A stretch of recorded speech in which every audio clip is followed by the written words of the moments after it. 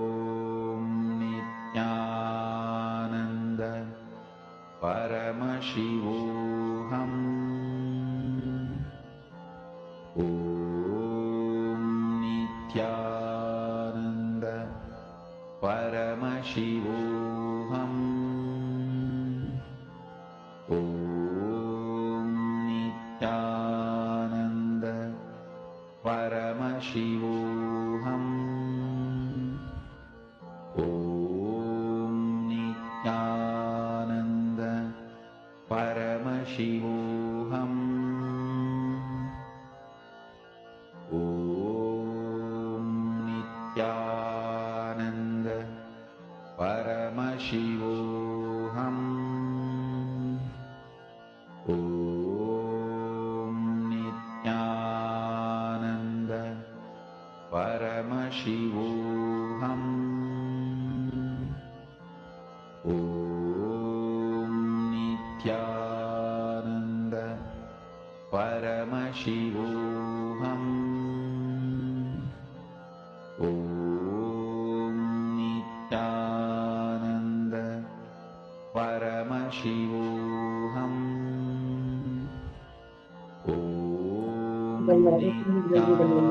Please relax. See, this round of just seeing Swamiji on the Krishna Shila is just an initial round in which you will start manifesting. But from here, you're going to be, as you keep doing further more and more and more, you will be able to start seeing the next steps. We'll be walking you all through. So we'll be guiding you all actually how you can clearly manifest step by step by step, how you can do the entire process and prepare yourself. We'll be walking you all through that fully. But understand, so basically, this level of just seeing Swamiji on the Krishna Shila is a beginner level. It's like more like, let's say, a warm up before the actual workout, right? So you're going to be, you just have done a warm up and you prepare your Krishna Shila to be able to take that energy because only Swamiji can give that energy to the Krishna Shila. So it's more like this is the initiation. This is like a initiation you're receiving from Swamiji, where Swamiji is giving you the blessings that from now on you'll start the power manifestation. That is why this really Swamiji will appear and give you the darshan. Okay, now with this, we're going to be entering into the next session. This is a very important session. You're going to learn how to conquer life. But before we enter into the session, can I request all of you to please post how is life occurring to you? Now, what do we mean by how is life occurring to you?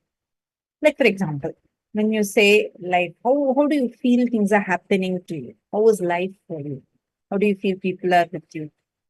For example, you can say like, no, I'm having a very bad luck.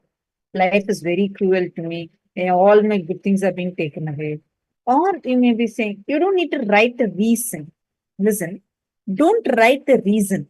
You don't need to explain why you feel like that. But how you have, what's your cognition about life?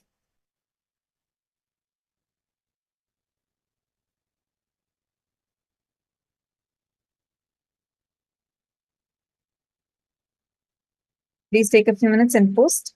What is the cognitions you are carrying right now about life? How is life occurring to you? Come on, Sumit Agrawalaya, Srinivasaya, Pavan, Post Aya, whatever it is as it is right now. You feel like life right now, according to me, is like it doesn't happen anytime the way I want. It is just, it is not proper. Or you feel like, life is very boring. It is very depressing. Or you feel life is there's so many opportunities in life. What do you think about life? At this moment, how is life occurring to you? Even if you have two opposite cognitions, post both. Come on, please, can I request all the participants to post it in the chat? Ma Britta Shafik, Ma Pallavi Vaka, Ma Bhavani Viraya, all the participants in KAILASA Toronto, I request all of you to post. How is life occurring to you? Okay. Full of possibilities, happy and pure and this. Listen, right now, the cognitions you carry, when I say life, it means the kind of situations that are happening in your life. They also give you a kind of a feeling about life, the perception about life inside of you. Please spend on that also, not just the, see, Right now, you're sitting in the program, you're in a very powerful space, you feel that life is full of possibilities. But at the other times, let's say some loss is happening to you. You're not able to earn money. You feel like life is very unfair. Always, even though I have an opportunity, even though I have more skill set than my co-worker, he gets the promotion, I don't get it. Life is unfair. We have these kind of cognitions also. So spend a few minutes and please pen down how is life occurring to you right now. Please take a few minutes and write it down. All the participants, please write and post it here.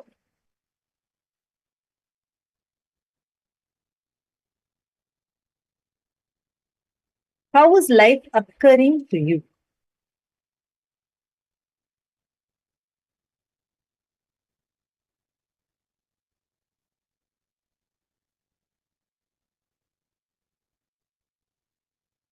All right. Now, let us listen to the revelation from Swamiji on how to conquer life.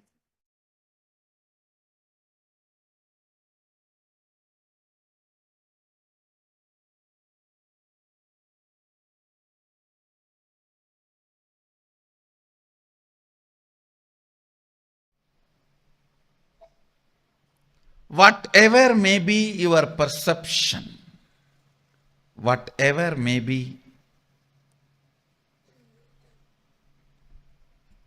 the way life occurs to you, don't try to find reason now. Please understand, I only asked you to pen down how life is occurring to you. I have not asked you to find your reason. No. All your reasons, please understand.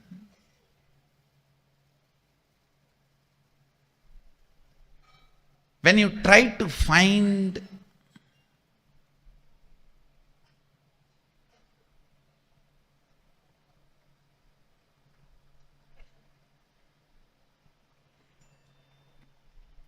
reason, even finding the reason, the way you find the reason itself should lead you towards solution. The why should be attended with the view of the future. Sometimes even the reason you diagnose your problem is such, you come to the conclusion it cannot be solved. I always tell people, your reason should be reasonable. The reasons you find should be reasonable. It should be useful for you. It should be about future. I am giving you one example. Somebody is suffering with depression. If you want him to get healed, the very diagnosis and the context with which diagnosis is done itself should be towards the goal of curing, healing, completion.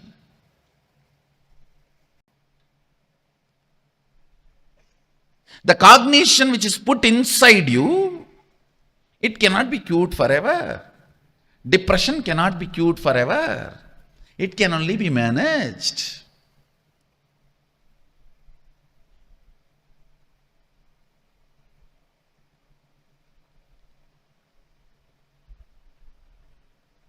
The way you diagnose, the way you discover the reason, that itself should be from the context of solving it. The way life is occurring to you now, please understand, the second secret I want you to know from this program is right method of diagnosing your problems. diagnosis should be done from the angle of future possibility, not from the aspect of how you can dump the responsibility on the past. The why should be attended from future. That is only then it will become zest, or it will be cut. If you try to deal the why from the past, it will be just cut, crass. Only if you deal it from the future, it can become zest. Listen, always attend the why to make not to dump as crass X.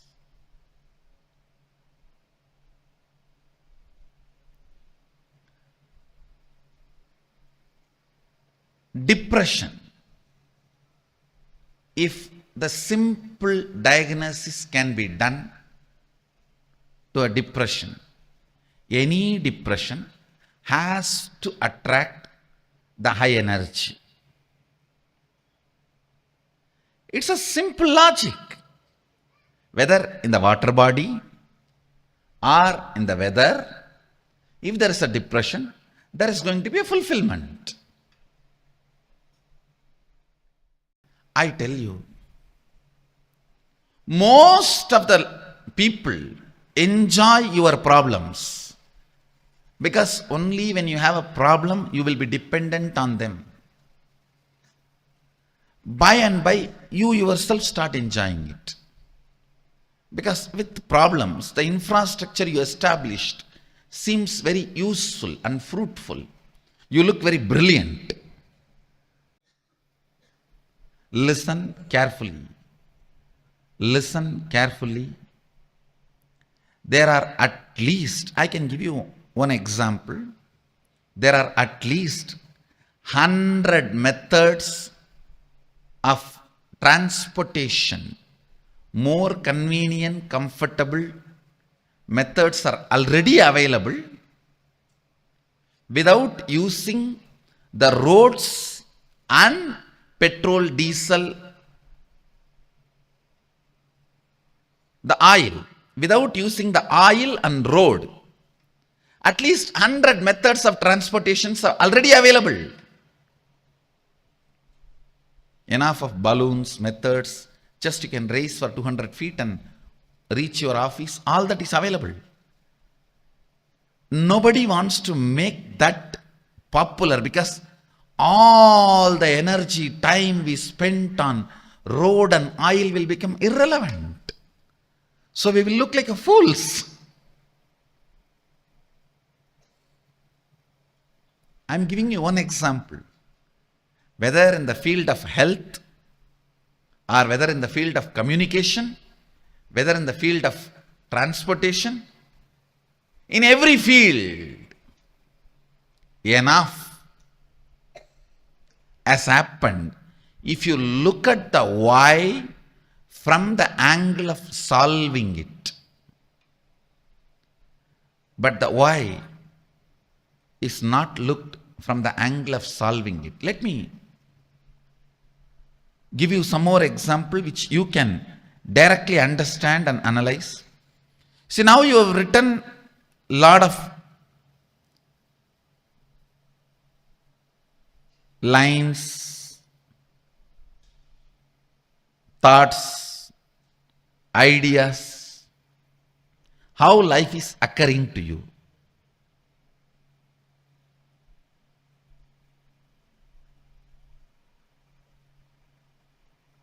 You always think, I know the problem, I know the solution, only I don't know how to execute it.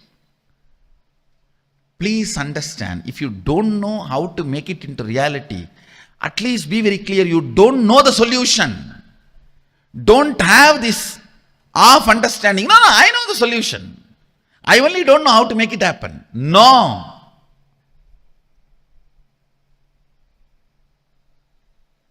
That is what I call consolation out of confusion. Trying to console yourself out of confusion. Understand, till the result happens, effort cannot be called as effort. Till the effect happens, effort cannot be called as effort. Somebody came and told me just few days before, one of my team lead person, I am putting so much of effort, result is not happening, Swamiji. I said, no. Be very clear, till the result happens, what you do cannot be called as effort. Don't have the wrong diagnosis, wrong reasoning. Wrong reasoning is delusion. Wrong reasoning is suicidal. Wrong reasoning makes you feel you are stuck in the life.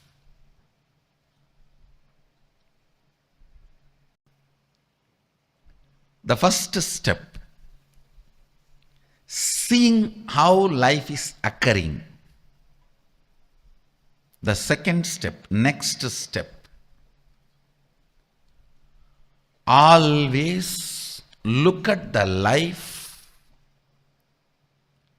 perceive the life, understand the life, reason with the life from the context of making it as you want, making it as a reality as you want, not dumping the responsibility or playing the blame game on your past, on everything. We can blame everything, including ourselves, and say, this is the way it is, what can be done? No. That is what I call suicidal.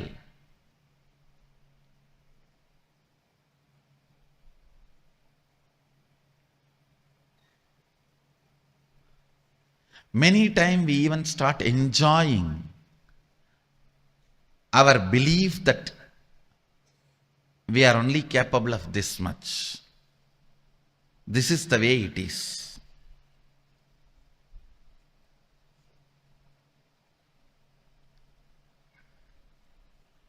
I'll give you an example.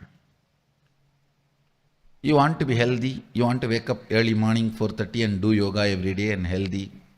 Is there anybody putting you in prison and tying you with chains on your bed at 4:30? No. But you enjoy. I can't get up at 4:30, you see. I tried my best. I had enough of alarms, yoga mats, shoes.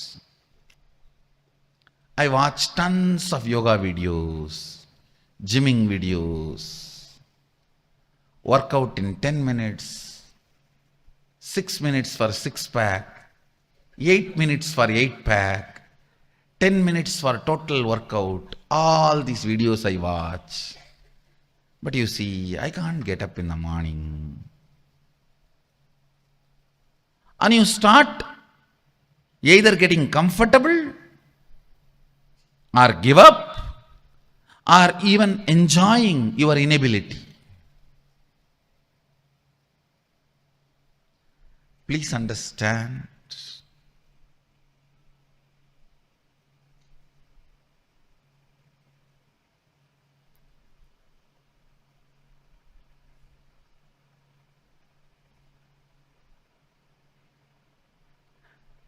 I am not even saying you need to put all your effort. I want to make only this statement as essence of this session. If you can start looking at the whole, analyze each and every situation from the angle of manifesting it as you want. Instead of the blame game of why the way it is. See,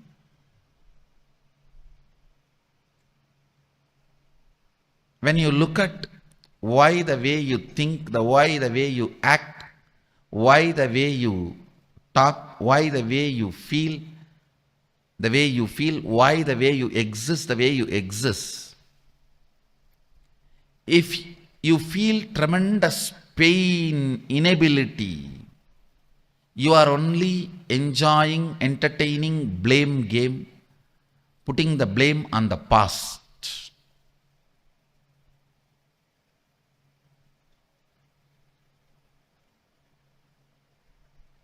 Now it is time. Even the why should be from the context of how. Even the why should be from the context of how. See the why. Why the way you exist the way you are. Why you have stomach pain. Why you have depressed mind. Why your relationships are falling apart. Why your thinking is so shallow. Why you are all the time irritated or bored. Why you are all the time tired or collapsing? Why your decisions are not becoming fruitful? This why.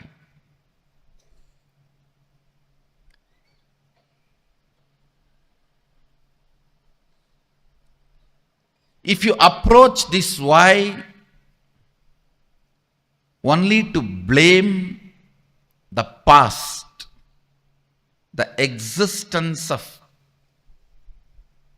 past. Oh, you don't know, Swami, my background. For my background, even how I survived is extraordinary. No one else other than me would have survived in my background, the way I grew up or the place I was in. If you are interested in that, you will never find solution. You will never find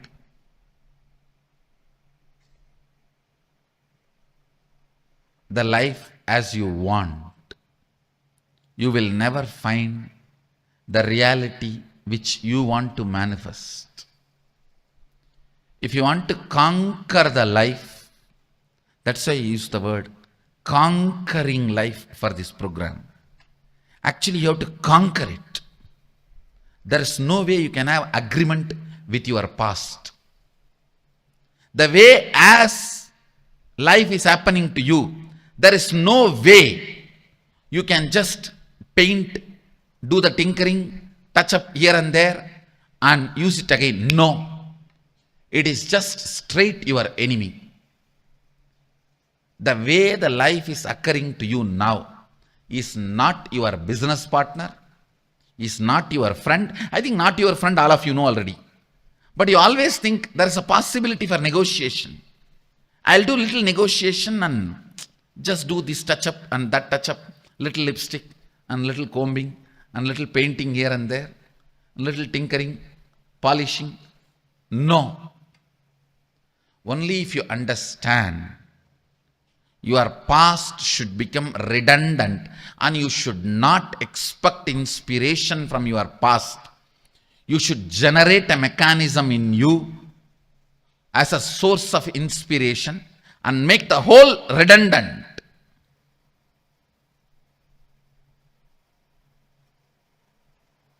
The whole should become irrelevant. Only then conquering can happen to you. Please understand the spirit with which you need to approach whatever way the life is occurring to you is conquering, not adjusting, not manipulating, not withdrawing. The way the life is occurring to you, you just need to conquer. That's the only solution.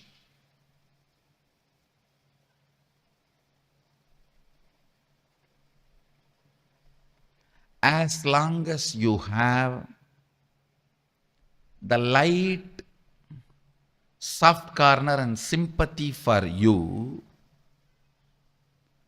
and justification about the way you exist, conquering is not possible. I am ferocious with your past. I am not asking you to be angry with your past. No. I am asking you to be ferocious with your past. Be ferocious with the way your life is occurring to you.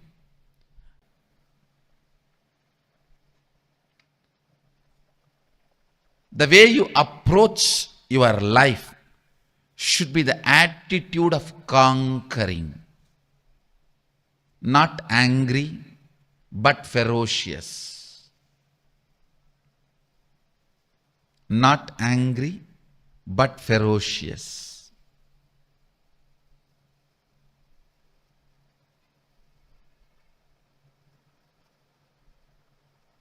This is one small but great shift needed to happen.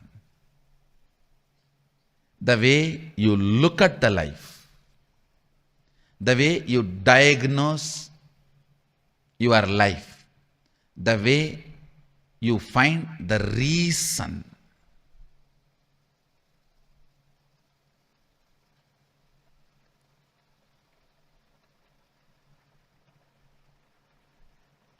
People ask me, if I am successful in my career and earn good money, does it mean I conquered life? I can say, if you feel you are earning good money and you are happy about it, you conquered your life in the field of career. In that field, you have conquered.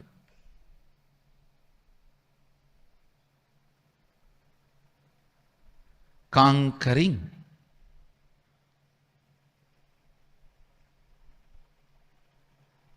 is not winning. In winning, somebody has to be a loser. In conquering, nobody needs to be a loser.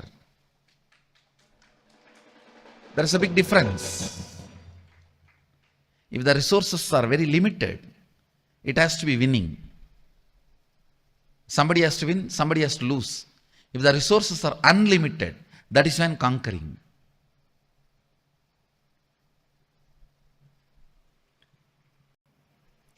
Reasons why you are enjoying this thought current the way you are enjoying, why the diseases are there the way it is there, why the relationship failures are there the way it is there, why the tiredness and boredom, irritation, all this exists in you the way it is existing. Why? Ask all the whys from the angle of solving it, not from the angle of blaming it. Few minutes of contemplation. Please take it up.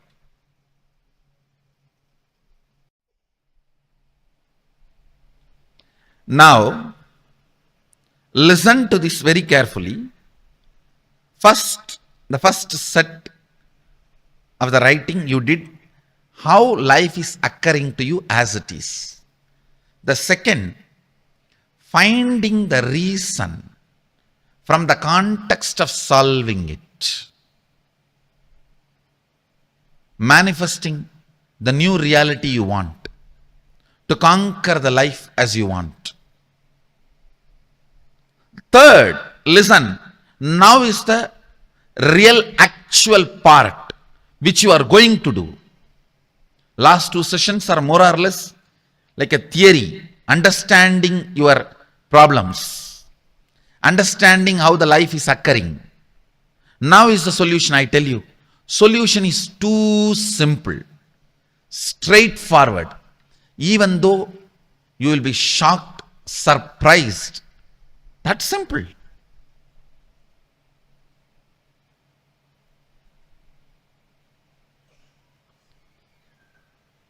Because you don't practice, some solutions look very simple.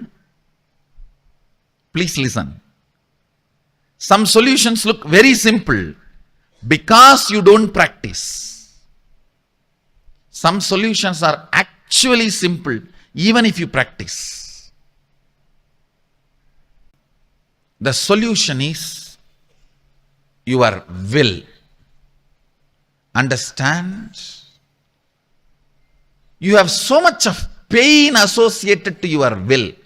I used my willpower, but it does not work for me. It worked 3 days, but I think it worked by fluke. You have so much of failure pain. How many of you have so much of failure pain with your will? Raise your hand. The moment I say will, it is pain so much because you tried, it failed, it did not work, and it worked for 4 days, and then you have been dumped by your will. You feel your will is your enemy, and you have too much of incompletion with your will. Listen. Drop all that stupidity. Even those things are some of the wrong diagnosis you have done.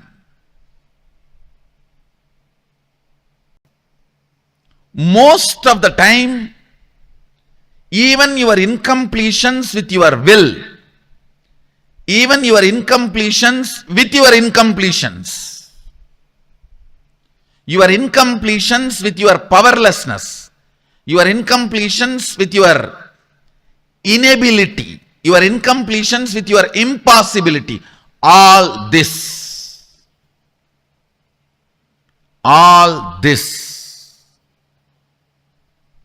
are wrong diagnosis about life.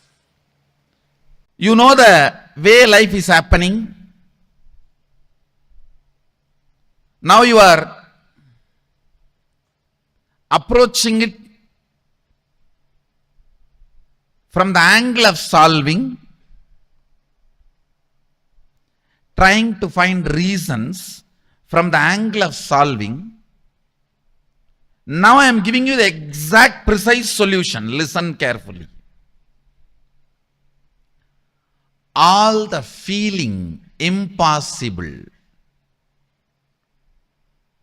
all the feeling of suffocation, all the feeling, anger, resentment, failure. For example, if you have a stomach pain consistently, even after trying various medicines, yoga, kriya method, certain kind of anger and incompletion gets developed around stomach pain.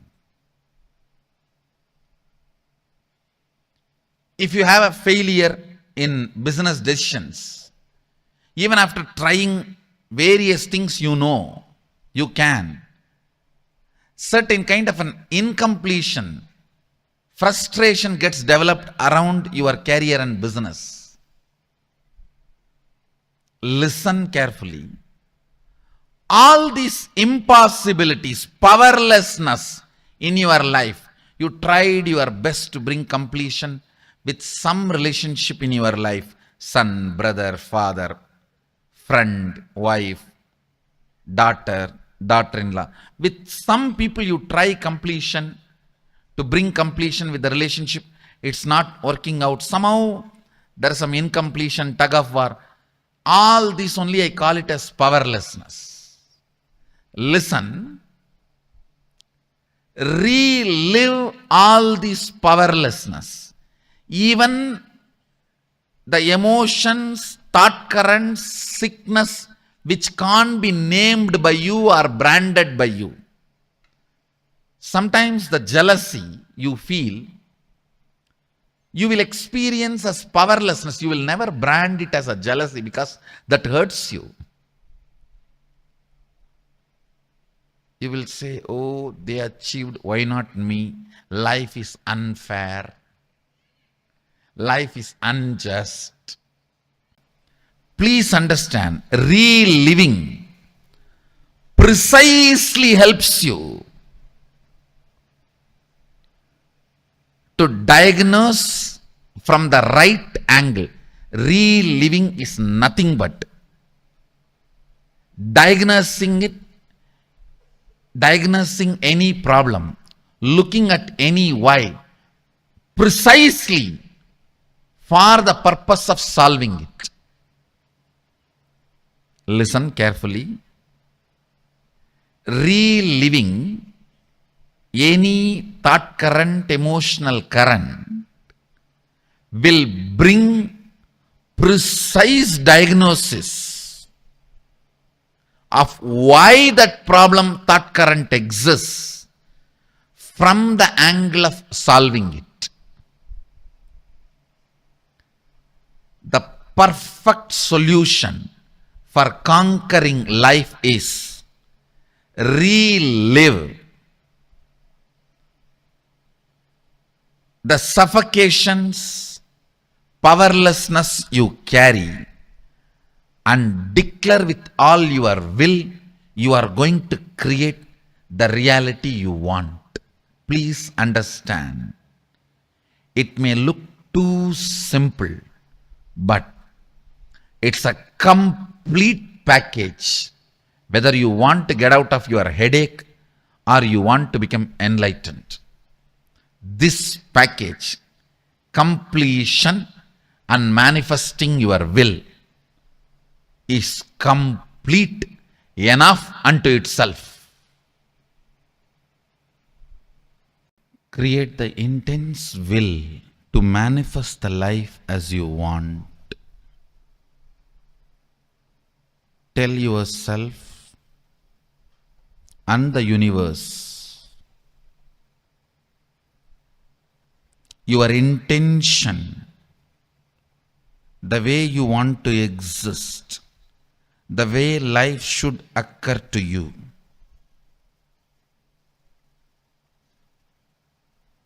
Create a clear, detailed, powerful will to declare to yourself and to the universe the way you want to exist, the way the life should occur to you in every level. Consciously spend few minutes and declare it to yourself.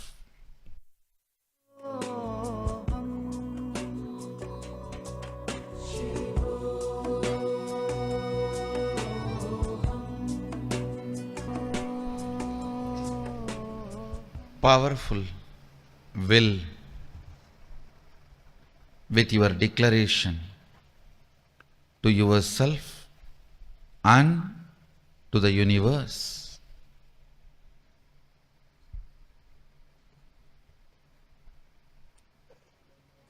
To manifest the life the way you want.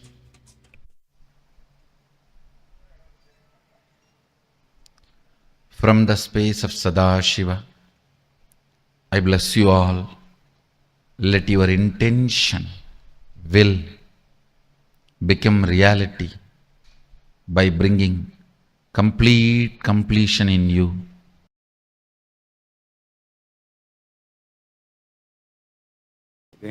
For manifesting them into reality, what we wish to do, what kind of the visualization that we have to brought into? See, what you want, command it with your will. Please understand one thing. All of you listen. Your will is the umbilical cord connection between your individual soul and the cosmos. If you shake your individual soul with your will, cosmos has to shiver, because it is connected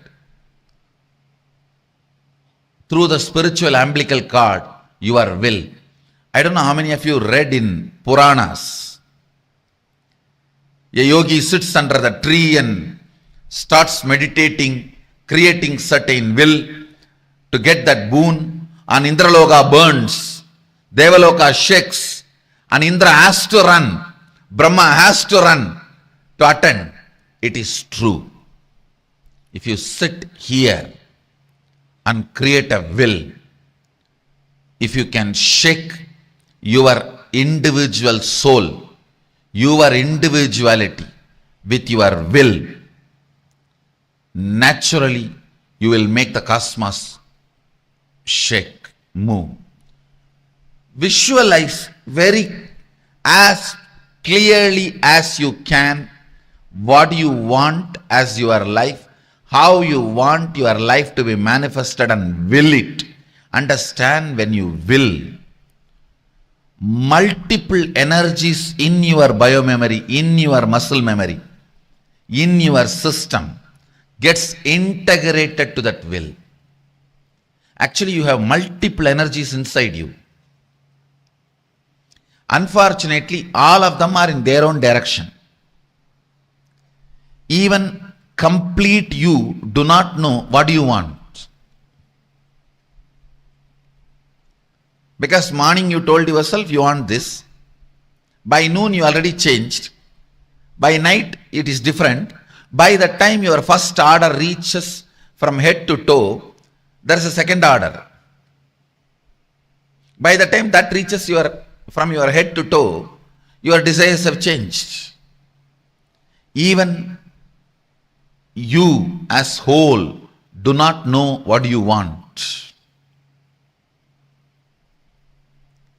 Understand?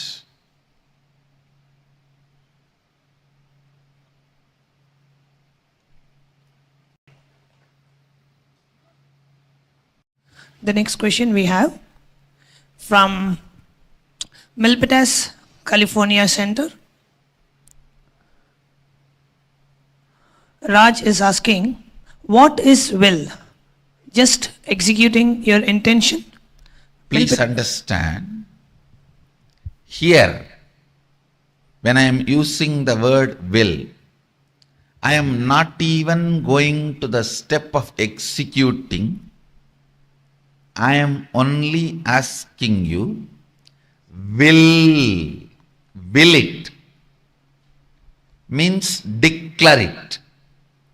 What will happen usually when you declare, your own internal energies get integrated. That's the actual first step supposed to happen in you. Then the execution will happen not as you usually imagine. You struggle, make 10 project plan, scratch 9, sometimes 9.5, and then rebuild, and in this confusion get tired, bored, and sick, curse everyone around you and you. Don't even bring the word executing, because there is too much of incompletion with that word executing within you. Please understand, how many of you, the moment you think you need to execute something, there is so much of incompletion? I am telling you. Incompletion with executing is incompletion with life.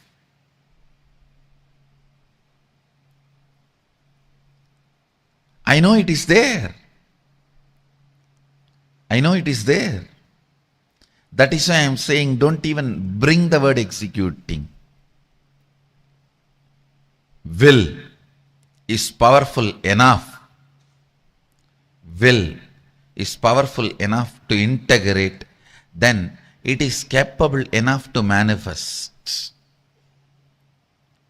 Maybe a little bit of your cooperation is required, but you may not need to do this whole executing exercise. Most of the time your execution exercise is almost like fighting with yourself. Fighting with yourself.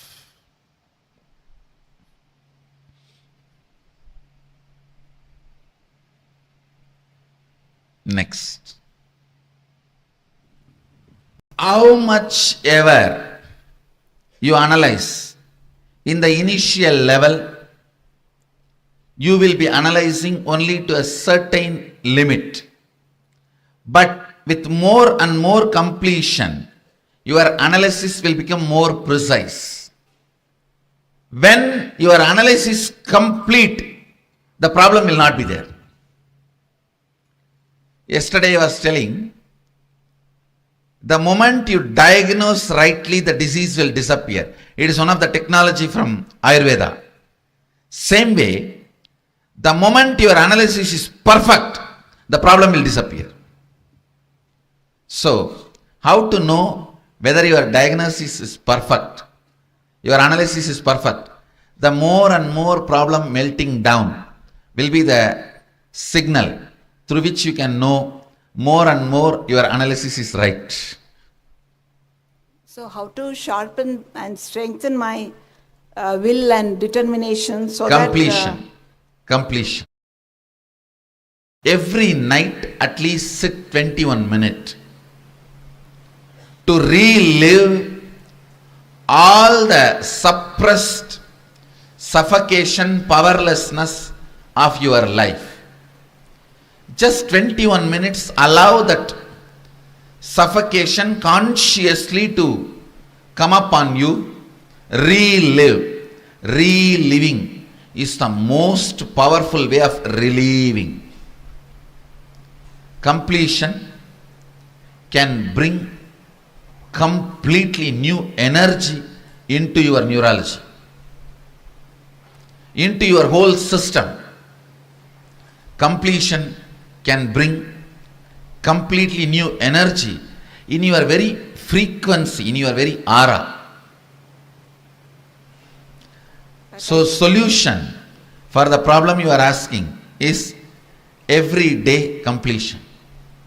Spend at least 21 minutes before going to bed. You can sit in the bed and allow everything to come up and relive. The reliving relieves you. Swami, yesterday in yesterday's session, one of the things that I realized was that a lot of the projects that I'm working on right now were things that I started because there was just a lot of pain in me that I didn't want to deal with. So to get rid of that, I started this. But I actually like working on the projects. Are they like, should I stop working on these? No. You should not stop working. You should complete the pains from which you are trying to run away. If you complete the pains, these projects will be more successful than what you think. See, if you do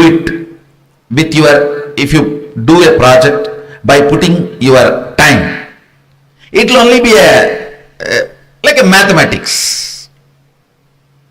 If you do it by putting your energy along with time, it means you need to have energy.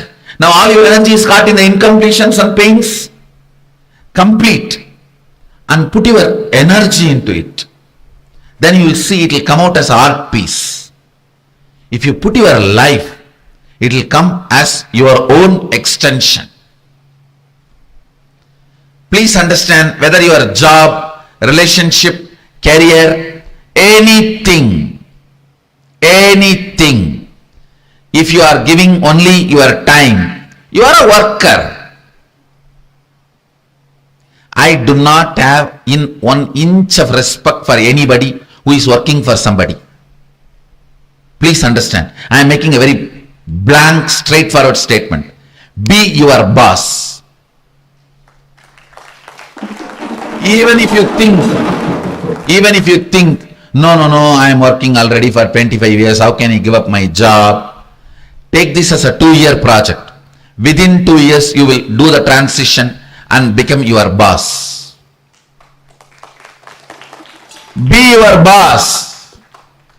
I tell you, after you leave the body, you will understand how much consciously you have grown by being your boss. Please understand, only to the people whom you are serving, your clients, your customers, whom you are enriching, should be your boss. Be your boss. I tell you, consciously, you will be complete about life. If you are working for somebody, you will learn only one thing: to give your time. You will never learn the taste and joy of what it is to give your energy along with your time. You will give your energy along with your time only if you are going to be the ultimate beneficiary.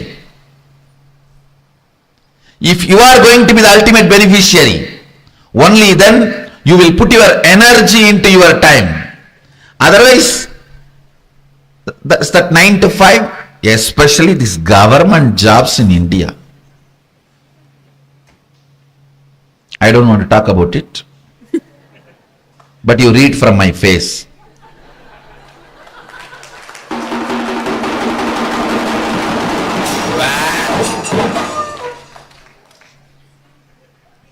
No, really.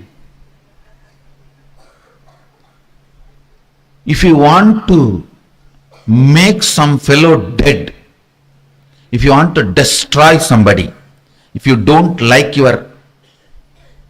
somebody in your life, want to destroy them, somebody for any reason, just get him a government job in India. For his life is done. No, he learns there the ultimate cunning, cheating methodology of giving only time, even by mistake not giving little energy or giving little life to his time. So that is the way he will destroy himself. That is the worst, long, prolonged, painful suicide. Giving your time for something, but not giving your energy or life to it is the most prolonged, most painful suicide possible. Be your boss. You will learn, you will be inspired to give your energy to your time. Anything you do, then you will learn how to give your life to what you are doing, to your time and energy. Understand, if you are in a mechanism where you put your energy and life into your time, you will be fulfilled in your life. See, even in the private sector, if you are putting your energy into your work to the level your seniors can handle you, they are okay. But if you are putting your life into your work where they feel threatened, it is not okay. That is why I am telling you, take up this as a 2-year project in your life. If you are working for somebody, decide in next 2 years I will become my boss.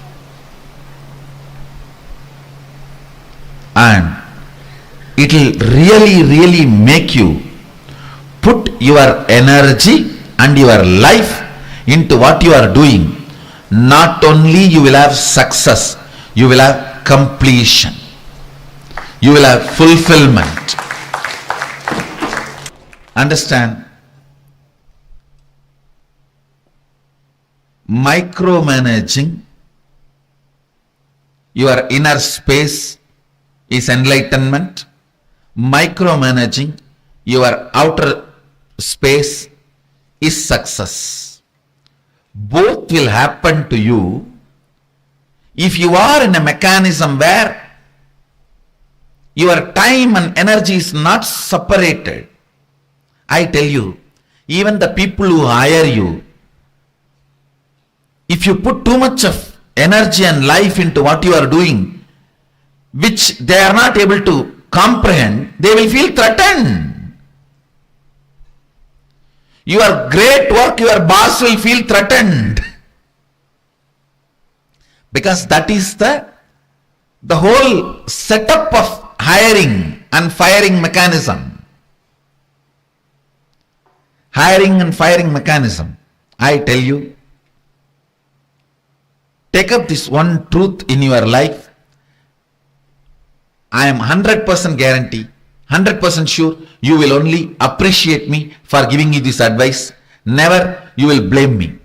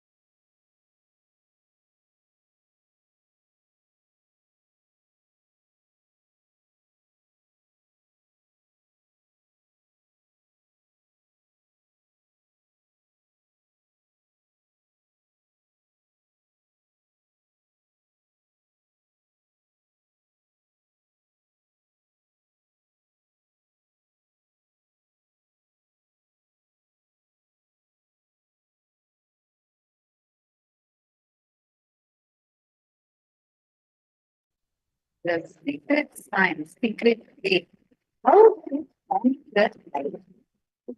So beautifully, Swamiji revealed it to all of us. How you can conquer life? Life cannot, you can't become the negotiation with life. You can't say, okay, you do this and I do this. You can't come to the negotiation table with life. But if you want to be successful, you need to conquer life. So beautifully, Swamiji revealed life. Now we are going to be working on this. So how can we conquer life? What does it mean to conquer life? And we're going to be doing that's really good. See, we always think our past should tell our story. Usually we think based on our past.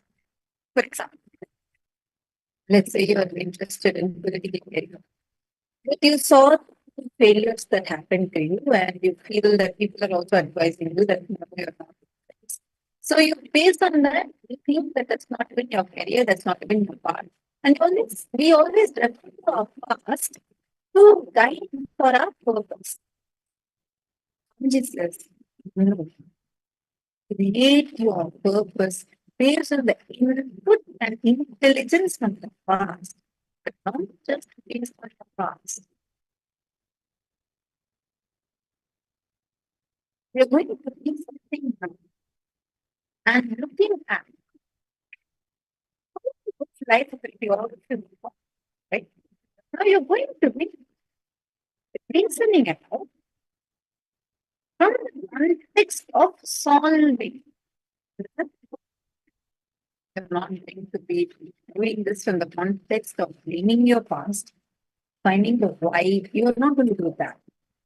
Instead, you're going to be doing it from the context of solving it. Many of you are understanding.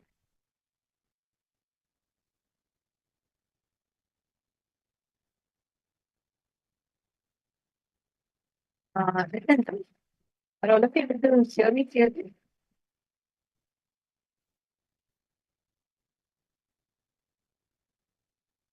Nithyananda, if you're able to see me and hear me clearly, please put yes in the chat.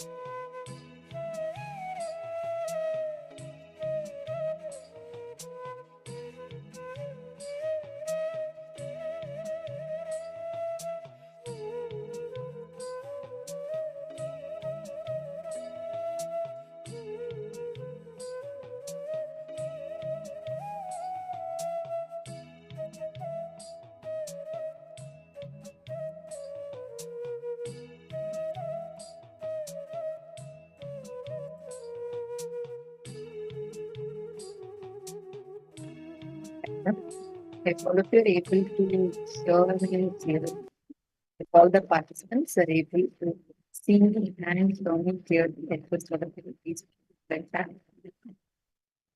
Is it better?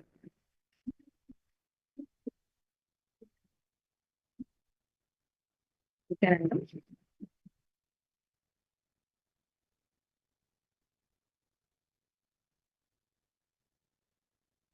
All of you able to see me and hear me clearly?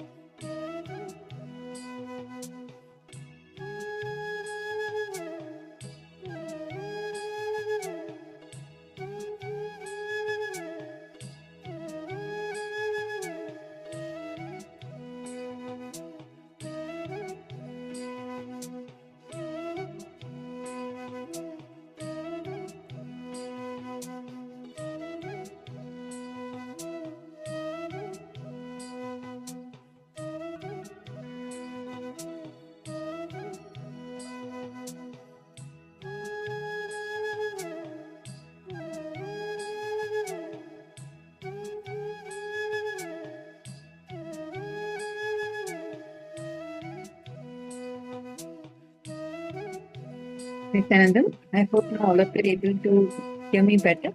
If all of you are able to see me clearly and hear me clearly, please put yes in the chat. I apologize for the technical glitch. I saw that some of you had posted that the audio was breaking. I hope it's fixed now. Is it better? Are all of you able to hear me clearly? Thank you. Thank you so much. So we were just learning now very powerfully, Subramanya had revealed to us how the cognition we carry about life, the reasoning out that we have for life matters. Whenever you have any reasoning out that your reasoning out should be reason. Because many a times we don't do the process properly, we don't identify that is a real issue, and we go on suffering. The first thing, right now, I request all of you, go back, revisit what you had written as how life is occurring to you. Do not look at the reason of it from putting the blame on the past. Don't, the why should never be from past X. No, it should be from future Z. Only then you'll experience the zeal of life. The why of life should never be based on the past X. Otherwise, if you base it on your past X, it will be X only. It will be past. It will always be in suffering. It should be from the context of the future positivity. So now, let us all sit with that cognition, that context, and you're going to be reasoning out from the context of solving. Take a few minutes and first spend a few minutes in first writing down what all you have understood. See, what you understood is a very important thing for you to write, because only when you write that, you are going to firstly start cognizing based on these powerful cognitions. Instead of going based on the powerless cognitions that we have been having till now, from this upgraded understanding, you will start operating in it.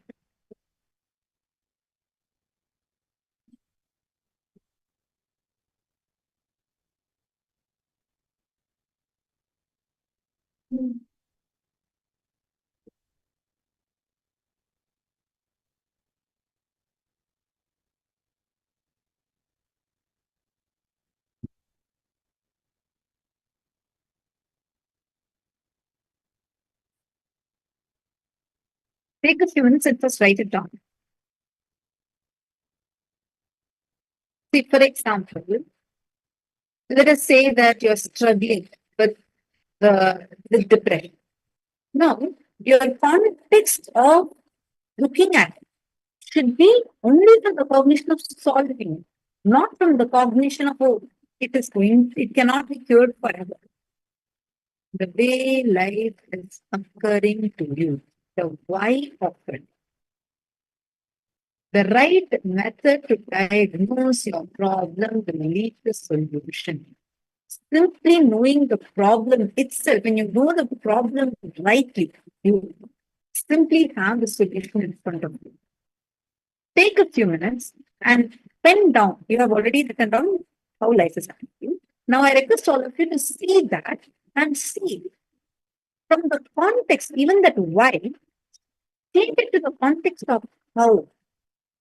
Why am I the way I am? Why do I exist the way I exist? This whole thing, whenever you see from the context of why am I like this, why am I like that, you put the blame on the past. Now, how do you want to be? Look at that, look at your past problem from the context and cognition of that how. How many of you are understanding this? So, for example, let us say that you're in depression. Okay. You will, if you find it as why you are in depression, you will find 10 problems in your life which led you to depression, which will again put you further into more depression. You'll go to the hospital, you may go to a psychiatrist or people, maybe a therapy person, and then they'll give you modern day medicine, give you more medicines to, and will tell you your depression cannot be cured forever, and forever you'll be sitting in that state of depression, thinking and believing, okay, it can only be cared, it can only be taken care, it cannot be cured. But instead of that, if you see, hey, depression I'm facing this way. Why am I having? If I want my future, I don't want to continue this. How can I solve it? The moment your cognition shifts, and then from that, if you see how you can solve it, how you can come out of this. From that, if you see the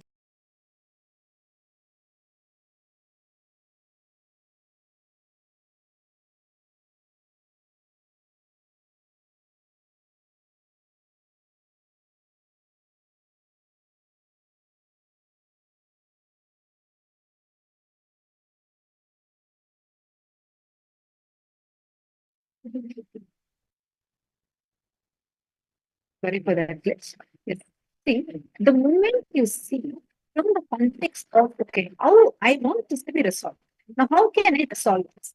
And from that, when you are attending to the same issue, you're like, okay, this my non-involvement with life, my non-attentiveness here.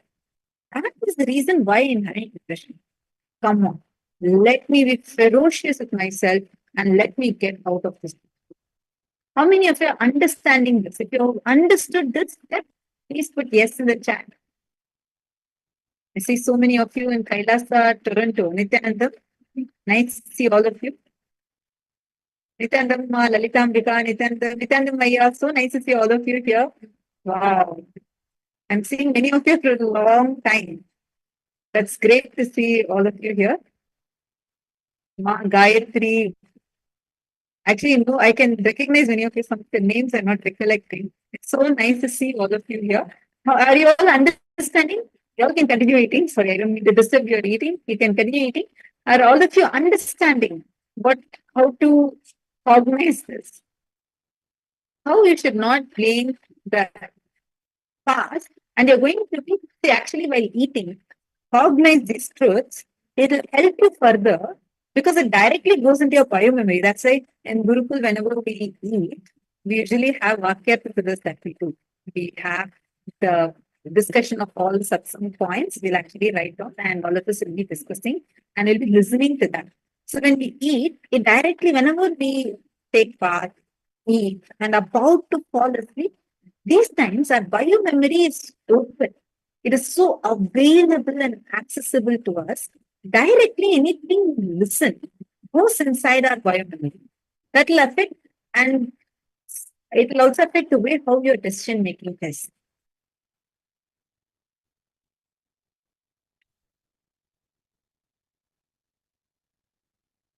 Okay, now let us all sit and do this exercise. All the participants that are here with us, I request you to take your paper and pen and please write this down.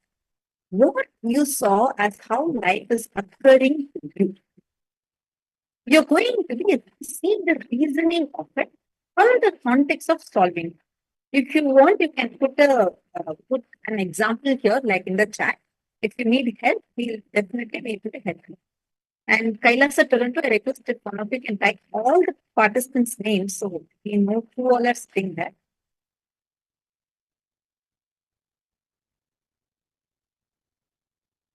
Sumitaya, Pavanaya, are all of you understanding this?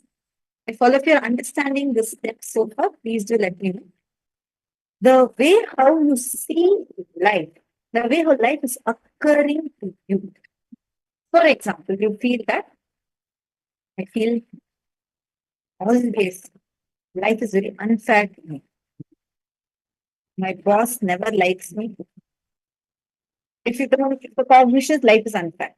So why of it? If you start from the cognition of justifying it based on your past, you'll be like, why I'm feeling like this? Because how many times I've tried, I wanted these opportunities, but even though I'm so capable of it, my boss purposely favors my colleague and he gets all the opportunity, even though he is lazy, he's not as active as me, but he gets everything. And look, Even my wife also treats me like this.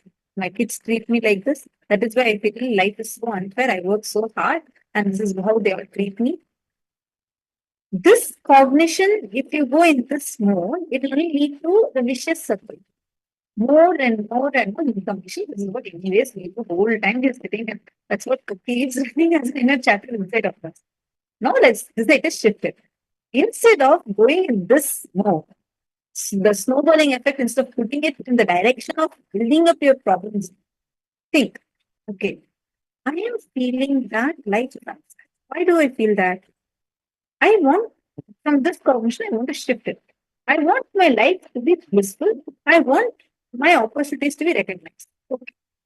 Yes, some places I have not been nice to people. Maybe that is why they are reflecting this back to me. Or is it my cognition that's reflecting outside like this? Let me look in. It will change the ballgame, the way how your life is occurring to you. That very cognition will shift. Then the very relationship with life will transform. Can all of you sit down and pen this down? This is too important. Please sit and pen down.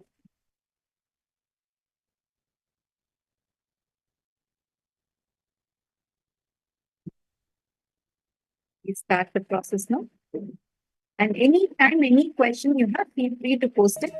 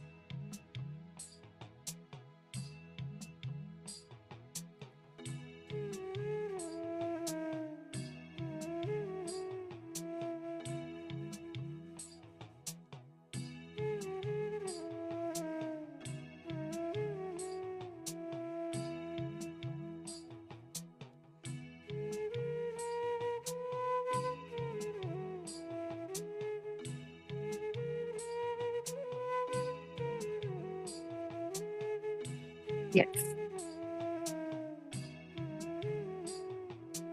Now, hope all of you have written down. See, all the participants. Thank you, KAILASA Toronto. I see everybody's name except for, I think, the person sitting next to Mars, Shyamala. I think her name alone is missing here.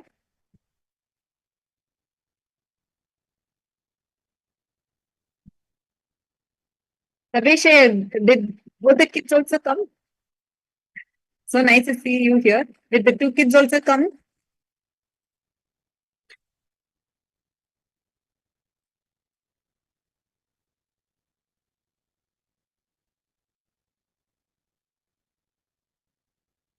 Thank you. Mashallah. Thank you. Okay, so all of you, once you all have finished eating, I request all of you also to sit and do this workshop, because this workshop is very, very, very important. During the today's initiation, the way how our inner space is really is too important to receive the initiation. Now, many of us have these conditions that we carry about life with which we are stuck. So it's very, very, very important that we are able to come out of that and we are able to complete that.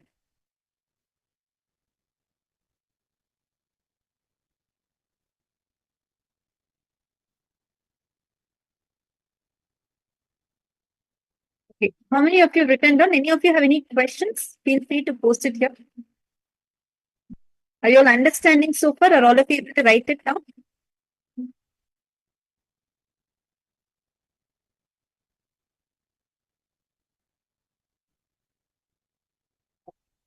So now, let us move on to the next step.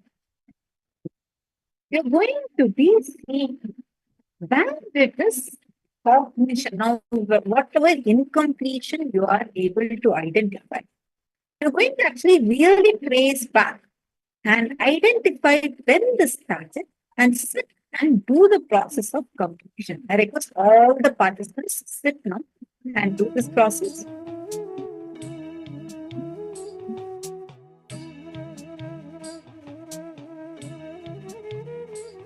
For example, let us say some kind of powerless feeling, powerless cognitions you're constantly going through.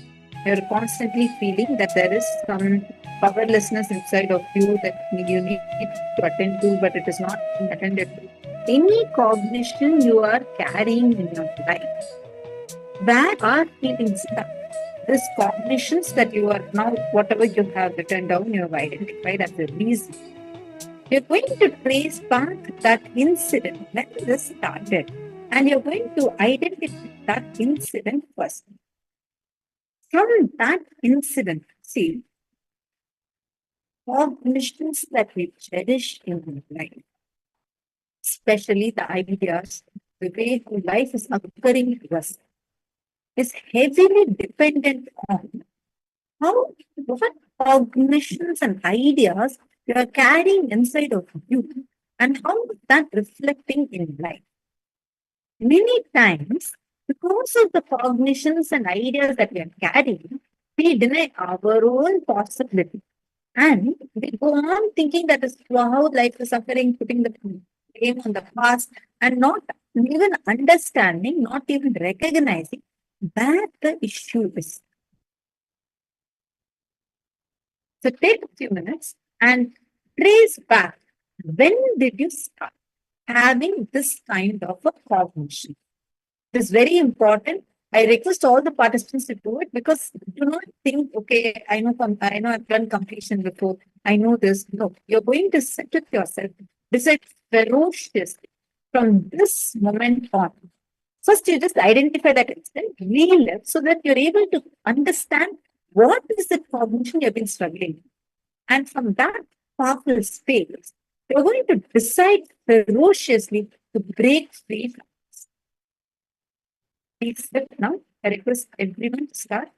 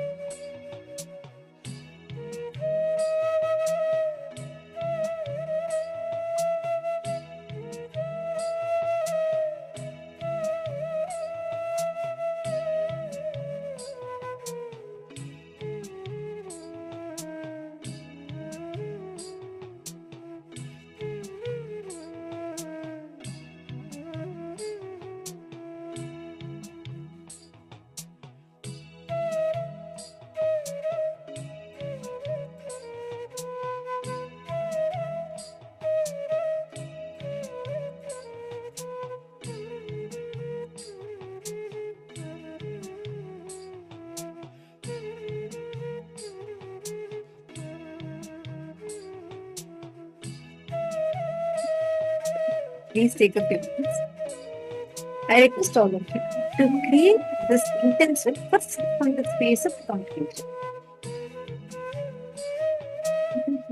We're going to first identify what is the cognition you are doing, and once you've identified that, not from the context of living the past, but the context of solving. Find reasons for all of the ways how life is occurring from the angle of solving. Not from the angle of justifying the way you are, not from the angle of feeling like, okay, why I am like this. No. Look at the whole thing ferociously and that's. Now, the moment you say this, there'll be many cognitions coming up. No. Earlier I have tried. How many times I have tried to align myself for this lifestyle, this being healthy, or how many times I tried to mend my relationships. I had tried, I know the solution, I have really tried. It's just, again, I get stuck with the same. This pain and the self-doubt you're carrying inside you. How many of you see? This is what is there obstructing you from becoming who you want to become. Please raise your hands. So actually, the moment you want to create this will, it is coming inside of your spot. That's sitting inside of you. How many of you recognize this?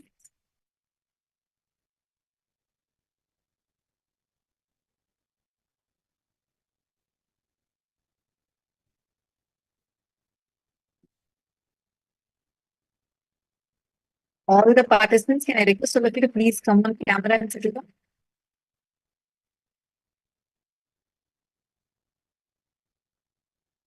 Now, we are going to be Masarjit. Are you understanding? Masarjit. Are you understanding? Yes, you only. I see that you're discussing. Yeah, what you did not understand, if you could type, I can answer that question for you. Nithyananda. Come on, all of you, please come on camera and please write down Nithyananda. Nice to see you joining here. See, I really request all of you to sincerely do this step. See, first, how many of you understood the step where you have written down? She is not understanding. Okay, don't worry. Masarjit, you post exactly what you have not understood. I'm going to explain again. I request all of you also to listen. First step. How is life occurring to me? Meaning, things that are happening in my life, situations that are happening, you have a certain cognition. Life is always unfair to me. Nobody likes me. Life is never giving me any opportunity. You start having cognitions where you feel life is not the way how I like it. It is always very cruel to me. Some kind of a cognition all of us carry about life. So you're going to take a moment now and write down how is life occurring to you. How is life occurring to you? Please first write that down. Second step, once you write down how is life occurring to you, meaning the way how people, situations, things that are happening is creating a cognition, the idea, like a friction inside of you. I feel like every time I know it, like they just take my opportunities away. Life is so unfair. You see, nobody understands the sacrifice I'm doing. So much work but nobody understands. Life never understands me. Like this, what is that cognition you are carrying inside of you? First, I get that. Cognition of how life is occurring to you. Write it down. Please do it now. Once you are done with this step, please put done in the chat.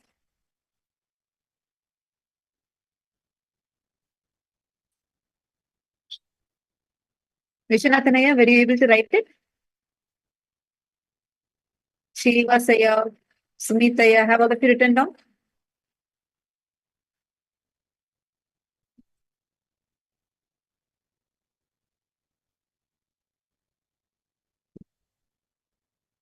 Once you've written this down, please put in the chat, yes.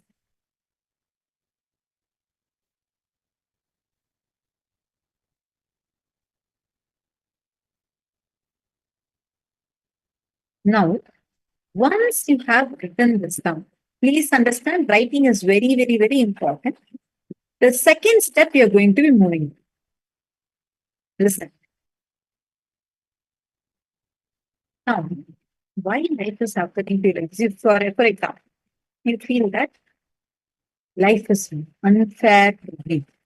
Always life is unfair. You're not going to see why from the context of saying that, look, so many times it has happened like this. That's why I feel life is unfair. No, you're not going to justify. Okay, Ma Surjit is asking a question. Cognitions, how life is occurring to me. That is not clear.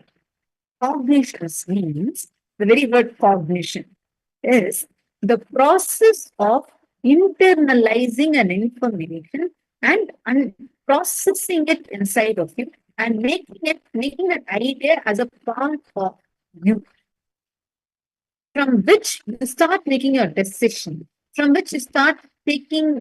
It's just basically now, when the moment I ask, how is life for you? The first question you will be like, yes, my life is all good. But inside you, when you remember your life, the way how it makes you think, it makes you feel inside of you. You'll remember certain incidents. You'll remember certain situations, which makes you feel as an underlying current. It'll give you a feeling that this is how life is for me. It'll give you a feeling. For example, let us say that you really have some great idea for some business. But whatever said and done, you will never start on that project. Why? Because you feel that, oh no, even if I start, I know for sure life will take away this opportunity from me. So many times I have seen any opportunity, even my hard work, it will always be taken away from me. I never get what I need to get, what I need to get in life. Life never gives me that. Like this kind of cognitions that you're having inside you. Cognition itself is an understanding that you're having, and how it becomes that the moment you hear a particular thing, the moment you experience a particular thing, it triggers an idea inside. When you process that idea, it becomes a deeper level understanding inside. Most of the times it's negative, sometimes it's positive. Whenever it's a positive cognition, which empowers you, it's called as a powerful cognition. Whenever a particular understanding is putting you down, it is making you weaken inside you, it's a powerless cognition. Right now, we're going to be diagnosing that powerless cognitions we are carrying inside us about our. So you're going to sit and pen that down. Are you understanding now, Surjit?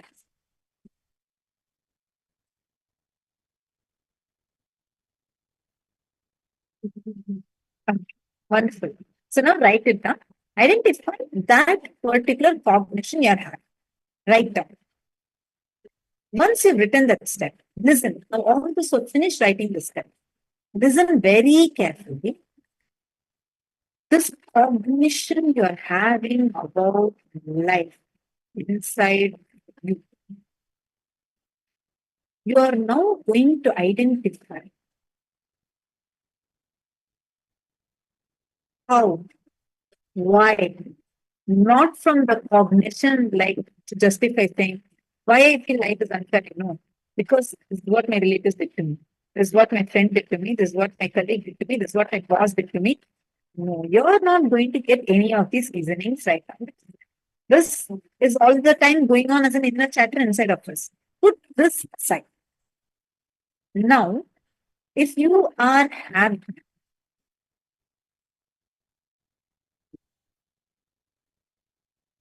okay, sorry, there's a question. Whatever are the issues I'm having, I need the guidance on how to change. Is that right? No. See, Ma Surjit, You may have issues in your life. Let's say I'm not able to take care of my children. I have so much of work to do. I'm having so many cognitions to do. I have so many issues that I'm facing in my life. Those are separate. But now, in all these issues that you're having, there will be an underlying thought current that will be constantly running inside of you.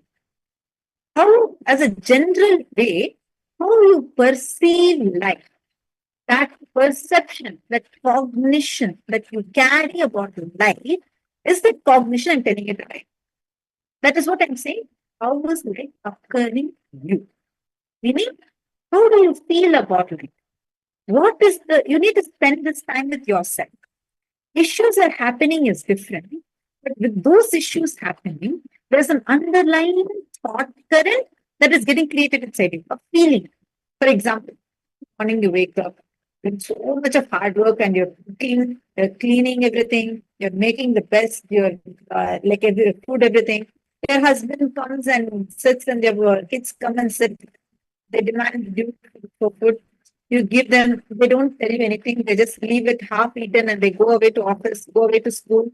And then they come back home and then you go inside and realize all their clothes are all scattered around. You feel like they don't understand.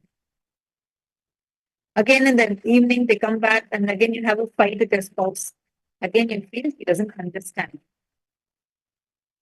And that one day you're sick and you're lying down, again they have a problem with you, again you feel they don't understand. Here, constantly, what are you feeling? Life does not understand me. They don't value me. They don't understand me. That is the cognition about life. That is what you need to pen down. Are you understanding? A general cognition. That is what you are going to be writing. I'm having this opportunity, but I do not know how to resolve it. Don't worry about resolving. First write it down. I'll help you next in the second step. First write down how it's occurring to you, then I'll tell you the next step to do. The second step to do is, now you are seeing. Okay, let me take the same example. You feel that I'm doing so much for my children, I'm doing so much for my family, but nobody understands me. Now you're going to shift from this situation. Actually analyze it, not from the context of blaming your past. If you want to blame your past, it's very easy.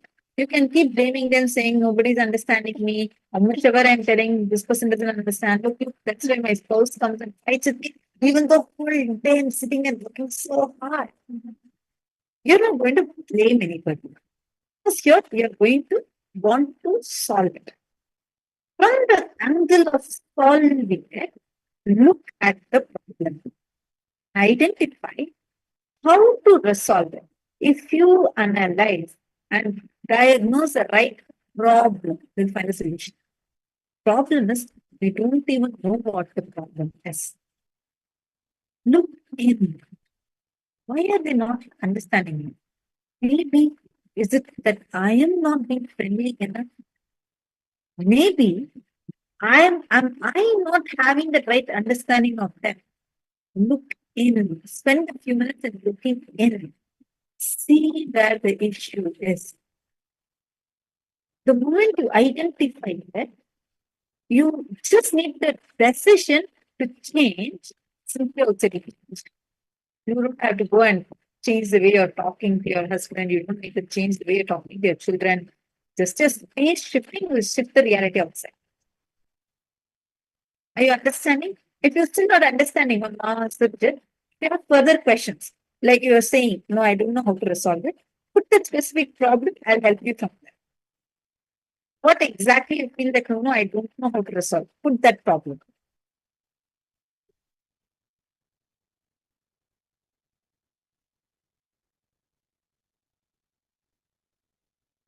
Now, once you have written this down for all the other participants, if you have finished this step, I request all of you now look here and you're going to be taking a strong decision to conquer that pattern.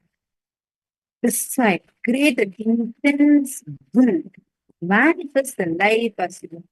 Tell yourself and the universe your intention, the way you want to exist, the way your life should occur to you. Create a clear, detailed, powerful will declared to you and to the universe. Please sit and write that down. This is only after you finish the first 3 steps, you're going to go to the 4th step.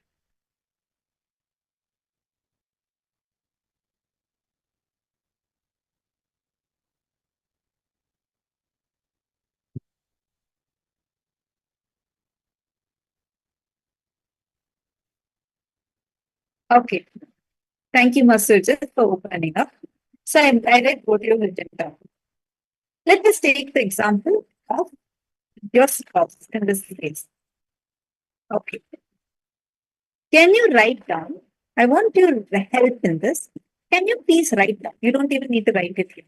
You can write down for yourself. You don't even need to shoot anywhere. Write down one situation where this happened to you. One situation where exactly you felt this scenario. You're saying, he didn't listen to you. This whole thing. Whatever you're saying. I want you to write down one situation elaborately. What happened, how it happened, and the whole thing. You're not going to write down from your updated intelligence how you felt at that time. Clearly write down, including what all are the cognitions that went inside you. What are the emotions that happened inside you? How you felt. Choose one incident and please sit and write that down. Elaborate. This is for you. This is only for Master. I request you to sit and write it down elaborately and help you from there.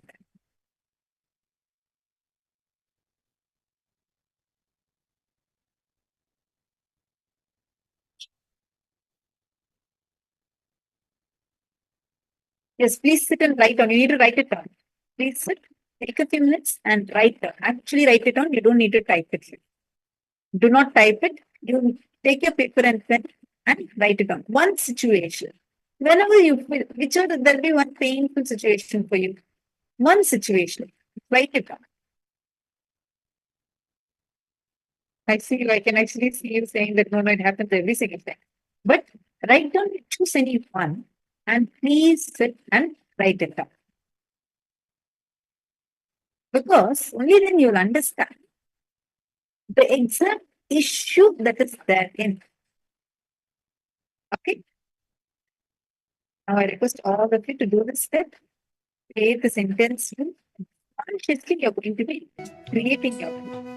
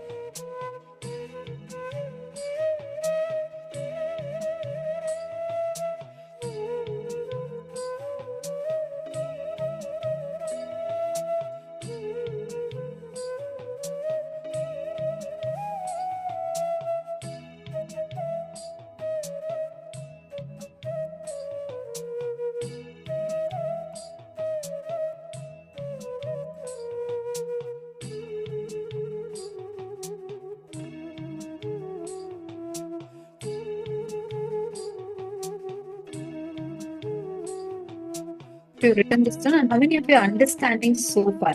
Any of you need any help anywhere where you're stuck? Feel free to post it here in the chat. We'll definitely be able to help you. Write down this elaborately. Okay, now Vani has posted. I'm having issues with the person, and the reason I feel powerless and incomplete whenever I'm near them is because I feel that they and situations aren't occurring as per the way I planned them out in my head. How do I break that pattern? Vani, I have a question for you first. When you say this, can you look and can you like elaborate it a little bit? Is it about the way they're not happening the way you want it?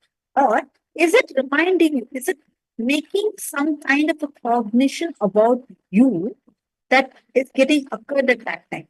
How do they make you feel, for instance? How do they make you feel inside you about you?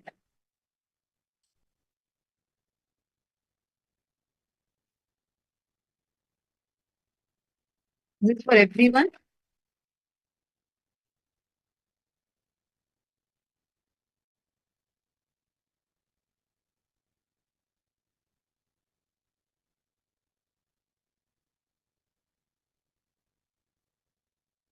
Surjit, I actually request you to sit and do intense first step you need to do.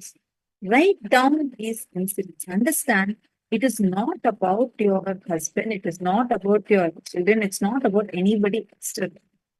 First realize that I am not denying. I am not saying no, he's not like this. No, I am not saying any of that. I am only saying you don't need to go through the suffering that you're going through because of any external reason. Because you are powerful enough. You have the power inside of you. How you are, what kind of cognitions you have the power inside of you. First thing. Second, right now you're actually acting with a shadow. You don't even know who it is. You don't even know who is that person that you're battling with. You're thinking you know your problem. You're thinking, no, I know it's my husband. I know very clearly. I'm so sure it's my husband. No, it's the cognition you are having, but that cognition that you're having inside you is not the right problem that you have identified yet. I am not saying the situation outside is actual or not, but the cognition you're thinking, saying this is the problem, is not the right problem. So, first, to even identify the problem, you need to be in the phase of completion to say, I want to resolve this problem. When you approach the situation from the cognition of resolving it, you will simply be able to identify and know the exact blind spot you're stuck in and know how to come out of it and outside without switching. So I request you to spend a few minutes on doing the process of completion. All you need to do is sit down and write down the situations that you had with your husband, not just as 2-3 lines. Elaborately, write even 2-3 pages. Each incident by incident, not from who you are now, but from how it was occurring to you at that time. If it was 2 years back, go back to that Surjit who was there 2 years back. Not the Surjit that is there now. Sorry, am I pronouncing your name right? It's Surjit, correct? Okay. So now I want you to sit and go back. Yes, I can see you. Don't worry. I can see you. Don't worry about it. So you're going to go back and identify the pattern which is constantly occurring to you again and again. In each of these situations, actually you trace back and see, you will see exactly like how this your spouse is behaving to you. Same type of people you'll identify in your life. Maybe your math teacher, maybe your grandfather, grandmother, or even it might have been your father, identify the same type of people that had occurred to you, same type of incidents. Right now, you may be having, let's say, a misunderstanding with your children. But then 10 years back, it might have been the same thing. Maybe with your friend, you had a misunderstanding in college. I'm just giving an example. So go back and look at how the same type of people are recurring for you. Do you realize that? Same type of people. Right now, you're saying it's husband, but it's same type of people that are occurring again and again, right? Now, if I wear, let us say I'm wearing a green color glass and I'm looking at a white wall, what color will the wall appear to me? Obviously green. I'm saying, why is this wall appearing green? Let me go and see another wall. Which color? Again, it's appearing green. I go and see milk. It's appearing green for me. Everything is appearing green. Why? The problem is with my cognition, my perception that I'm carrying here. So now you're going to be working on identifying that pattern which is constantly repeating inside of you. It is like if I get a phone here and there's fuss, and then let's say I'm covering it with a cloth. Every time somebody touches that, it will be paining. And I'm thinking, hey, why are you causing me pain? But I'm forgetting that it is paining not because of that person, but because of the wound I am carrying. When this wound is gone, when this wound is completely healed, that person will also not be able to do anything to you anymore. They will lose their power over you. They will simply lose any power they have over you.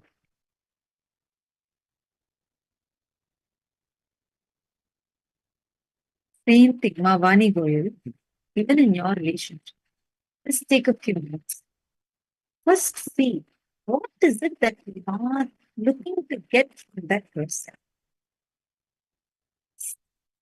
You've written beautifully now and see very clearly what you're looking.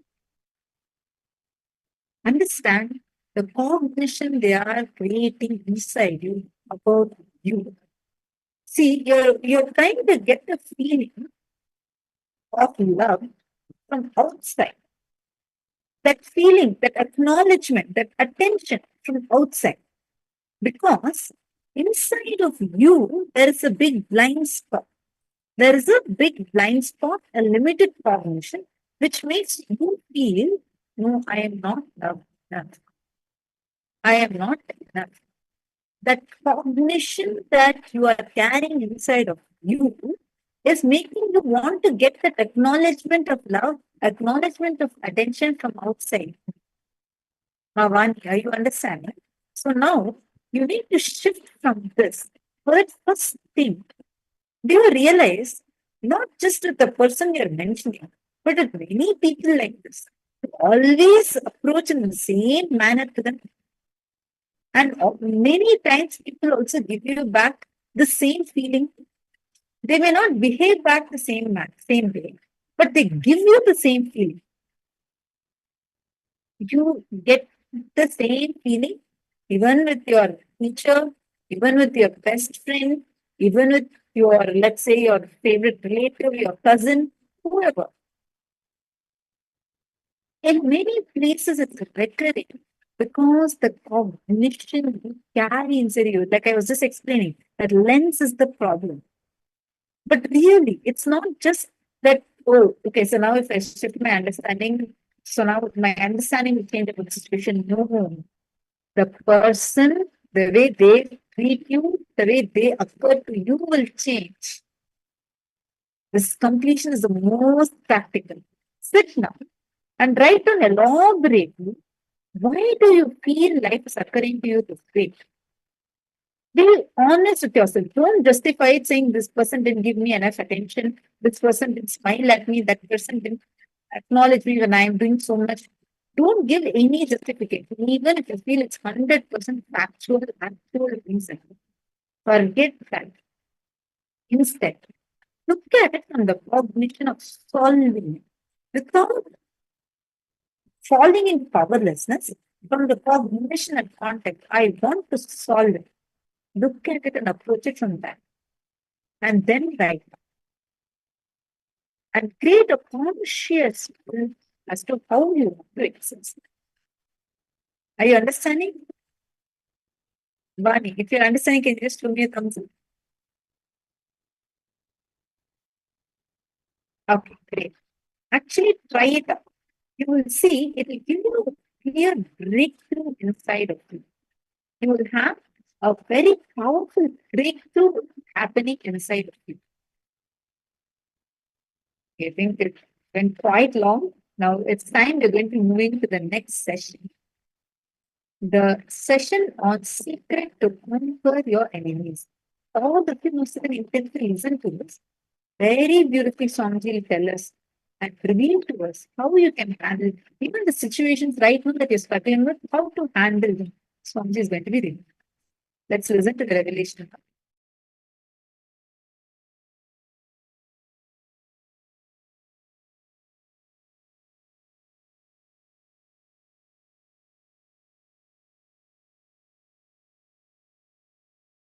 By Kartikeya and Subramanya, Skanda, Kartikeya, Subramanya, Skanda, who is completion of Sadashiva himself. The story is beautiful. Story he destroys those demons and transforms those energies, makes them as his vehicle and victory flag.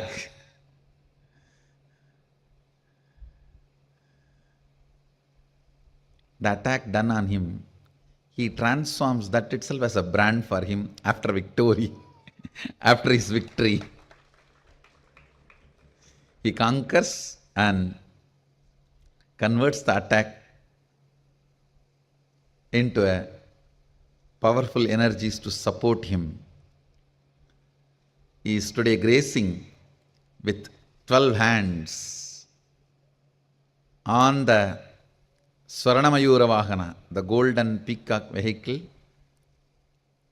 So he is ready, all for war, going for war, to come back with victory.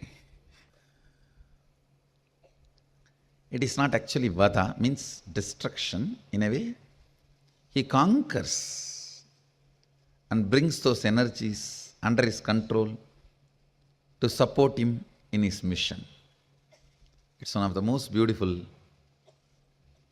scenes described in our Puranas. See, when you have that liberated thinking, you know who are you. You will become sure about you.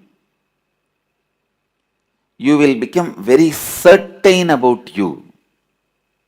And you will become sure about who will be your friends. You will become certain about who will be your enemies. When you become certain about who is your friend and who is your enemy, you will also be certain about what your friends want from you and what your enemy wants from you. And you will also become clear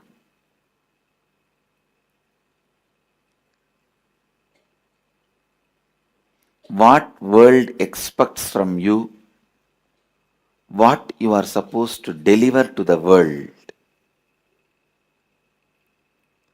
Never let your enemy occupy your inner space and guide your words and activities completely.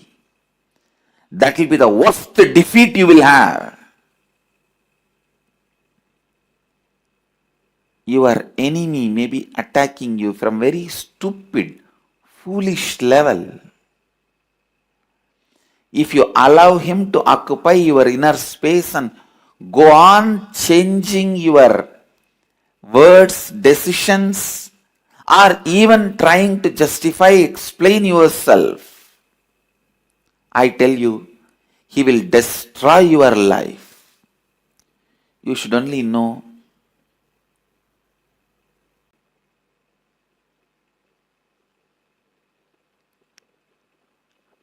what is the world, the real world wants from you.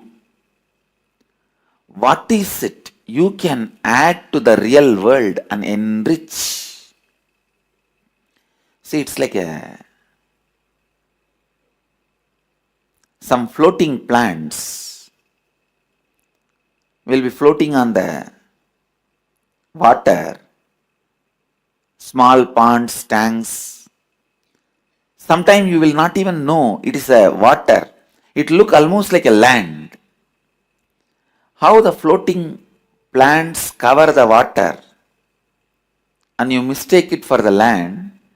These few stupid fellows who cherish enmity towards you, who harass you, will try to cover your eyes and show that they are the world.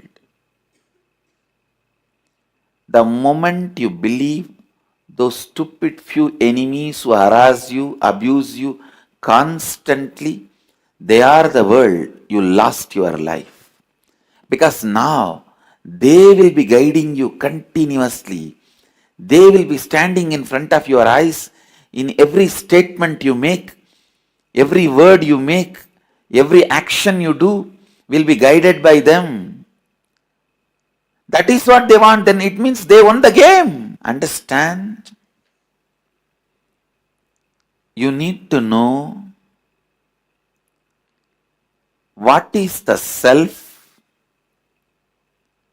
what is the world, what is the Ishvara, what is the humanity, and who is your enemy, and what is the world, the real world. I tell you, the more you cherish enmity towards anybody, the more you lose contact with reality. The more you cherish enmity towards anybody, anything, you lose contact with reality, because the enmity is such. It constantly reminds about your enemy. Enemy looks too bigger than what he is. When he looks too bigger than what he is, you lose your sight on your life and reality, and you go on thinking, talking, working, either to escape from your enemy or destroy your enemy. Both are foolishness. Neither you need to escape from him nor you need to destroy him, you just need to ignore him. Because he is not that big as you are imagining. It is your enmity makes the enemy big. It is your romance makes your lover big. It is inside that makes the outside larger than life size.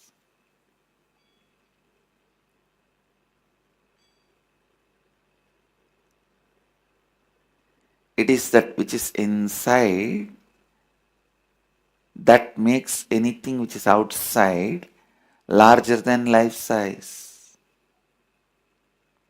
Understand?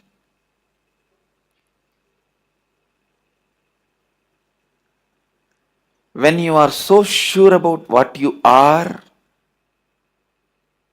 who is your friend,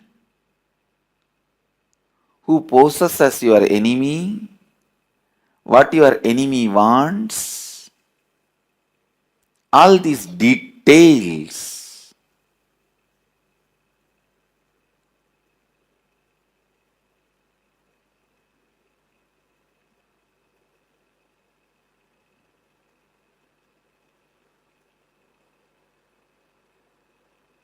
Your very thinking will be liberating you.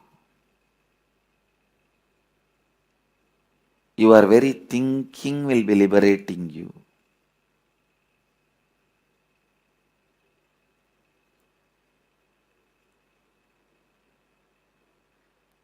Your thinking can be binding you if you have a weak thinking. Just small 1 plus 1, you will not make it as 2, you will make it as 11. If you have liberated thinking, even if it is 11 or 111 or 1111, you know how to cut the 1 separately and break them and throw it away. I tell you, if your thinking is able to put you in the state of powerfulness, the space of powerfulness,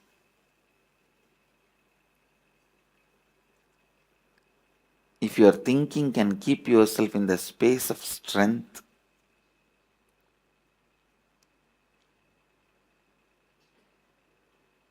that is enough. You will never bother to conquer somebody. You will never bother to power over somebody. You will never bother to build enemies for yourself.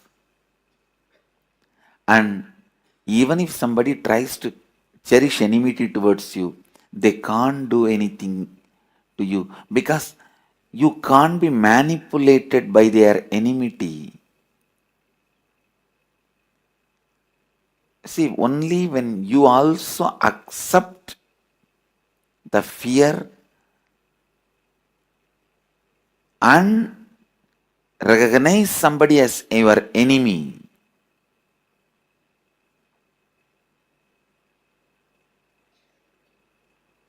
listen,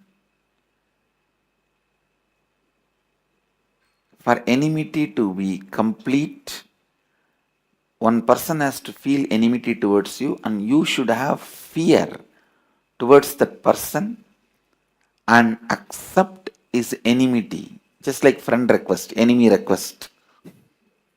You should accept that. Only then the enmity gets completed. But if you don't have the fear and you don't cherish enmity towards them and you don't accept the enemy request, you can never be weakened. Even if millions of people cherish enmity towards you,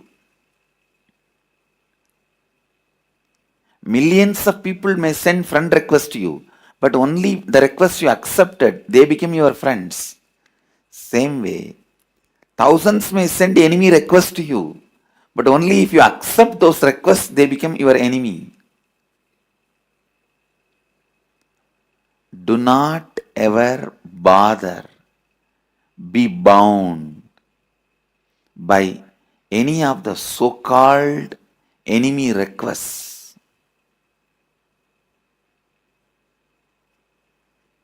And I tell you, if you don't have fear and if you don't cherish them as enemy, no enemy can do anything to you.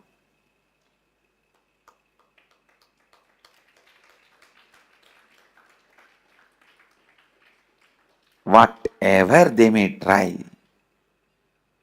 no enemy can do anything to you. It's law of life. Because only when you have fear and you accept them as enemies, then now they have power over you. They will guide you as they want. They will tell you what they want and what they don't want from you. And constantly you have to be running about it. Either you will do as they want to escape from them, or you will do completely opposite to prove to them that you are more powerful than them. Both are foolishness. Just do what world wants from you. Just do what you need to do to the world. Just do how you can enrich the world. In any of your decisions, your enemy's decisions should not be mixed. Understand? Directly or indirectly, any way, if your enemy's influence gets mixed in your decisions, it is like dropping poison into the milk. Never allow your enemies to put their influence in your decisions.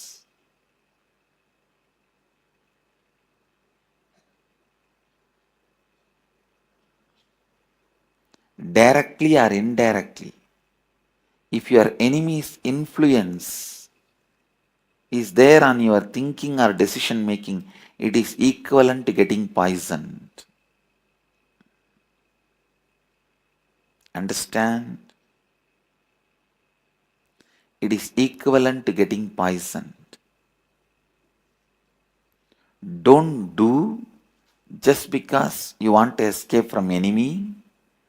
Don't avoid doing just because you want to escape from your enemy. Or don't do just because your enemy does not want this. Or don't stop doing something just because your enemy does not want you to do this. Anyway, do not allow the influence of your enemy directly or indirectly into your thinking. Don't do something just to irritate them. Don't do something just because they don't like it. Don't do something just to show you want to do something against them. Positively or negatively, directly or indirectly, your enemies should never be able to influence you. That is liberated thinking. That is liberated thinking.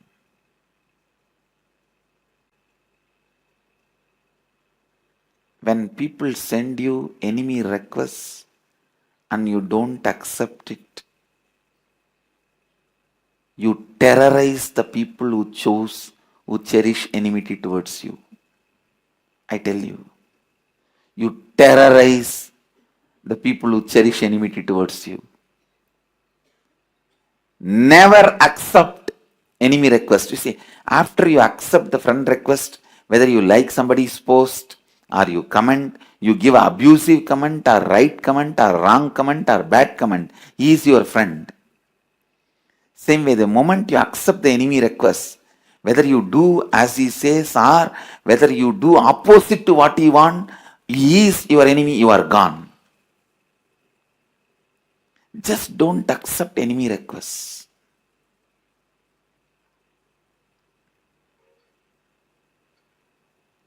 Just don't accept enemy requests. You will terrorize your enemies. I tell you.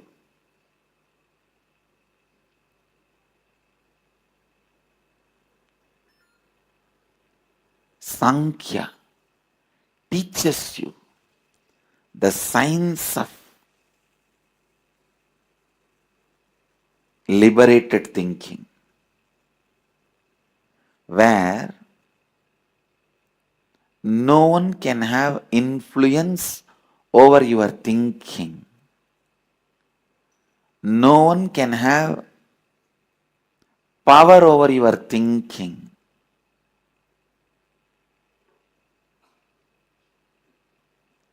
No one can have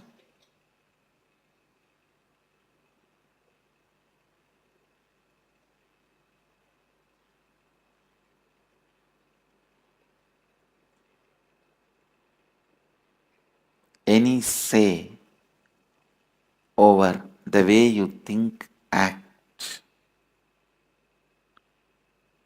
The complete liberation,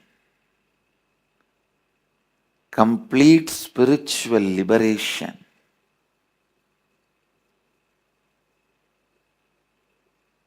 you will experience when you do not cherish, when you do not accept enemy requests.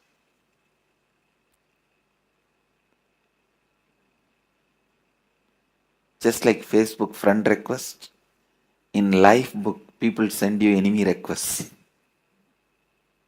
I tell you, when you accept the enemy requests, you lost your power. You lost the goal of your life.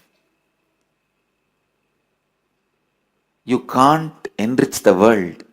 You can't do what you are supposed to contribute to the world.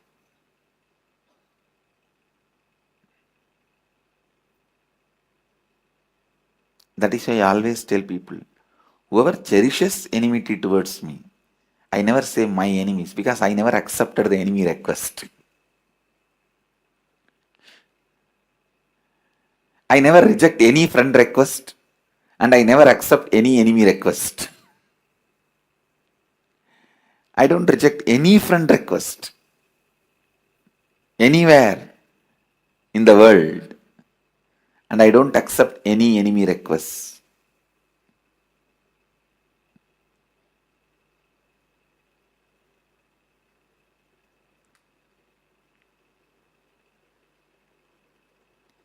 Don't accept enemy requests. It will distort the way you think.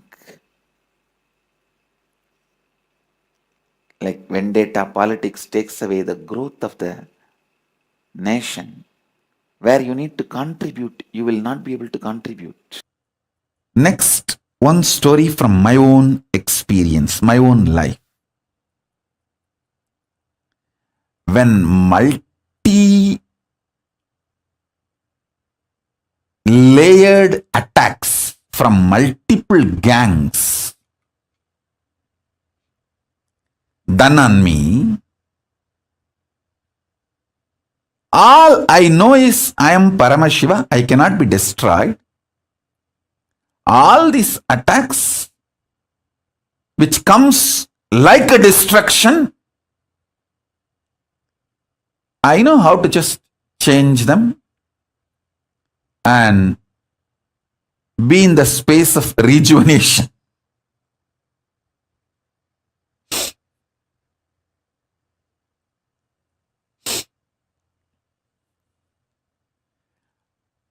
Various gangs attacked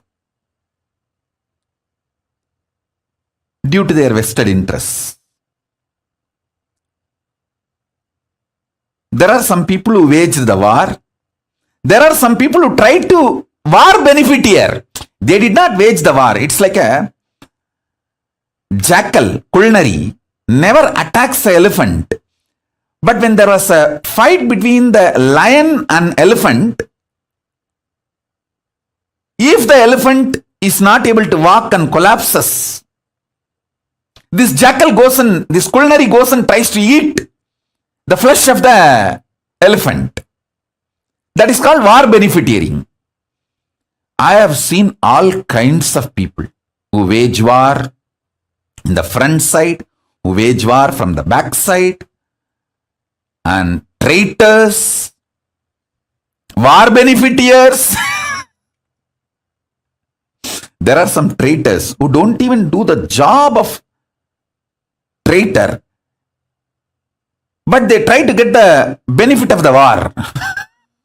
War beneficiaries, like culinaries, jackals, foxes, wolves. Some are even like eagles. I have seen all kinds of things.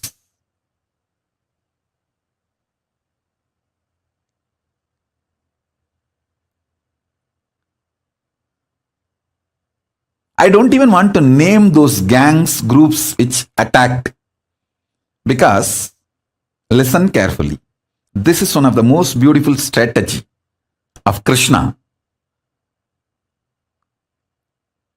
He doesn't name his enemies. Why, you know? He says, hey, Because many times who try to attack you, they think you are weak, so they attack you. But when you prove you are strong and successful, they change their strategy and they decide not to be your enemy anymore. But if you name them as enemies, because they have to defend themselves, protect themselves, they continue to be in the space of enmity. If you don't name the enemies, many people lose their enmity and carry on with their life, and they are no more in your enemy list. Listen, this is a different plane. Revelation. So a king, a leader should never name enemies. He should only handle the attacks which comes in front of him.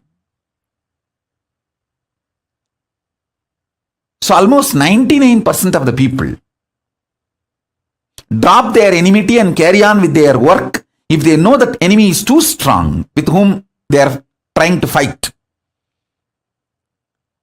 Everyone tries to attack only the weak people. But when they see, wow, he's too big, nothing can be done. Come on, carry on with our life. Go. A good leader never names enemies. He forgives, does not forget, and never names. That is what? Paramashiva having alahala poison in his throat, neither goes inside. Means, see, poison going inside means like he has to react. Neither goes inside, nor he spits out. Neither he utters the name. So, neither I allow my enemies to destroy me, nor I name them. They are there just in the throat. In Ganta. That's why Neela Ganta. Mahadeva never allows the poison to kill him, nor he names out.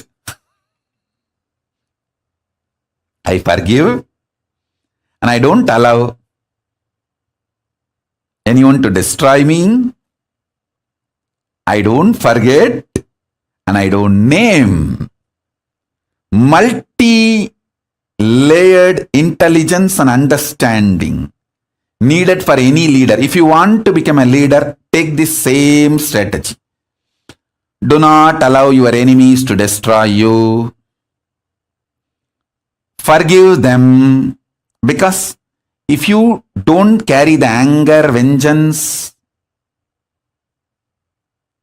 you will live your life. You will not be living the life fighting with them or the way they want you to live. Listen, engaging in a war means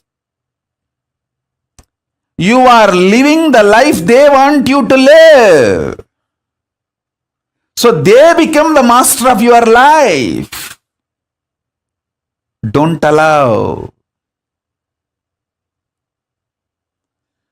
Not responding to the duels of Dvandva is the strategy for success. Whenever your mind tries to internally fight with you, with your self-doubt, self-hatred, self-denial, even inside you, use the same strategy.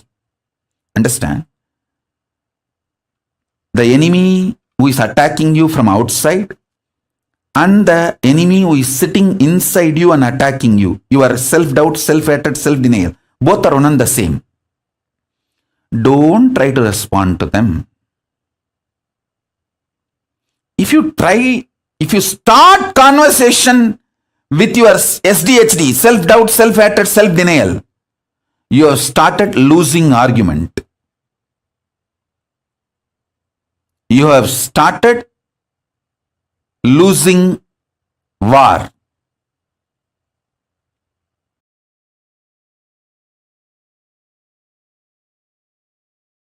If you are filled with enmity, the other person will look more powerful.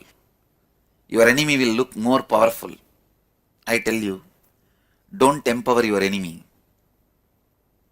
by having wrong understandings about him. Being a successful warrior in the life, I am telling you, when you don't have enmity, you will understand the real ability of your enemy. You will not be fighting in the air.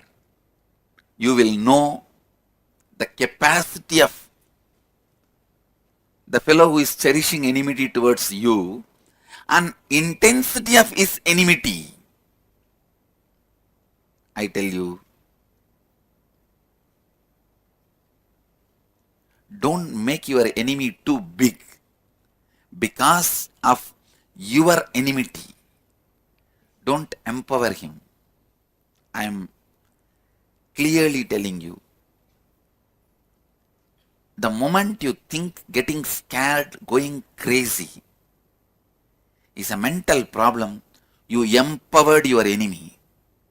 Now he has become more powerful. If you know, even for your enemies you supply energy, you will not hate them in a stupid way, cheap way. You will have a patience to look in. Hey, what way I am supplying energy to them? What makes them energetic? Triggers which I am doing within me. When you look at this very patiently, you will understand. You suffering triggers them to attack you more.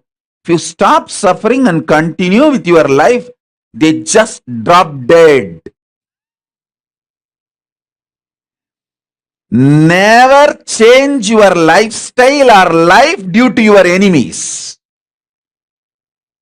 Increase the smile, joy, excitement, intensity. Listen. If you ever change your lifestyle because your enemies are criticizing you, abusing you, attacking you, gone. You have supplied energy to them. They are going to bully you more and more. When my enemies attack me for wearing gold jewelry, I make a gold throne also for me. Not only I don't bend because they criticize me, I expand. They get frightened to see my expansion, and energy supply to them stopped. And if they criticize me more for wearing gold jewels and gold throne, I'll make the dress also in gold fabric. That's the next thing I'm going to do. They know that. That is why they are just keeping quiet. Oh God, now he has announced. By the end of this satsang, I will have 10 people sponsoring me 10 full set dress made out of gold. I'll read out the messages.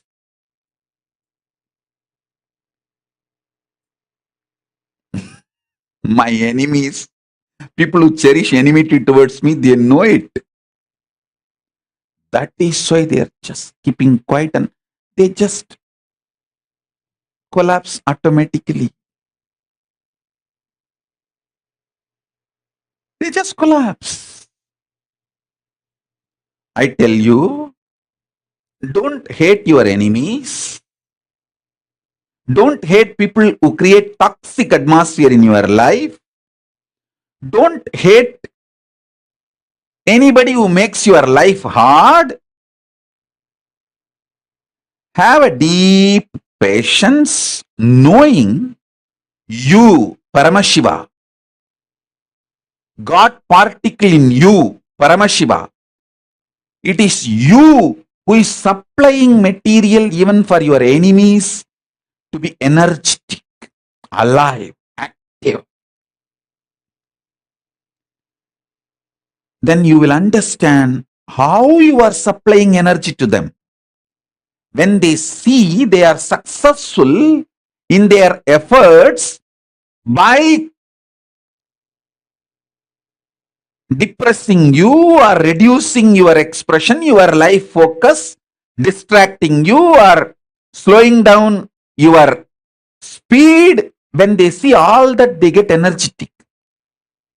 The moment you understand that, that clicks with you, you know how to keep yourself excited, energetic, intense, active, without supplying energy to them, without letting their motive get fulfilled. You know how to manifest you.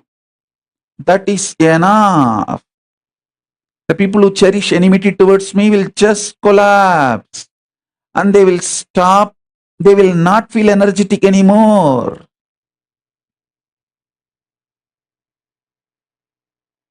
They won't be able to make your life difficult.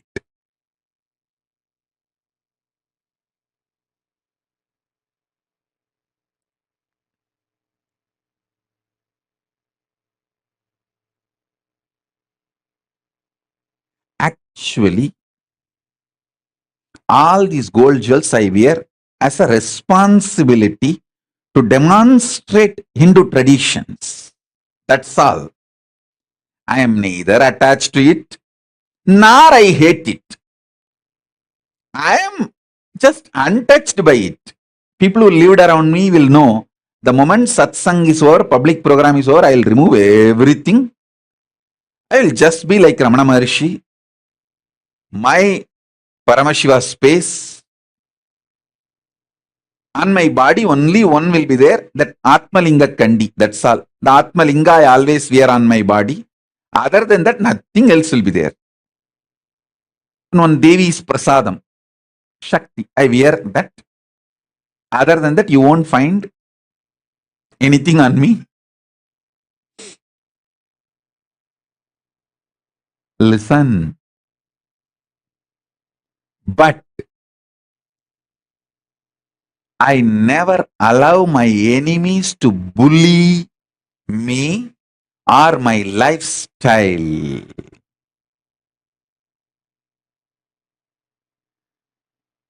First thing, you should stop hating your enemies. Don't hate your enemies. Don't get agitated by them. Don't get terrorized by them. That's the first step. If you start hating, get terrorized, you will not look into them. You will not know how you are supplying energy to them. You will be stupid. That's what I am telling. If you are stupid, you won't know the route, the method through which you are supplying energy to them.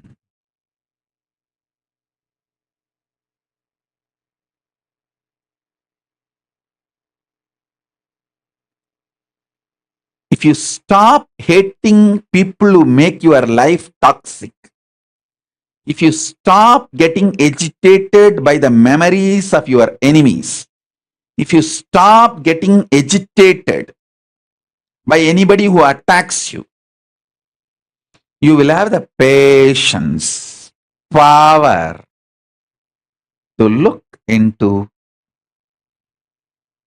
how you are supplying energy to them, how you are supplying material to them. Then simply you will know. Simply you will know.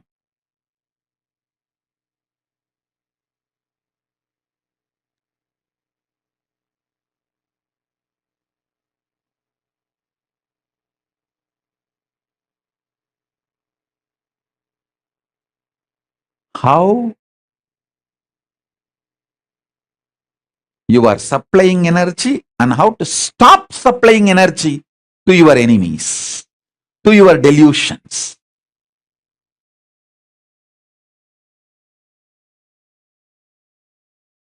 If you can bring little bit of peace, unclutching, silence, patience, shanta in your inner space working. I want all of you to know, no problem you perceive can be sorted out by thinking. I guarantee. Drop the false idea. You can solve your life problems by thinking. No! You can solve all the problems of your life by bringing silence in your inner space and making the problems redundant. Hey, listen. Whether inside you or in your life, if you win your enemy, that is not the ultimate victory, because some other enemy is going to come. Some other enemy is going to come. Somebody else is going to come up with weapons. If you make your enemies redundant, that is the ultimate victory. That is the ultimate victory. Life is the Navarasa Nataka, Navarasa Natya, between what you believe as you, inner image, what you project yourself as you to others, outer image, what others actually believe you, others' image, what your enemies are trying to project about you.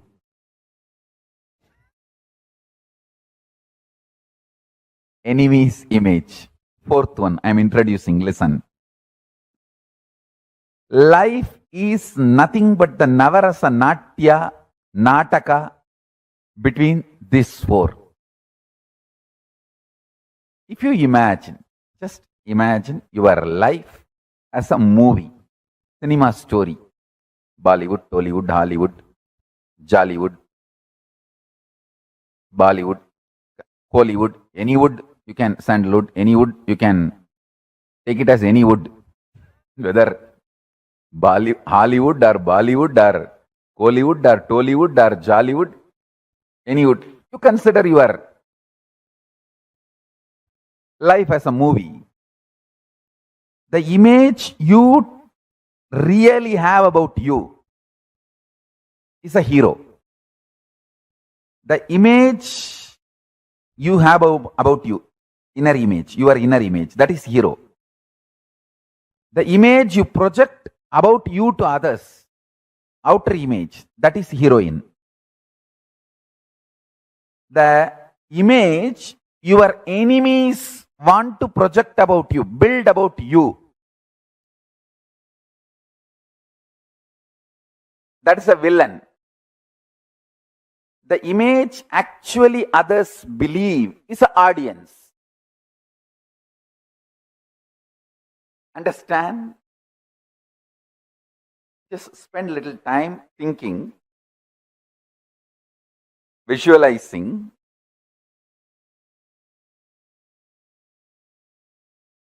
This example,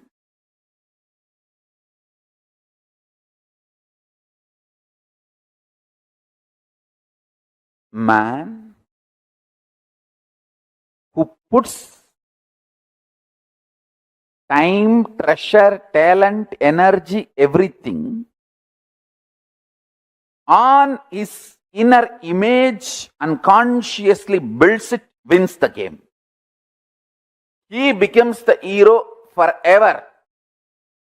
Understand?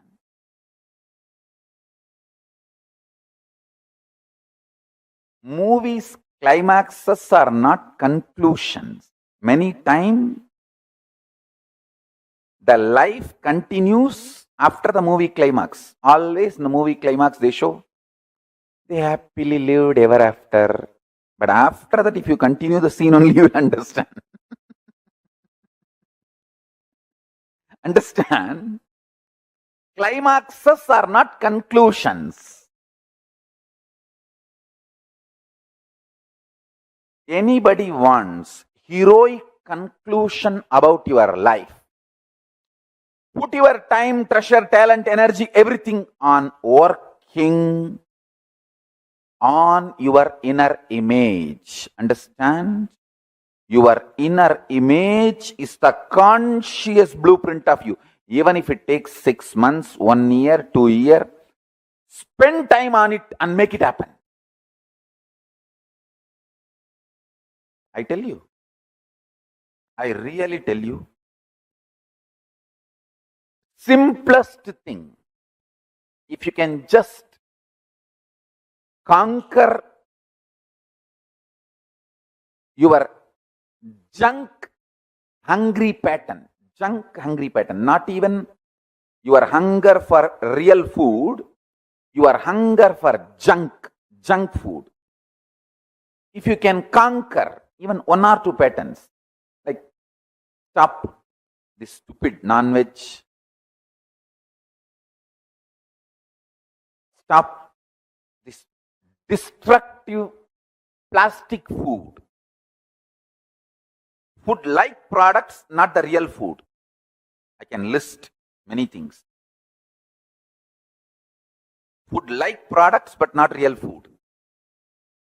But it can create a strong pattern of addiction in you. It can send a strong signals inside your system demanding those same food to be supplied to you. Understand? The visual and the taste and the way it shakes your whole nervous system and decision making system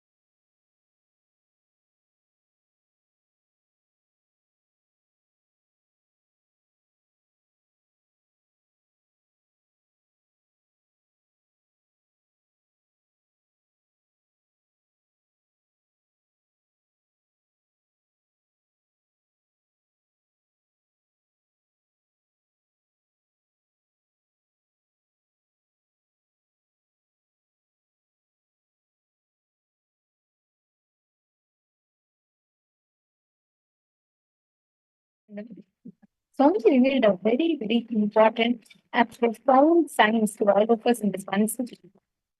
How do you experience how to conquer your enemies?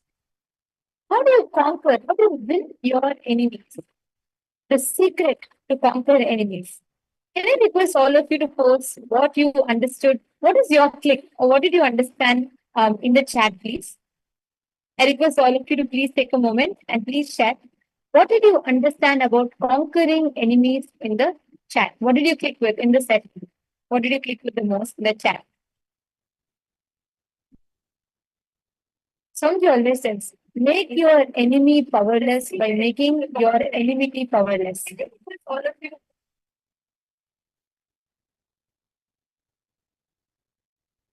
I'm going to request everyone to take a few minutes and please post. What was your favorite clip? What did you understand the most? And what was something that you clicked with through this session? Make your enemy powerless.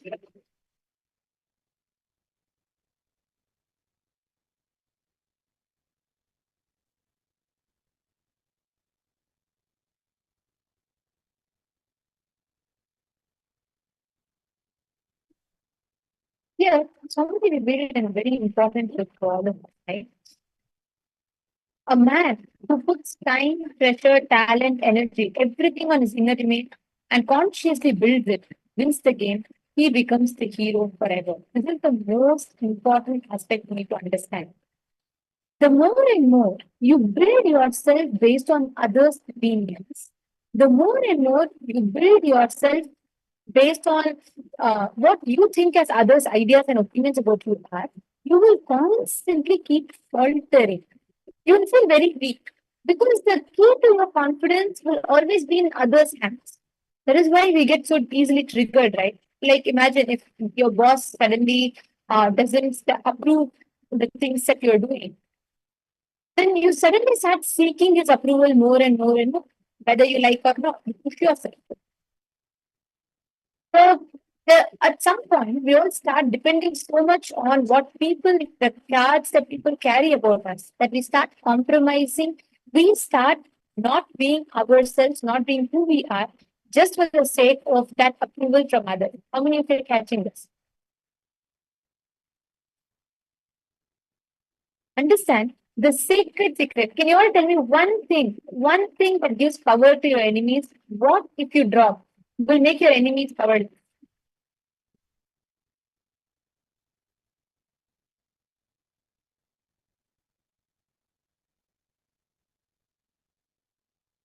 Come on, can I request all of you to post, please? Take a minute and share. What if you drop? What is that one thing, if you give up, will make your enemy powerless? Come on, all of you type. From your understanding of this session, what do you think is the way? What is that one thing, if you give up, it will make your enemy powerless?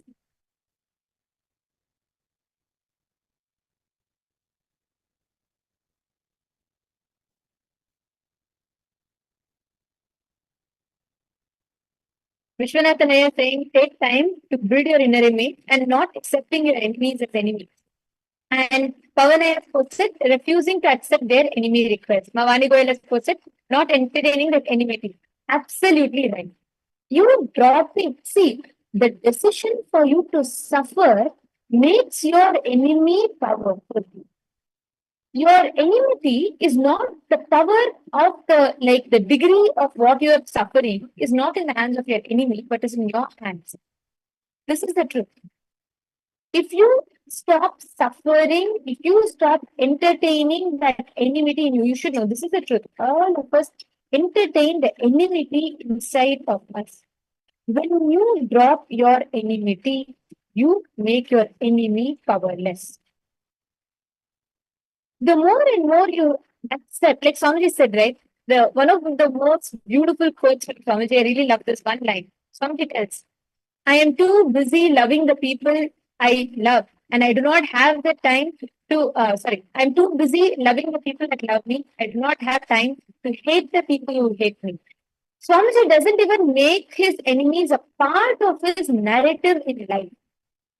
If you see, that is not, no matter how hard people try, nothing can shake Swamiji, nothing can even, how much of people become at one point, people become tired of trying to attack Swamiji that they'll just give up because they will not get any kind of a response or they'll not be able to trigger any kind of a reaction in Swamiji.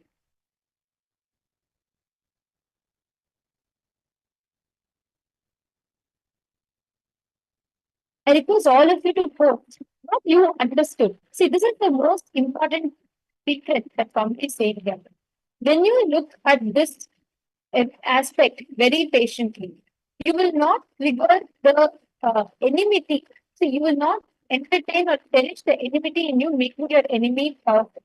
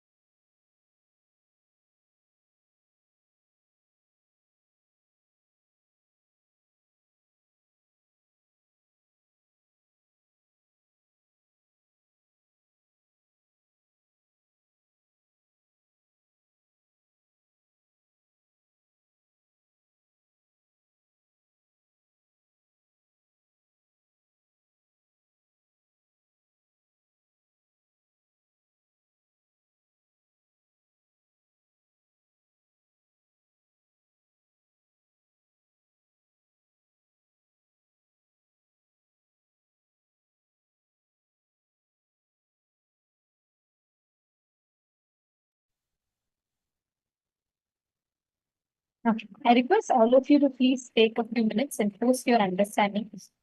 See, whenever you accept, the problem is you accepting the enemy request. Like how we have friend request, Samji briefly told it. There's also an enemy request in that. How you accept your enemy request is by entertaining the powerlessness and suffering inside of you. That is the most important thing. Listen very carefully. Whenever you entertain the suffering that you carry, When someone tells something, you getting triggered is literally you giving them the power to violate your inner space.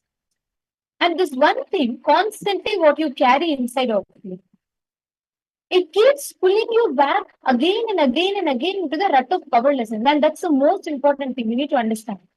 How you will make your enemy powerless is by making your enemy powerless. It is not about the external person. Try this. If how much ever people may tell continuously, you may think that they're attacking you. If you sit completely unclutched and unperturbed by it, you will never be able to entertain that enmity, and that enemy will just drop. He will not even know what he is entertaining, what he is doing.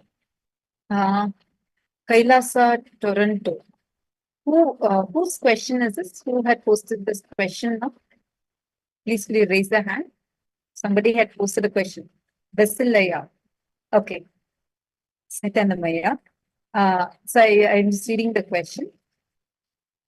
Where you posted, does ignoring your enemies really make them go away? Listen, ignoring your enemies will not make the enemies go away. No. But dropping the enmity inside you will definitely weaken your enemies. There's a very big difference. For example, in your business, someone purposely just to put you down is constantly, like, let's say your competitor, just to put you down, is constantly creating situations. Let's say he's stealing your employees, he's stealing your clients, he's working very actively against you. How will you say you will ignore the enemy at this point? You can't say you will just keep quiet at whatever he does, right? So what does it mean to actually make that enemy powerless? Understand, you are not going to just leave him, ignore him. No. When that person is doing such a thing, there is an emotion that is getting triggered in you. There is an incompletion that is getting triggered in you, right?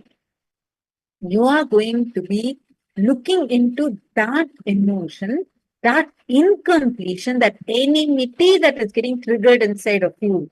The moment you say yes, because from now, the strategy, what will happen?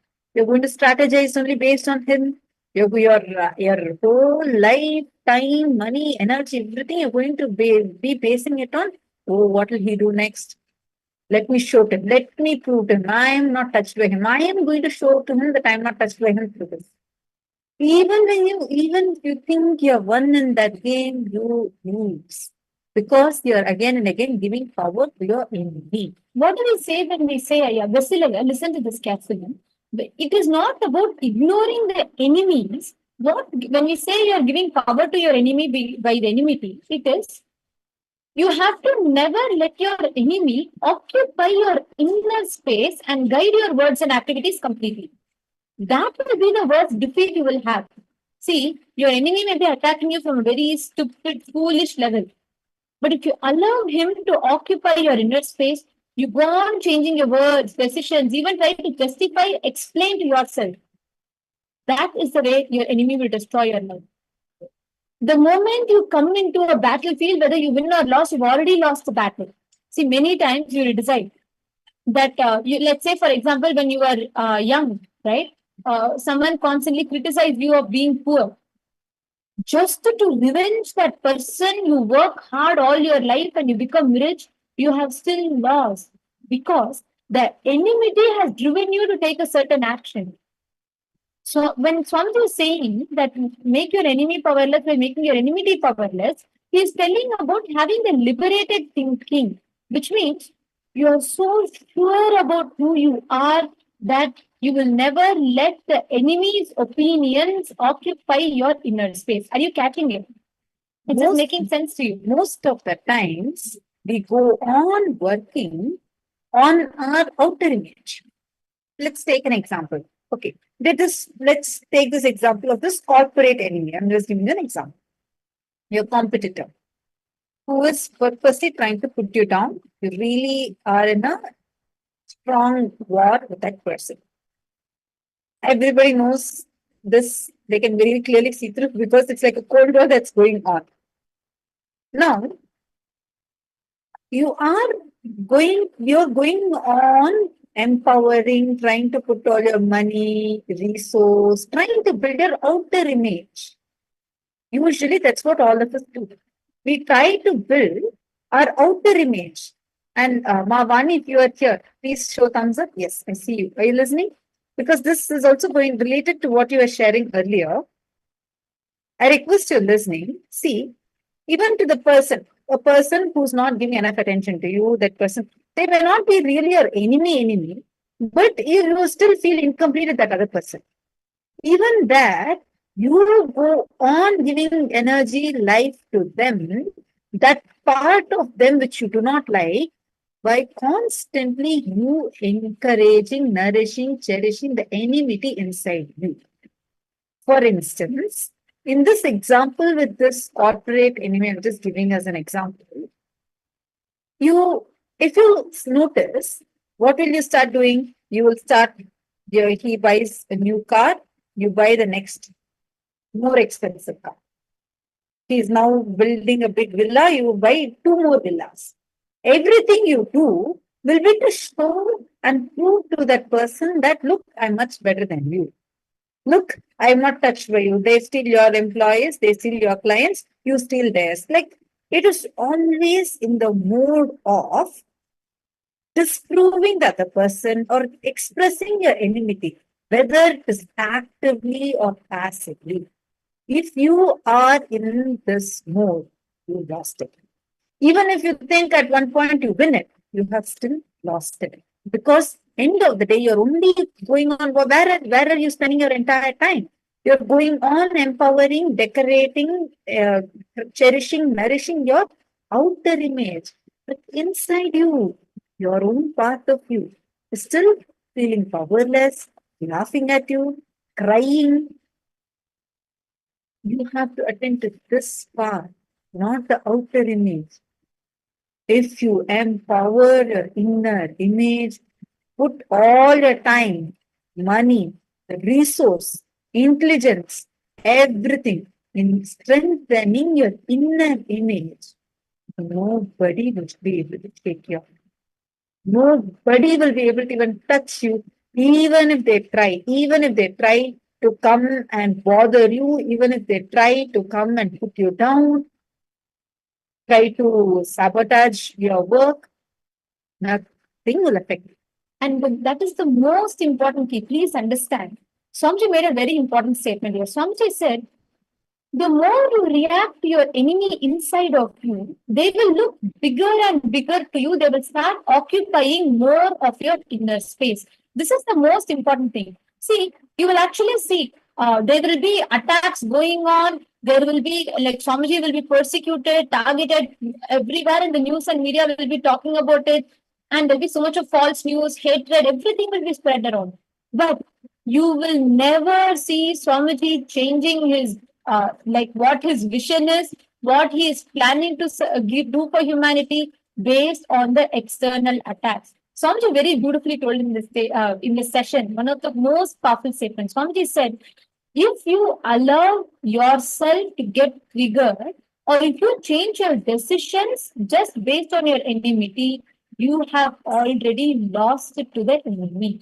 Because you're giving a part of you, you're declaring one part of yourself powerless in front of the enemy, and you are letting your enemy drive the decision for your life. It is like you're giving your car, the driving of your car, to your enemy. Naturally, they're going to drive you to destruction. They're not going to drive you to some success.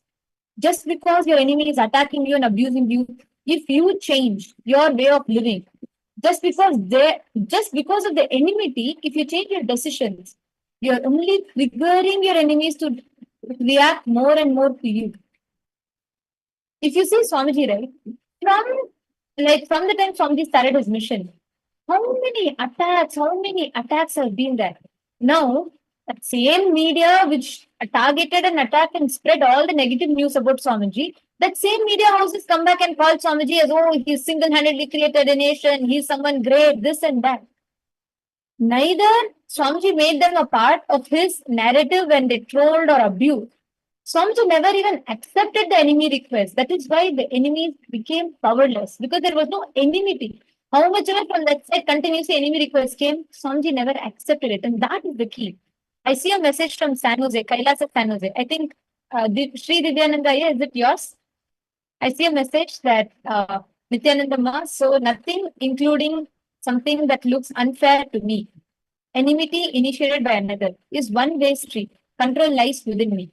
I can truly be fully responsible for whatever is happening and around me by simply choosing not to participate in things. Wonderful.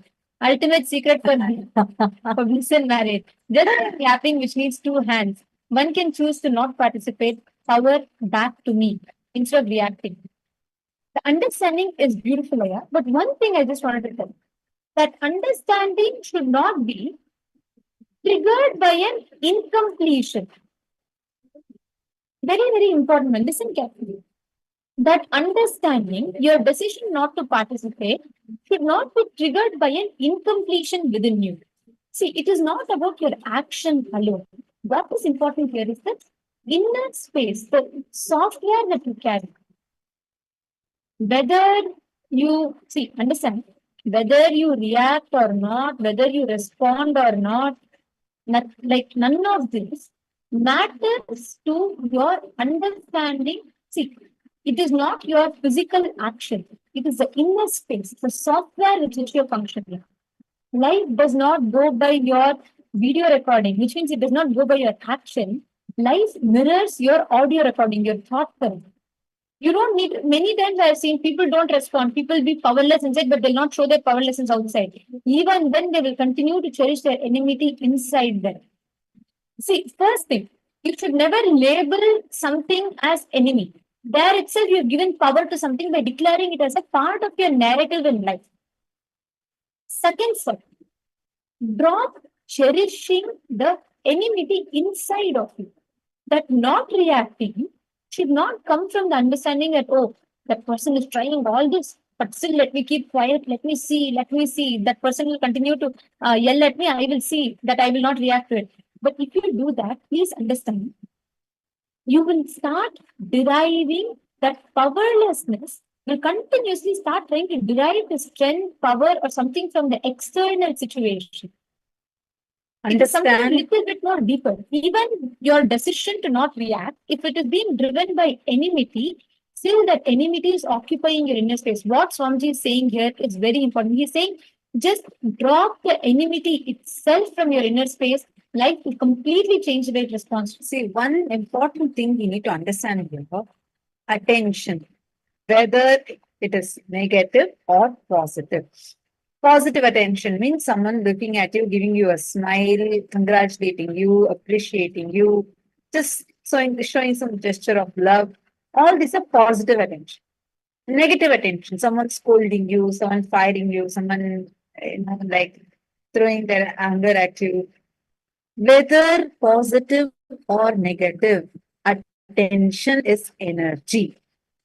Because we are not established in completion and we are not utilizing the energy from internal, we go on deriving the energy from outside. We go on deriving external energy instead of attending to it from inside us. Are you understanding, Aya?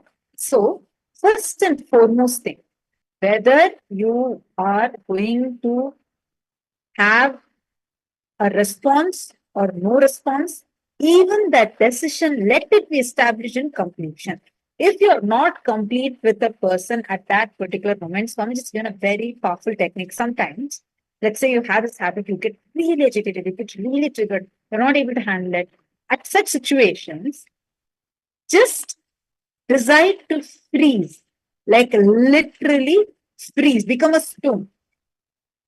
Decide you're not going to move, you're not going to do anything till that pattern just gets out of you. Like ferociously decide, I am not going to move, not even blink your eye.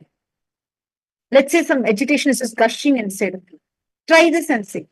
Freeze, just completely freeze. Just stop. Decide let this emotion just get out of me. I am not going to fall into this pattern again. Try it. You will see in 2-3 times it will just leave your system. And you can also do unclutching at that. And there are multiple techniques from just given. At that point, if you're just not able to handle the situation, pause. Really take a moment and pause. Step back. Witness. Do not engage with that thought. Do not cherish. Do not engage with it. Just step back. Witness it. Now you're going to be focusing on completing with that enmity you're carrying inside of you. Even with patterns, Swamiji says, the only time the pattern wins is the moment you get into war with it and you just decide to get tired, not even give up. Even if you get tired, the pattern wins. Whether it is people, situation, pattern, it is the same thing. And that is why Swamiji tells, don't hate your enemies. This is the most important thing. See, don't hate your enemies. Don't hate people who create toxic atmosphere in your life. Don't hate anybody who makes your life hard. Have a deep patience inside you, knowing that you are Paramashiva and it is you who is supplying the material even for your enemies to be energetic, alive, active. If you understand this, you will start understanding what in you is supplying the constant energy to them to come back and keep cherishing their enmity towards you. See, like you said, one hand can never do the clapping. It's always two hands. So you should say what makes you think it is the other hand can come and to try and create that noise with you. You have to decide that. You have to look in. Where you are supplying that energy to the enemy, you have to look in and identify that. Only, I'm telling you this, Divya, if you sit and spend time actually analyzing it, the decision not to react will not come from anger or will not come from a hatred. That hatred itself will not be a part of you anymore. You will see that same people who agitate something in you will start triggering the space of completion in you. Slowly, by and by, even the other person who you think is constantly triggering something in you will start only reciprocating the same completion that you are showing. Swamiji tells, this is the exact technique that Swamiji uses where nobody can nobody can hold enmity with Swamiji for too long, because from Swamiji's side, Swamiji will not even acknowledge or make them a part of their narrative. I remember this very funny incident. There was once in around 2019, 2020 time, there were a lot of people trolling, because of this persecution, there were a lot of, hate news and that was continuously spreading. And I remember one YouTuber, right? He made a video saying that he was trying to troll Swamiji just because everyone is, he sees a lot of people trying to create, videos, making trolling Swamiji basically. He said he was trying to create the video, but as he was doing, he saw how Swamiji was responding to all the trolls. Just through that, he became a fan of Swamiji, and from that, he became a devotee of Swamiji, where he started listening to the satsangs and learning powerful cognition. You will see even the enemies will not be able to cherish their enmity towards Swamiji just by the way Swamiji responds to them. Vidya, you look in, you work on this. Surely you will see a response change in the very response life gives you whenever you cherish, whenever you feel this enmity, whatever is triggering you. You will completely be, the whole narrative that is there is that you will completely drop. Okay, are all of you understanding so far? Anyone has any other question?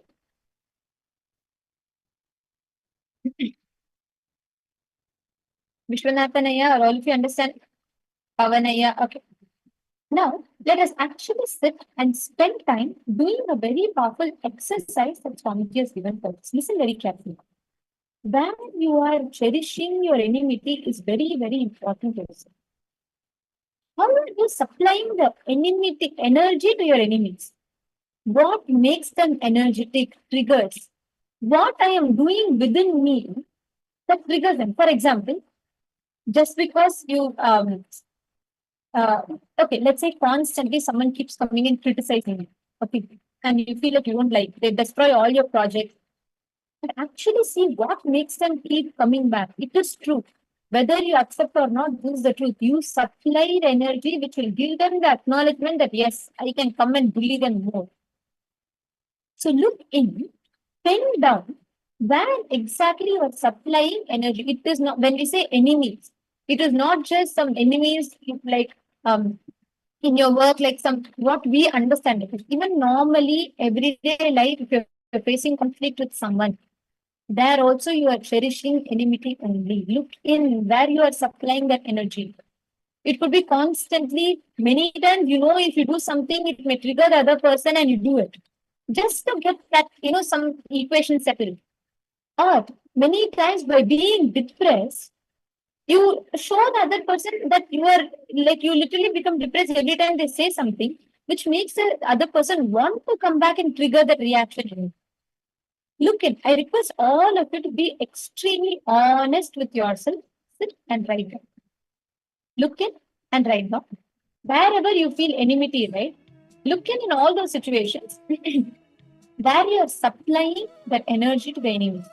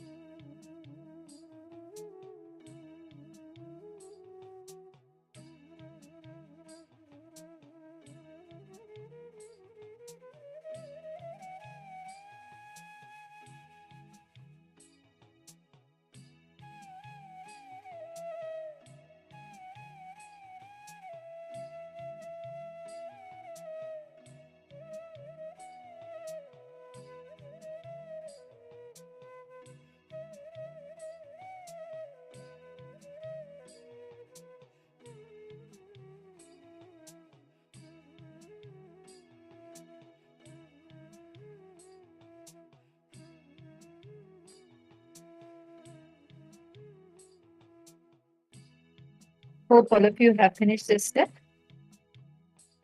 Please post here in the chat if you have finished this step.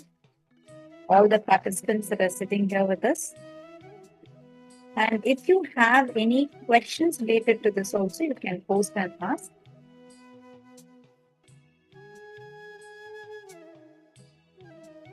Anybody has any questions, feel free to post and ask.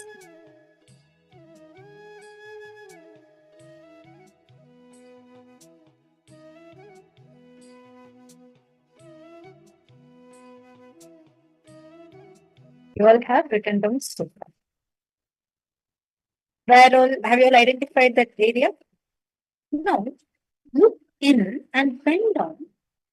What about their actions or reactions is bringing suffering in? For example, they're looking down at you. So you feel a low inner image inside you. What about their actions or reactions is making you feel that suffering, is bringing suffering inside?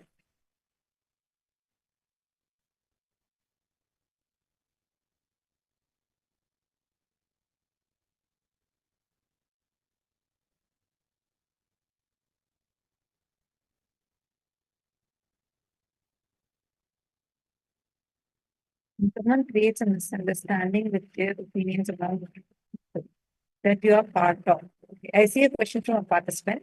So the question says, when someone creates a misunderstanding with their opinions among a group of people that you are part of, should one focus or continue doing this work, purpose or projects, or should one stand up to clarify and straighten things out? Okay, it's a very beautiful question. If someone is spreading false rumors about you, gossips about you to your group of people, should you clarify or should you just continue your work? Neither of those. It is not about the action. It is first about the inner space. First step you need to do is be complete inside of you. Write down that situation because it creates a lot of incompletions inside you. Because factually itself you feel the other person is wrong. But pause, take a moment, sit and do the completion. Because whether you clarify, defend yourself, excuse me, whether you clarify, defend yourself, or you're just trying to straighten things out, nothing is going to work out as long as you're stuck in powerlessness. If I have a wound here, it's bleeding, and I look at the mirror. What will I see in the mirror? Obviously, my wound bleeding. I'll see in the mirror also that it's bleeding. Am I right? So now I'm like, why? I don't want my forehead to be bleeding. And I take a band-aid, I take an ointment, I go put the medicine and I put the band-aid on the mirror. Will it stop bleeding? No. Why? Because the wound is not on the mirror. The wound is here. Here, when you are trying to straighten out what people are talking about you, try to correct them, it's not going to get healed. I'll just give you the best examples, Swamiji. I'll say from my experience of how I saw this with Swamiji. In 2019, there was surely you would be knowing if you're aware of this whole persecution put on Swamiji, a false case put on Swamiji, where a traitor put who was my Purvashram, supposedly father, but put a false case on Swamiji and created an entire attack, a huge persecution, where he attacked Swamiji's ashram, demolished an entire Adinam in Gujarat, the Yogini Sarvagnya Peetham, the whole false cases, falsely portraying that myself and Nithyananda to be as kidnapped. And this was almost for 5 years, this battle went on. It was a lawfare that was brutally slapped on Swamiji, and using this huge national level, international level, in every level. He used the media channels, attacks on, did character assassination on Swamiji, and did several attacks on Swamiji. And it's not, and we both are continuously coming and saying, no, we are not kidnapped. We're actually conducting classes. Multiple times we gave interviews, and so many evidences we have. We gave our affidavits. Nothing was ever even published in the media channels. Throughout the whole time, never once, Swamiji reacted to the situation. Did you ever hear, even in one satsang, in one place, did the attack that was happening ever stop Swamiji from doing Swamiji's work? Now the false case is cleared. We got the court order. False case is cleared, and the court has clearly proven how all these are false allegations. But what about the university that was demolished? What about the huge character assassination that was done on Swamiji? But even this victory that is coming is only because of how Swamiji handled the whole thing, the whole attack and persecution. Did not deter from what he has happened for. The whole blackmail and threat was only for Swamiji to stop revival of KAILASA. That was the whole blackmail. That was the whole threat. Even now, not a single of these national or international media channels have even published the right news. All of them together published the false news.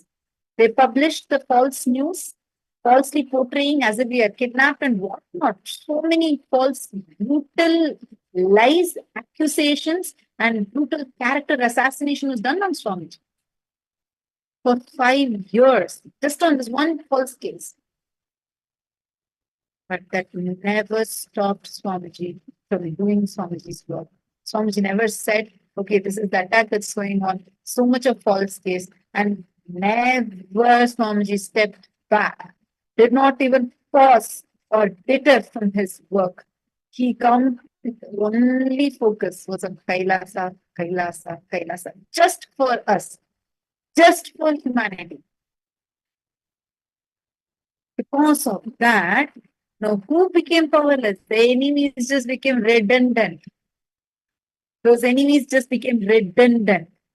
Because never Swamiji allowed any of their narrative in his inner space. Swamiji did not spend time to build his outer image. No. The whole world now knows the truth. But understand how Swamiji did not even allow that enmity to even enter inside. When you handle your situations like that, simply life will give the right direction, things will happen in the right manner. Are you understanding now? The first and foremost thing you need to do is first come and establish yourself in completion. Now, I request all of you to do this step. Look in and bend on. What about your enemy's actions, reactions, including suffering inside? Please sit and bend that down in detail.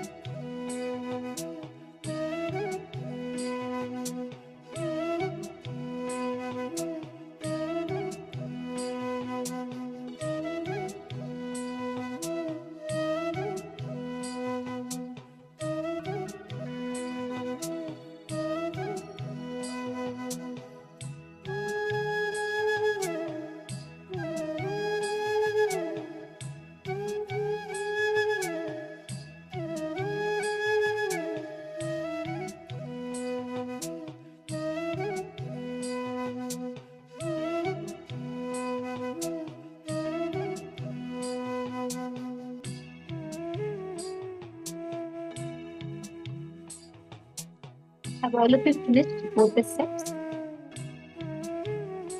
Now, listen carefully. Never change your lifestyle or life due to your enemies.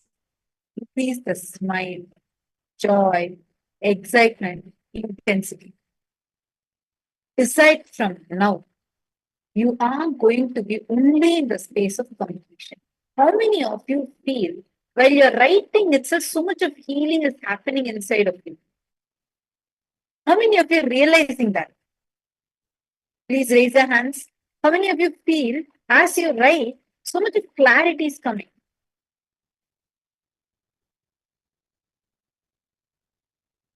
NZZ is asking, my mother is in the habit of asking me to cooperate. My significant other is also asking me to cooperate.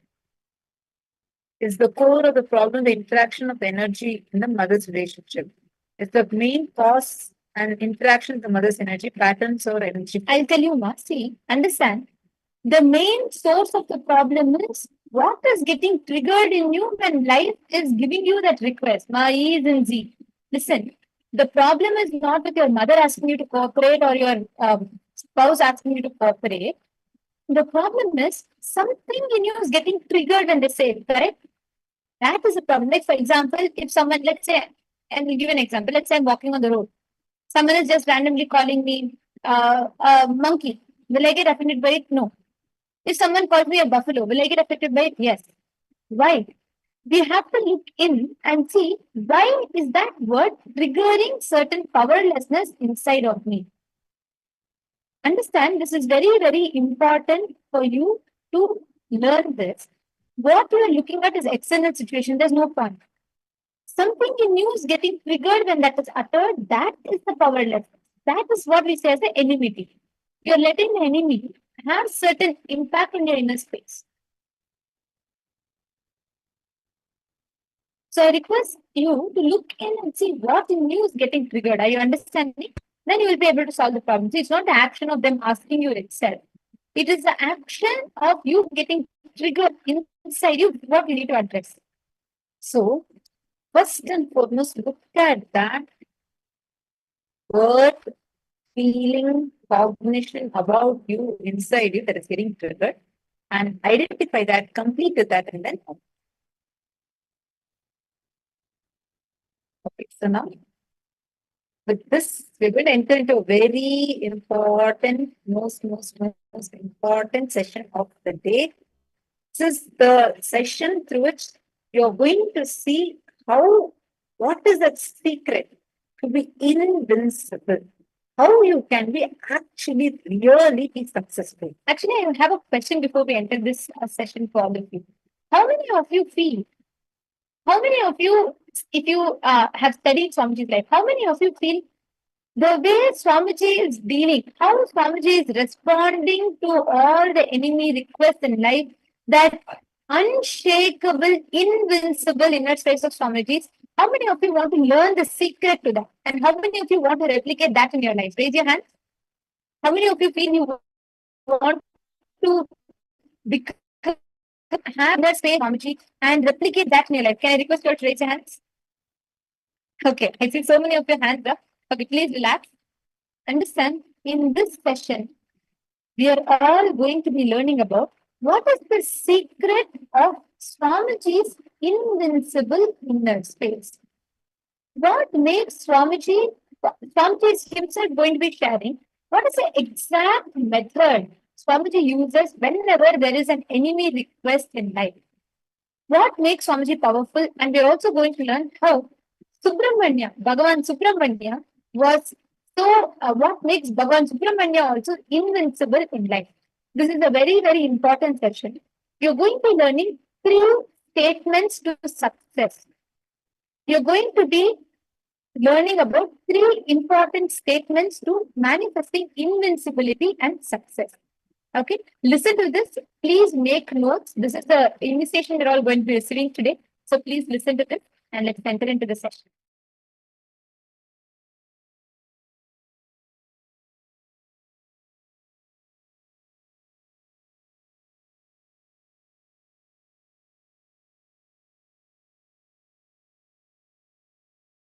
Now, I'll enter into the exact inner space, the being of Subramanya and being of Paramashiva. Listen intensely. There are three things: phaleṣhu, pasa, pati. Phaleṣhu means bound soul, the self. All of you who are experiencing limitation, bondage, pasa, the bondage, impurity, patterns, incompletions, karma, whatever word you may use. The bondage is pasa and pati, Paramashiva. In these three, Subramanya is asking, explain to me about phaleṣhu and pasa. Understand, I want you to know. He is not at all asking about Pati, Paramashiva. You need to know the secret inner space of Subramanya. Yesterday I told, just be like Subramanya for next 16 days. I'll give you exactly what Paramashiva gave it to Subramanya to you all through this agama. Listen. At no time, Subramanya is questioning about Pati. Understand? The same hot water makes potato soft, egg hard. So, hot water does not decide the content, that decides how it is going to become. So, external situations does not decide, the inner consciousness decides the outcome. Listen, whoever catches this consciousness, you are Ajeya, are invincible. You are victorious forever. You are successful in everything you do. You are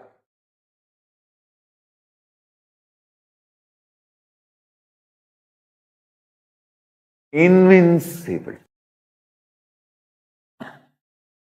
Listen. Just this one lesson. Learn from Subramanya.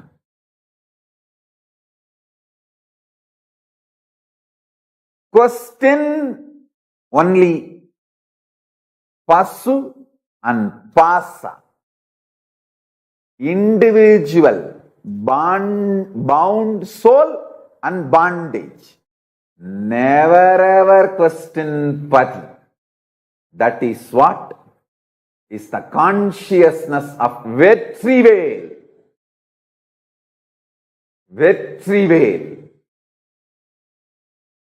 See, when there was murder attempt on me, this anti-Hindu, Dravish gang and some more forces, I will not name them now, when they attempted to kill me, burn the ashram, destroy the Sangha. Socially, we try to take many action. We try to take it to the local police and try to file complaint. Nothing could be done. We try to go to the court, Indian courts. We could not get any justice. It's years, and then we tried going to every way, every possible venue. Socially, we tried many things. We knocked every door, literally every politician. We begged everyone for justice.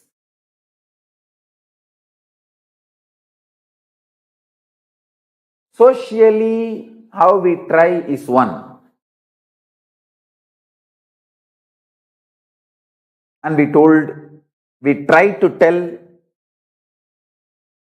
our story to everyone. Morally, how we deal is one. All that is external world, outer world related. How I handled it inside me. I am opening that secret now. Listen. Listen. How I responded inside me. First thing, I responded to Paramashiva. Paramashiva, I am very clear about one thing. I will not question you. I will not doubt you. I will never consciously or unconsciously, even in the remote corner of my mind or dream, will point the finger towards you or will turn the needle towards you. I am very clear about it. Your existence and your connection with me and you manifesting in me, all that is absolute truth. There is no doubt, question, negotiation, up, down in that. It's sealed deal. Over. I will only question, doubt, think, other than your existence. I will only ask, through these attacks, you are asking me to do some great work. You are asking me to take some more responsibility. Please make me understand that in my language. That's all. You are asking me, you are sending me the message to be more responsible for larger vision and larger projects, larger expectations from you. Let me just understand that and evolve to that. And I give you my absolute commitment. Just make me understand in my language the responsibility I need to take for your vision for me. And I am here to put everything you have given me to make that into reality. I am just reading out exactly as I responded. My first response to Paramashiva when I was attacked. My first reaction, my immediate reaction when I was attacked, my first reaction towards Paramashiva. Paramashiva is my life. It is very clear. I will only ask Paramashiva to make me understand your vision for me, so I will take the responsibility to fulfill it. I know through this attack, you are asking me to take responsibility for larger vision of you. You want me to raise to the higher level of life, higher and higher. Just make me understand in my language that I understand. Map it to my system. Help me that. So I go all out and take responsibility for your vision for me. Let me flare up and get more integrated to you, Paramashiva. my Mahadeva. That's all is the mind of Subramanya, consciousness of Subramanya, being of Subramanya.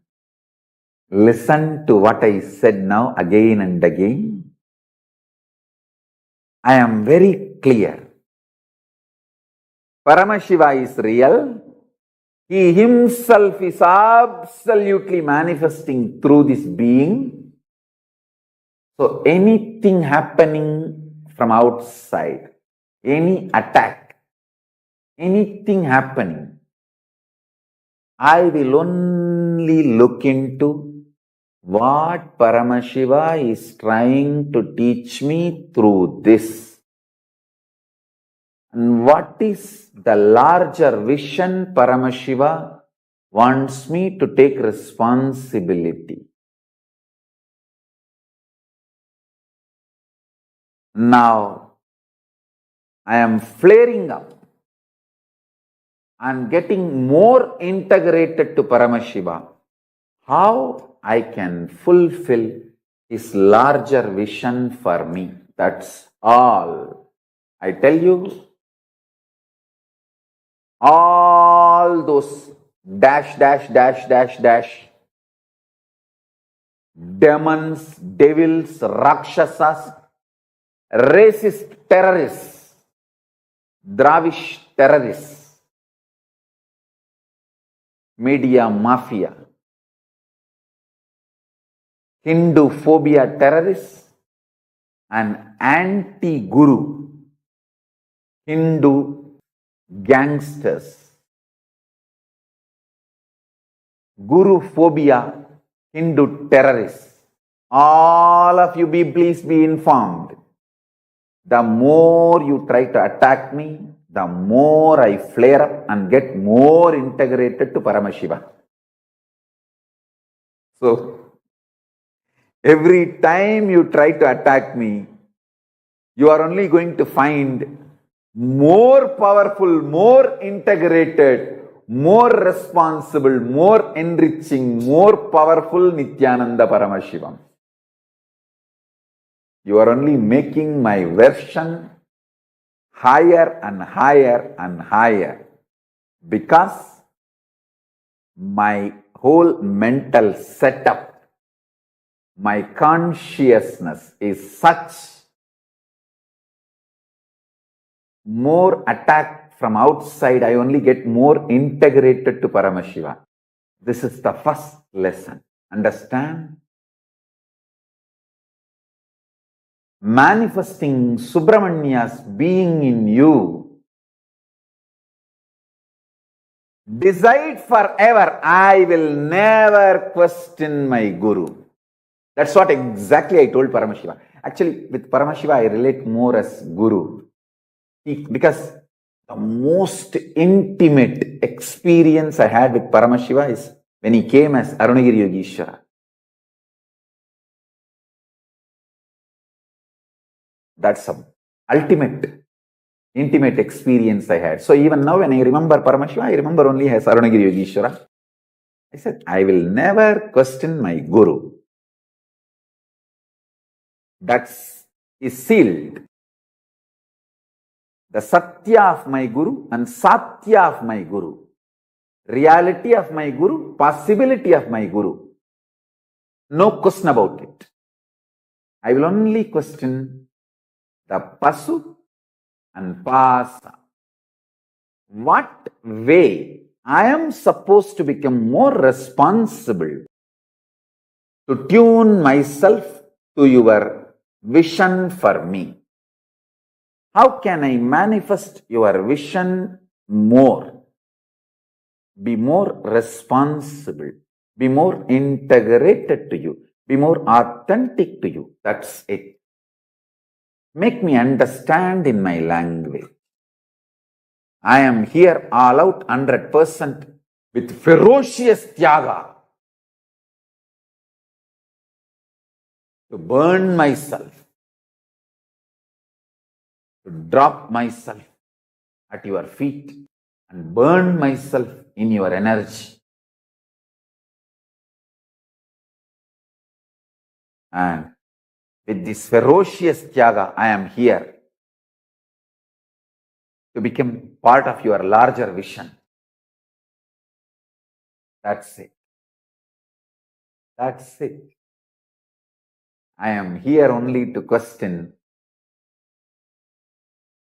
phaleṣhu and pasa about bondage and bound soul. Over. Nothing else. Nothing else. Will never ever question Pati's reality and possibility.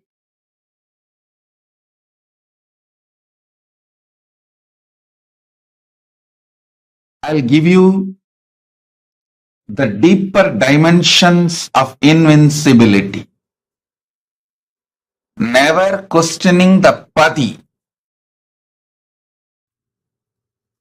is one aspect.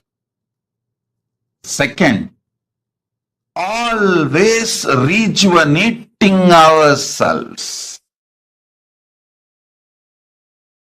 Always rejuvenating ourselves.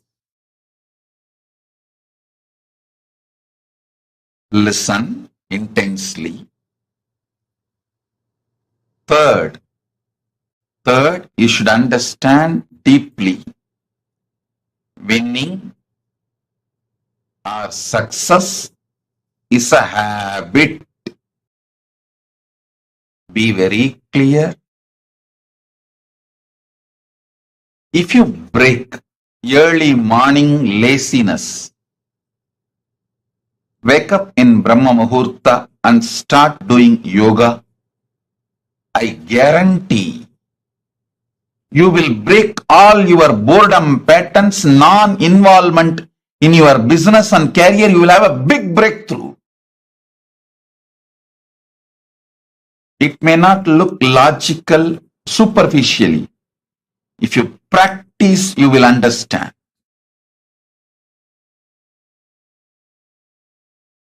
Success is habit. A person who wakes up in Brahma Muhurta, does yoga, develops the habit of success inside them, the will persistence overpowers you, then your tiredness, boredom, the toxic non-involvement, victimhood, whining, all those patterns. Nattukoti Nagartha, Chettiars, Saiva Velalars, the Shaivite, Adishaivite tradition, community people. All these communities have a religious habit of teaching. I have seen my grandfather every day, end of the day, he will see the accounts and take the money, 10% separately and keep it for charity and the temple work, temple related charity. I tell you, this actually made him not only richer, this actually made him feel so good about himself. He was able to break so many patterns because end of the day he knows whatever he makes is going to go for some good work. Listen, feeling good about yourself, your purpose, your existence brings tremendous healing, strength, energy, power inside you. That is what is the source of invincibility.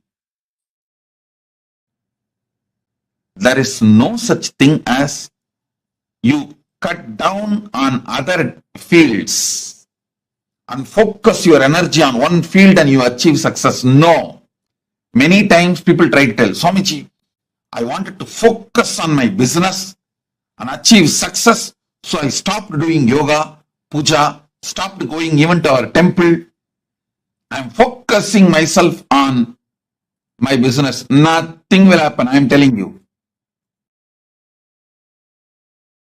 I am telling you, nothing will happen. Success is habit. It has no other shortcuts. If you are breaking the pattern of morning laziness, tiredness, and start doing yoga, you will break all patterns of non-involvement and you will develop your relationships in a best way. You will develop your business in a great way. You will have enough time for your spiritual practices, visiting temple, volunteering, doing seva, everything. Listen.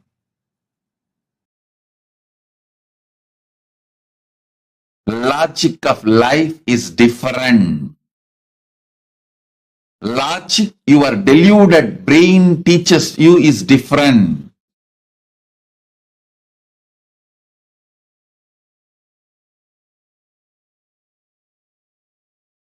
I have always seen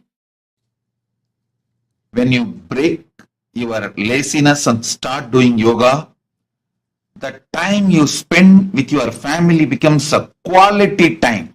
You precisely know how to engage with each one and how to inspire each one. Understand?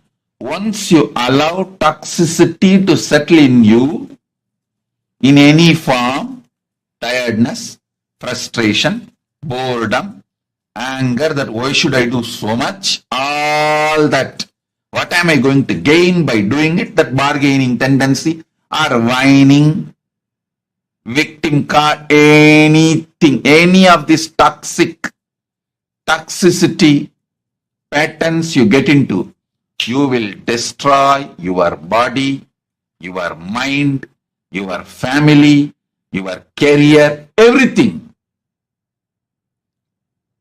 If you break one pattern and decide to be active with temple, any one health, you will see that you are breaking all the other patterns. So success is not lottery. Winning is not lottery. Success or winning is habit.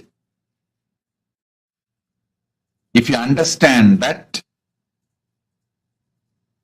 you will do naturally the morning yoga. You will have enough quality time to connect with your family and strengthen the relationships. You will have a quality time to build your teamily. You will know, see, when you enrich people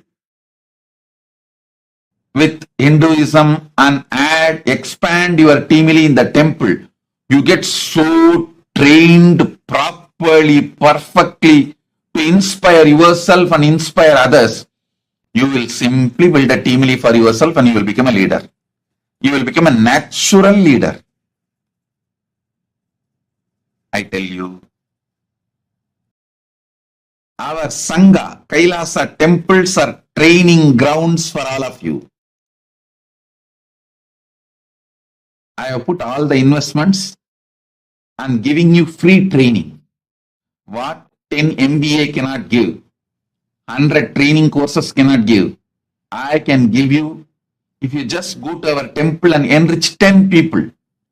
Start talking to 10 people and enrich them, bring them to PSM or temple and connect, expanding the temple activities. I'll give you experience of more than 10 any training workshops. Because what I do is a hands-on training. When you start talking to others, enriching others, answering their questions, you will have clarity and you will suddenly feel inspired You will have so much of energy. That energy of invincibility will start oozing in you. Understand, success is habit. If you are successful in morning yoga, you will be successful in building Sangha, you will be successful in building your family, you will be successful in building your career, you will be successful in building your spiritual practice, everything. Success is habit. I have seen in our Sangha, the active heads make everything successful around them. Health, family, wealth, career, everything they make it successful. People who try to bargain, negotiate, bring all toxicity, whining, victimhood, whims, all the stupidity. Not only they fail in their temple responsibility, they fail in family, health, career, everything. Success is lifestyle. Success is habit. Either you expand or you shrink. People who are not able to make this great knowledge to the next generation and expand the teamily, you are going to shrink. It is not that like you will be stable, stagnant. Oh, let the kids do what they want, I will do what I want. No, that doesn't work in the life. Slowly, you will also start losing trust on these great principles. Either you get inspired, start taking this Hinduism to everyone, so you will teach for your kids also. You will also be more and more enriched, active, strong, feel that energy of invincibility. If you don't teach for others, your friends, family, or your teamily, with your colleagues, your office, people whom you meet in your everyday life, if you are not going to teach them, enrich them, you will not enrich successfully your kids, next generation, and same way you will not even enrich yourself.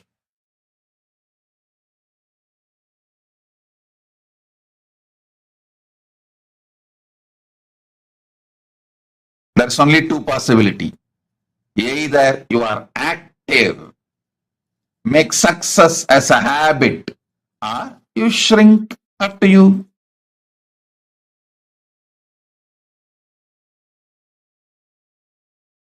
So understand the three important components of Ajeyatva is: first, never question the pati. Next, make sure you understand this great principle of success is habit. Success is habit. It is not just like a lottery, one-time incident in one thing. Success is habit.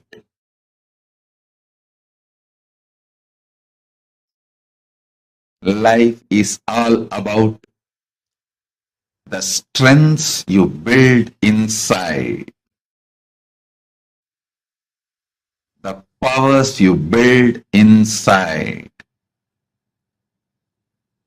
the identity you build inside, the consciousness you build inside. So outer life is just expression of the strengths you build inside.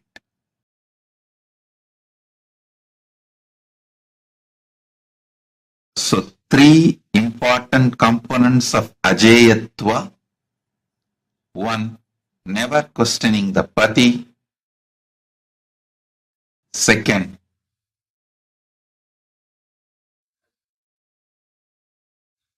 making success as a habit. in every field, in every level, in every action, in every aspect, in every dimension of your life.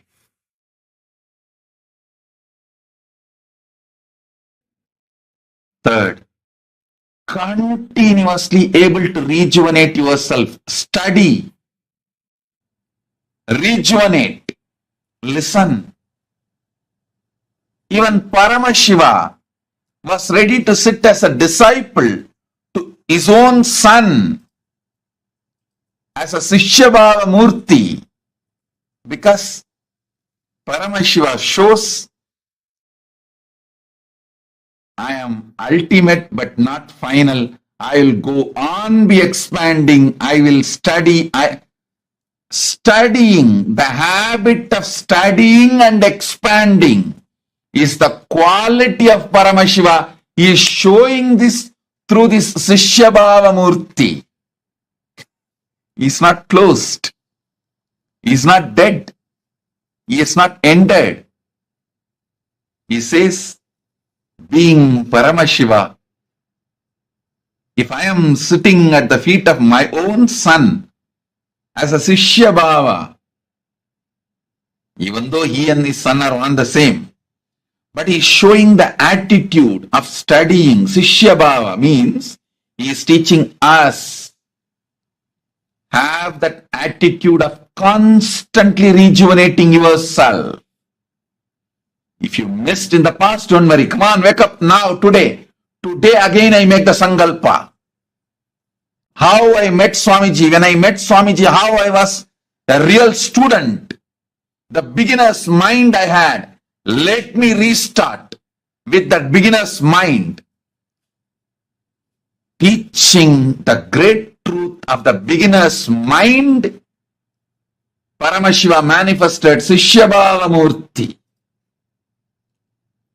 Sishyabhava Murti is the symbol of beginner's mind. If you are choosing beginner's mind today, raise your hand. I am here to bless you with Ajeyatva.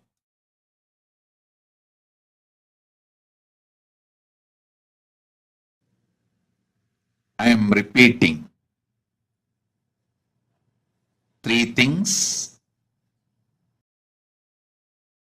3 important components for Ajeyatva. 1. Never question Pati. 2nd, always decide to rejuvenate yourselves. Keep that beginner's mind as a lifestyle. You have failed does not mean you are a failure. How you came to me as a devotee disciple in the beginning with the beginner's mind, learn to rejuvenate, refresh that beginner's mind. Decide to rebuild. 3rd, important truth. Success is habit. If you raise your hands for all these 3 truths, I am raising my hands to initiate you, to give you Ajeyatva, invincibility.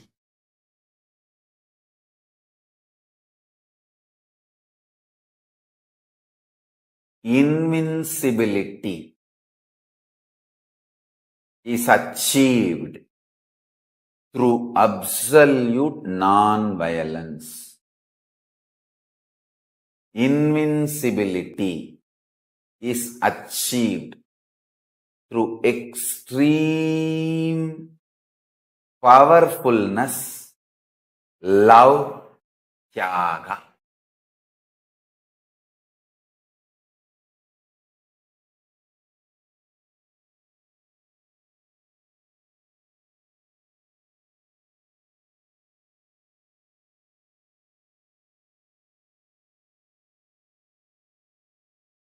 all suffering, all guilt, all pain, hurting others or hurting you is violence.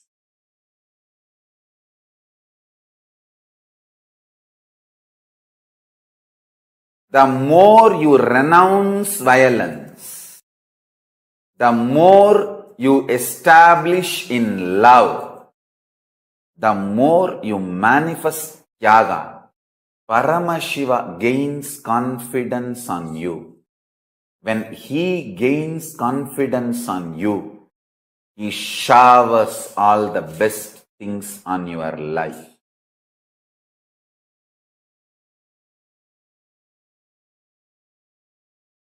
I tell you.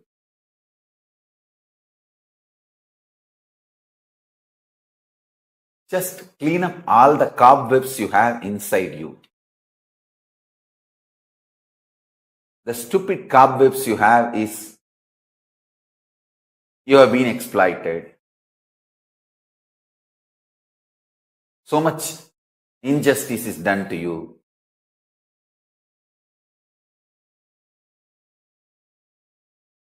People have cheated you. People have abused you. World has exploited you. I tell you.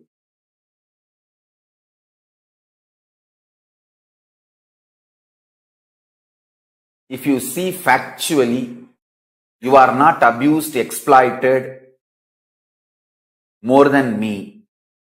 How much I have been abused, how much of injustice has been done to me, how much of attacks have been done to me, you have not suffered more than that, anybody. But be very clear. The so-called social facts, ideas, external happenings are different.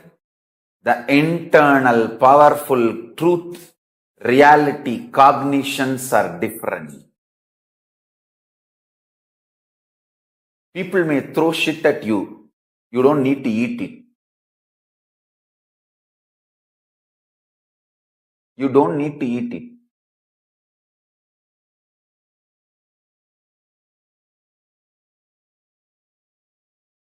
it. Yes, people may be responsible for throwing shit at you, but you are responsible for eating it.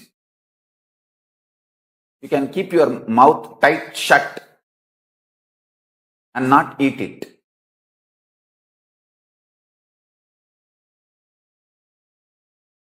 I am telling you,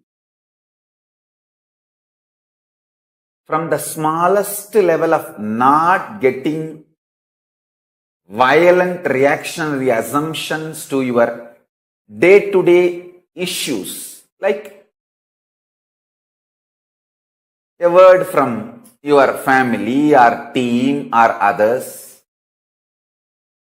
or even not just word, your idea, hey, this fellow has anger, violence on me, he is destroying my career, she is destroying my life, she is destroying my income, he is destroying my family.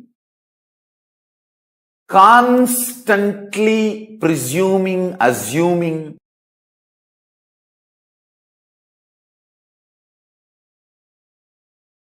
and constantly deluding yourself by thinking too much about your enemies and people who have enmity towards you, and you really think that they have too much of power, they can do too many things to your life, which is not true.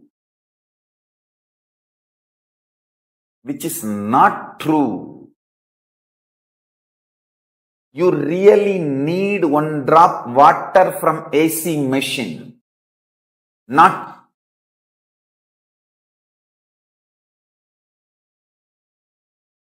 machine guns or weapons to kill your enemy. You don't need machines and weapons to kill your enemy. You just need one drop water from leaking AC machine to wake up from your stupid dream, delusion. Understand? this great blessing and stability comes from intense feeling connection with the Guru. The sincerity to Guru makes you absolutely sincere to life positivity. See what I am? I am just extreme life positivity. In every situation, how can be life positive? How can be life positive? How can be life romantic, life loving, life intense, life sweet, life intimate, life passionate, life manifesting? In every moment, I will only look in that direction.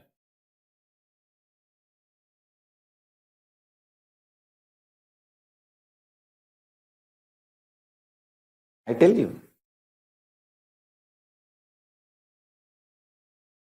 How, when I remember Arunagiri Yogeshwara, he puts a wide smile on my face. Same way, each one of you put a sweet white smile on me. Arunagiri Yogeshwara, for giving the best things. He puts wide smile on my face.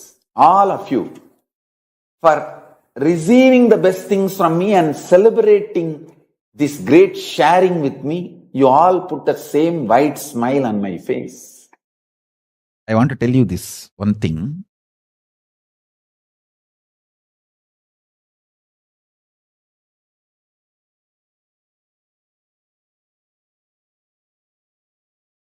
Raghupati Yogi is a great yogi. Very rare to see is bhakti dimension.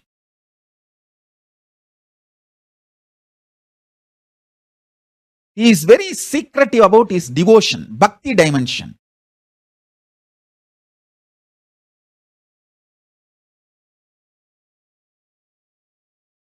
Once he and me, we both went to my aunt's village. He took me to a temple which is in my aunt's village. That village is called Kuvanur.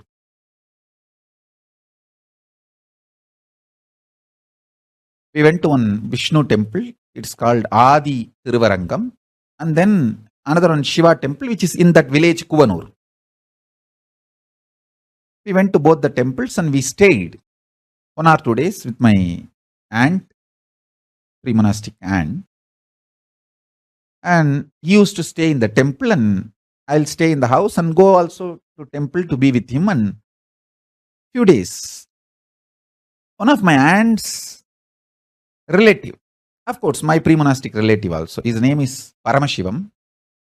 He had 2 wives. One wife is from Tiruvannamalai. First wife did not have a child, so they did a second marriage. In those days, it's a tradition. When first wife doesn't have a child, they will have a second marriage done. But after the second wife came and second wife gave birth to a child, first wife also gave birth to a child. So they both lived happily. That's not a big problem. Maybe small little, some problems will be there, usual, the household issues, but there is no big issue. They both lived in the same house. But the second wife is a very sweet person. She will always keep herself very happy and very matured and such a welcoming way, not only for her husband, for the whole family.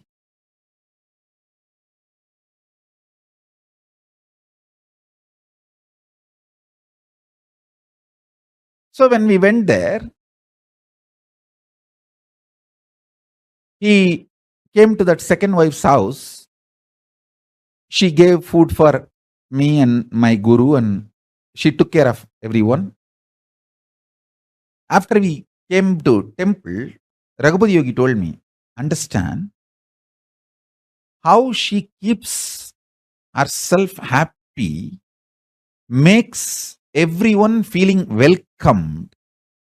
Keep your heart like that same way for Paramashiva. Always make sure you are the second wife for him, who is waiting for him to come to your heart to reside.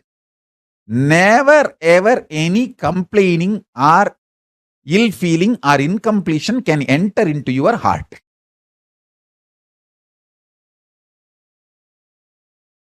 He gave a very beautiful example. It's very rare Raghupati Yogi talks about bhakti because he is a great yogi. I have heard only the teachings of yoga from him. Very rarely I heard the teachings related to bhakti. This was very beautiful and strong instruction.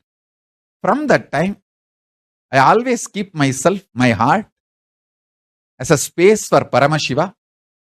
When he comes, no questions asked. It's a place where he enjoys. I am in absolute peace, bliss, joy, just to make Paramashiva feel welcomed in my heart. The saucha of the body means cleanliness of the body, hygiene of the body. Santosha of the heart, both to invite Paramashiva, welcome Paramashiva, and for him to be happy, blissful. Listen, I'll give you the precise technology now. Sit and pen down 25 incidents in your life when you flared up, you questioned Paramashiva, Guru, you questioned the Pati. Pen down those incidents. Decide ferociously never to question Guru, but to question the soul, bound soul, and the patterns, bondages. With this powerful cognition, complete all the 25 incidents. And if you question the bound soul and the patterns, how the solutions will flower, start manifesting that. Today's homework is this only. Make Subramanya consciousness to receive Sarvajnanotrahama.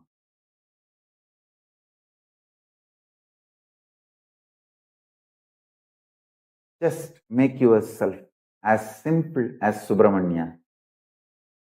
You will manifest it. You will manifest Paramashiva. Whatever Paramashiva gave it to Subramanya, you will receive that.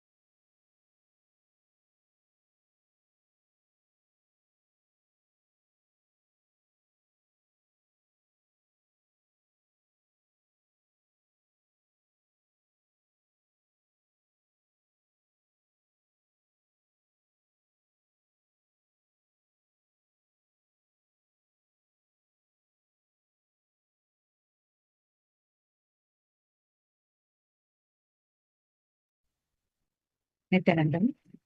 Now, what we all just listened to is most important revelation for today's message. can I request all of you to post what are the 3 statements for success? Can I request each of you to post? This is something very, very, very important. As this will change your very understanding, the very idea you carry about success, the very idea you carry about life, how success happens to you, everything changes with this one revelation from Swamiji. Can I request all of you to please post what your understanding is?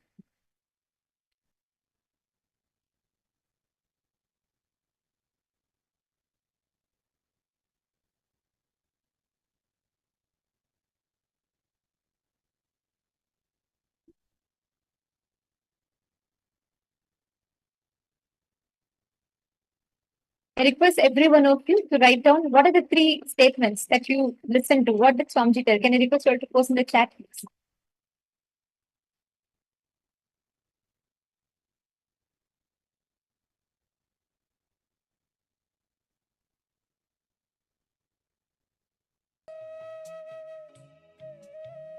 Okay, I'm going to be telling the 3 statements that Swamiji said, like Swamiji beautifully revealed. These are the 3 sacred secrets, powerful stepping stones for you to experience success. The first and foremost thing in this, never question the Pati. No matter what happens, never ever question the Guru, question Paramashivoham. This is the first most important cognation, most important statement for being invincible. Second, KAILASA Sanadya has posted, success is a habit. And third, keep a beginner's mind. Yes, that's perfectly right. Thank you so much, KAILASA Sanadya. All the 3 statements are right. The first, do not question the Pati. No matter, even if you feel you are in the worst of the worst situation, no question of questioning the Guru. Second, success is a habit. Success is a lifestyle. Third, keeping a beginner's mind ready to restart. At any point, start from the scratch, ready to learn. Be as that student, be in that beginner's mental state. When you have these 3, you'll be successful forever. This is the secret mantra, secret key, secret recipe, whatever you want to call it as. 3 most important secrets, the cognitions you need to have to be successful and invincible forever. We have actually many important sessions to cover. Let us take a few minutes and we are going to do this workshop immediately. I request all of you to sit now. You need to have this inner space inside of you to be able to receive the initiation today. Manifesting Subramanya's inner space inside. Whatever Paramashiva gave to his own son, Subramanya, Bhagavan, Durga, Subramanya, you are going to be receiving that today. For this, first, let us understand, cognize, and let's have the inner space of Bhagavan's.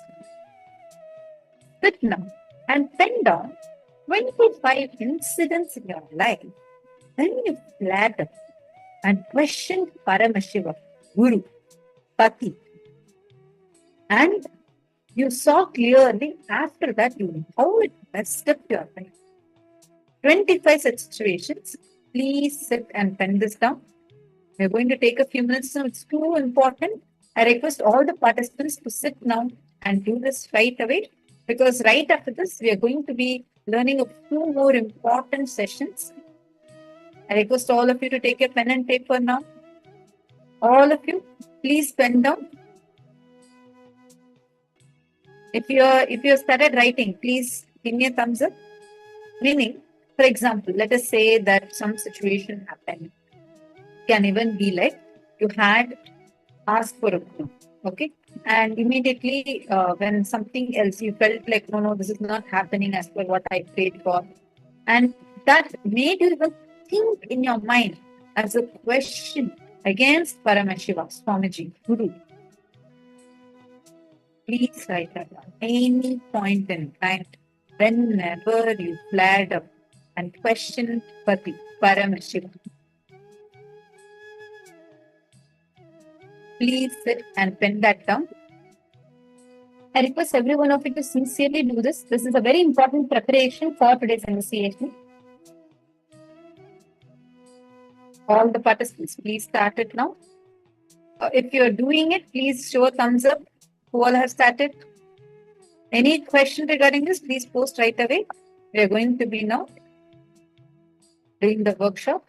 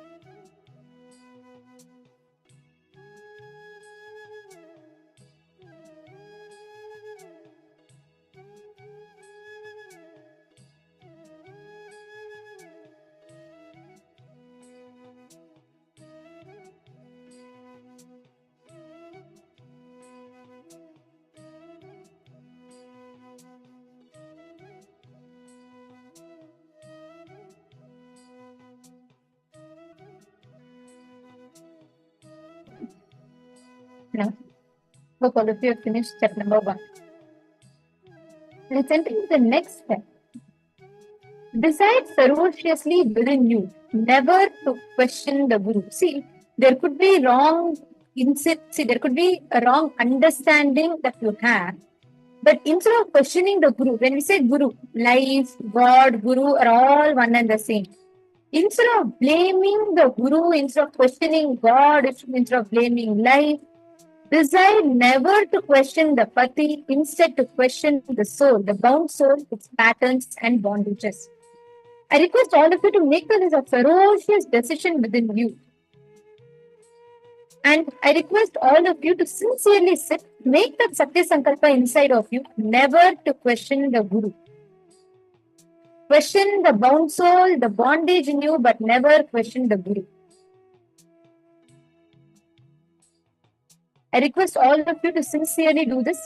Please sit, take a ferocious decision, declare it, and decide you will never question the Guru.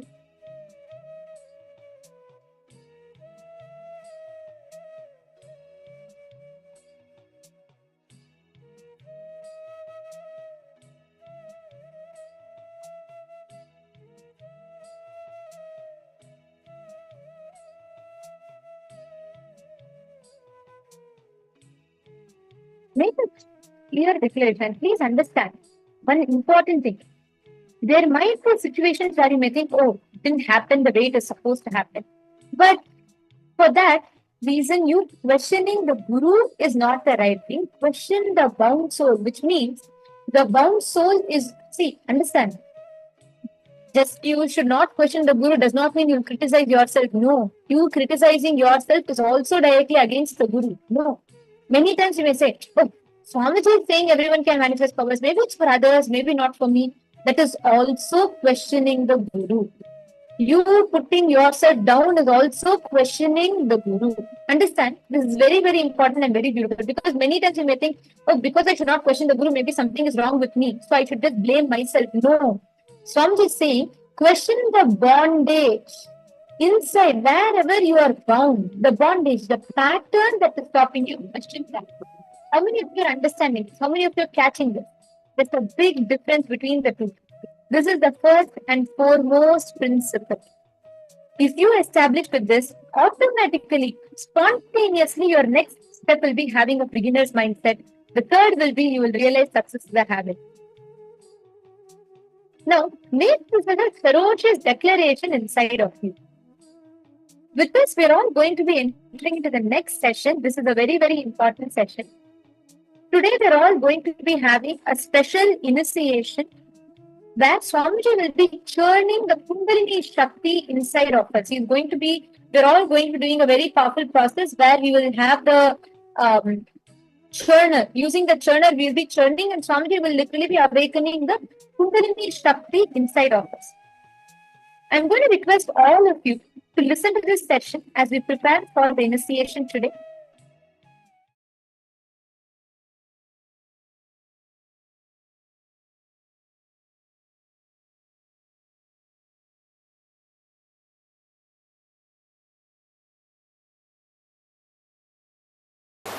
Have you heard the story of churning of the Milky Ocean in Hindu tradition? How many of you heard that story? How many of you have not heard? Raise your hand. Oh, there are enough. So I'll tell the story again. In Hindu tradition, we have a story that in the Milky Ocean, the nectar is there. It's like from milk, how the butter is churned out. Same way the nectar is available in the Milky Ocean, but you need to churn it out. So when the nectar comes out, whoever drinks that nectar will become immortal. So all the gods, devas, the demigods, all of them wanted to have that nectar. But unfortunately, the poor guys, they cannot churn the ocean by themselves. They need the help of demons also.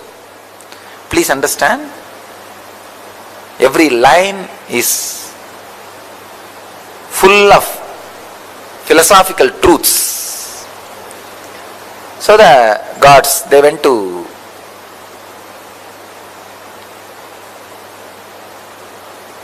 ask for the help of demons. Usually both of them always fight with each other. But the deal was struck that when the nectar comes out, off 50-50 share. So then because the share they agreed, after all they are brothers. Both of them have decided, alright, we will do it together. Then both of them go to their father, Brahma, ask Brahma, creator, we both have decided to churn the milky ocean and get the nectar out. Brahma was delighted and excited. Oh God, I have never seen both teams coming together. It is always an headache for me. One will come and snatch some boon from me and go and torture the other one. The other one will come and complain and take some other boon from me and go and torture the other one. This is a whole day is same work. First time both of you guys have come. Great. What do you want from me? They asked, we want your help and suggestion and guidance. How to go about? He said, you need the Shivas on which Shiva is sitting, the Meru hill, and on which Vishnu is lying down, the Vasugi, Adisesha, snake. You need the hill, Meru, Kailash as a spindle, and snake, largest snake in the world, on which Vishnu is lying down, the Adisesha as a rope. These guys thought, oh God, that's too much. How to go and ask? Brahma says, no, go and ask both of them, they will give you. It's not a problem at all. But they were not able to, these demons and demigods are not able to trust the Shiva and Vishnu. They directly went and struck a deal with the Kailash hill and the snake. They said, you guys come, cooperate, you will have one share of nectar. Finally, without the Shiva's blessing, Kailash came. Without the Vishnu's blessing, snake also came. And they started the churning. And the Kailash is the spindle, the snake is the rope, and one side the demons, other side the demigods. Even before starting the churning, the fight started. Who will be in the head side? Because head is always special. God said, we only will be in the head side. Demon said, no, we will be in the head side, you be in the tail side. Finally, somehow Brahma intervened and advised, hey, allow the demons to be near the heads. Anyhow, they agreed. The demons were near the head and demigods were in the leg, feet, in the tail side.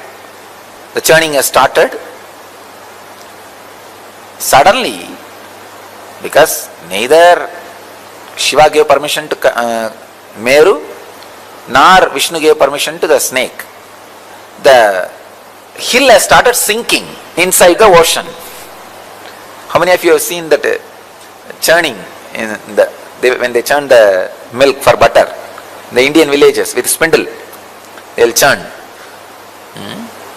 The same way the churning has started. One side demons, one side gods, and it has started sinking, that spindle. Now big problem, what to do? They ran to Shiva. Shiva is just in Samadhi, nothing can be done. They ran to Vishnu. Vishnu thought it's too much, because not only that spindle is sinking, it is dragging the whole crowd inside the ocean, because all these guys are holding that rope. When that is sinking, naturally what will happen? The whole world is sinking and there will be no population, no fun. What to do? Vishnu is supposed to be a protector. He rushes and he becomes a huge tortoise and lifts that spindle and holds that spindle on his back so that they can continue the churning. The hill will not be drowning and the people will not get drowned. Because he is a protector, he has to protect. So, Brahma created the chaos, Vishnu is protecting the chaos, the churning is going on. So many things came out. Like a kalpa vriksha, tree which gives whatever you want. Parijata, the eternal smelling flowers. Parijata, kalpa vriksha, ratna singhasana, shining throne, and chintamani griha, the house of diamonds, and everything, all the celestial things, all the Ujjaisravas, that horse, Airavata, elephant, and Shamantaka, the most powerful and valuable jewel in the world. But all these things came out. Parijata, Kalpavriksha, Chindamani Graha, and Airavata. Airavata is the four tusk elephant. 4 tusk, not 2. So all these celestial things came out. And the funny part is, when all these things came out, each one went and grabbed. It's mine, it is mine, it is mine. When Parijata came out, Indra went and grabbed. When Kalpavriksha came out, Kubera went and grabbed. When Shanganidhi, Padmanidhi came out, again Kubera grabbed. And when Ujjaisravas, the horse came out, Asuras, Rakshasas grabbed. When the Ramba Menaka Urvasi came out, Indra grabbed. When finally Lakshmi came out, the wealth, energy itself, then Vishnu grabbed. When the Akshamala, the Rudraksh Japamala and Kamandalu came out, Brahma grabbed. When all the useful things came out, everybody grabbed. It is theirs, theirs, theirs, theirs, they all grabbed. Unfortunately, that snake has become completely tired. These fellows went on churning, did not bother to feed that snake, poor snake. And that fellow, so tired, he just vomited poison. See, when they were churning, the hill was sitting on the tortoise back. That lot of friction, heat, intense heat was created. When this fellow vomited the poison, it went and exactly hit that heat, and poison heated. That is what is alagala. It's not a cold poison. Cold poison will not spread and do damage. The heated poison will spread even in the air and start killing people. The first air pollution, chemical attack, or I can say first chemical mishappening.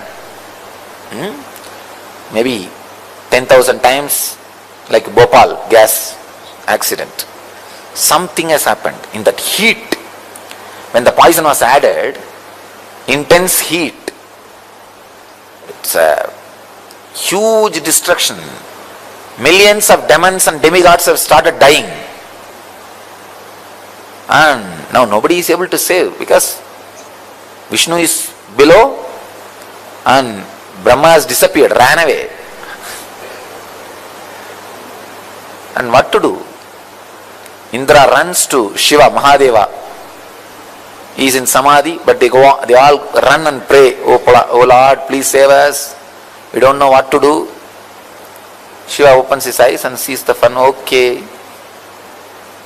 He comes down. After all, he is embodiment of compassion. He collects the whole poison just in one bowl and drinks it. Devi was frightened. Oh God, how will you handle? If something happens to you, what will happen? So she holds the neck of Shiva the poison just forms a blue color and stays in the neck itself, throat itself. Then the nectar came out. The moment nectar came out, the fight started between demons and demigods, gods and demons. And went to the demons and said, demons were holding the pot. She said, give that pot to me, I will distribute everybody. They trusted her and gave the pot, and Vishnu disappeared with the pot. And he made all of them to stand in one line. So he started distributing first to the gods. And poor demons are standing in the line, thinking that they will also get it. But two demons came in the form of gods and stood in the queue and tried to steal the nectar. Somehow they got and put it in the mouth. When Vishnu saw that, he sent his disc and cut the head. That too only a Ragu and Kedu, trying to swallow, but they have not swallowed. They have not become immortal. Finally all the gods got the nectar and became eternal, and demons without getting the nectar, and not only the tiredness of that hard work churning, they all died and disappeared. This is the story. Now the philosophy part. See, the spindle, understand one by one. The spindle is the unclutching technique. Your body is the milky ocean. Good thoughts are the gods, and discouraging, depressing thoughts are the demons. When you start unclutching, see, unclutching is the Kailash hill. That is the Kailash hill. Unclutching is the technique. When you start unclutching, for a few moments you will see all joyful, relaxed, blissful mood, good thoughts, courageous, encouraging. Within 5 minutes you will see depressed. No, impossible, I can't do this, all foolishness. Who will know? Who knows what will happen? The discouraging, that is means demons are pulling. When the discouraging things are going on in you, demons are pulling. When the encouraging things are happening, gods are pulling.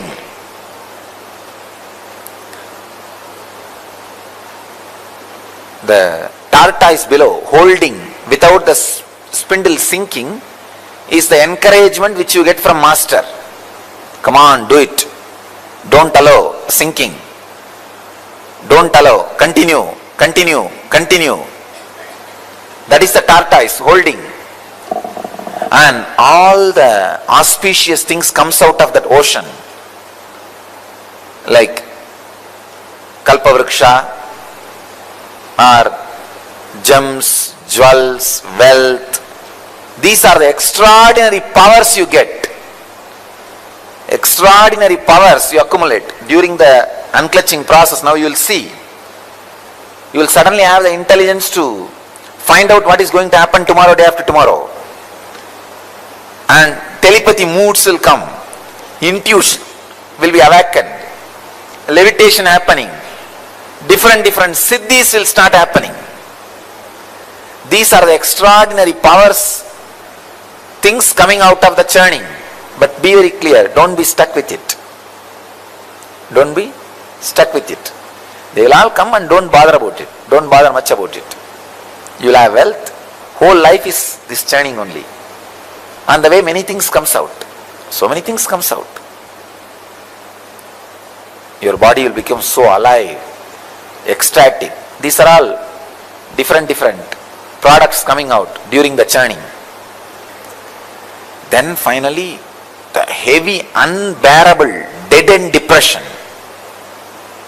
That is what is alagala visha, alagala poison. Deep hatred towards everything, including master. Unable to trust anything.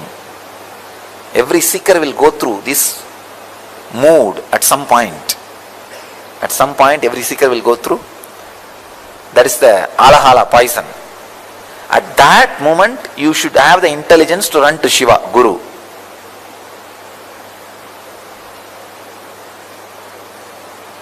Then Guru swallows it, digests and clears it.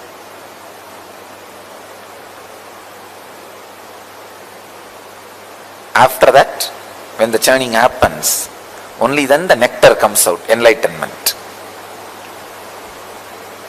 Even when the enlightenment comes, some of the demonic thoughts will try to become immortal in you. But protector, Vishnu will take care. The Guru's grace is Vishnu. Guru is Shiva, Guru's grace is Vishnu. He will take care that demons don't become immortal. So all the good sacred sentiments you had will drink the nectar and become immortal. And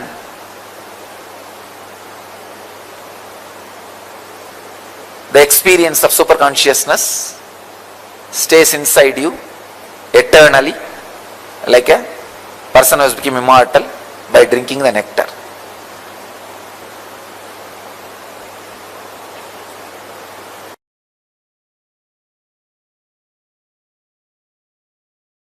All of you take your mattu and keep it in front of you. Hold. See, you have to hold upside down, means that mattu top part should come down. Yes. The top part should come down. You should hold like that. Listen carefully. Listen carefully and intensely. You should cognize your spinal cord, your Merudanda is the mattu you are holding in the hand. Listen. The mattu you are holding in the hand is your Merudanda, your spinal cord. I'll connect your Merudanda and spinal cord. See, the cosmic spinal cord is Merudanda. Your spinal cord will now become cosmic spinal cord. And I'll connect your Merudanda with intense Kundalini Shakti. I'll explain step by step. The first thing you need to know is extreme non-violence. Paramashanta Swarupa. Then it is in extreme non-violence. The cosmic energy will start flowing in you. You will be in tune with cosmic energy. Listen. It is very easy to brainwash human beings become terrorists because man basically is violent, angry. If you just convince his logic,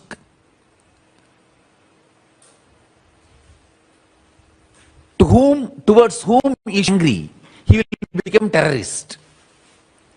But making you realize the non-violence and ahimsa is the real job. Understand? Making you realize the non-violence is the greatest job. Very easy to make a man terrorist. Because making a man terrorist is too easy. Brainwashing a man to become a terrorist is too easy. But here, in Hindu Gurukul, we make you completely non-violent. Pure ahimsa, paramashanta swarupa. Listen. People ask me, oh, don't we need little bit of violence to defend ourselves? Listen. All my Gurukul kids, I am not making you human being, I am making you divine being. Divine beings don't need violence. You are protected by Kala. You don't need violence. All my kids, be very clear. All my kids whom I am initiating you now with the power manifestation signs, listen carefully. All of you do not need any violence. I am making all absolutely divine being. All of you need only intense Paramashanta Swarupa of Paramashiva's dimension manifesting in you. Even your eyes, anything you see should be blessed. Understand? All my Gurukul kids listen.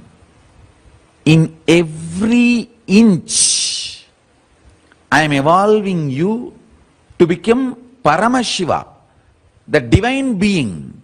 You don't need violence. For example, people tell me, oh, without violence, how we can run an army, how we can protect our country. Understand?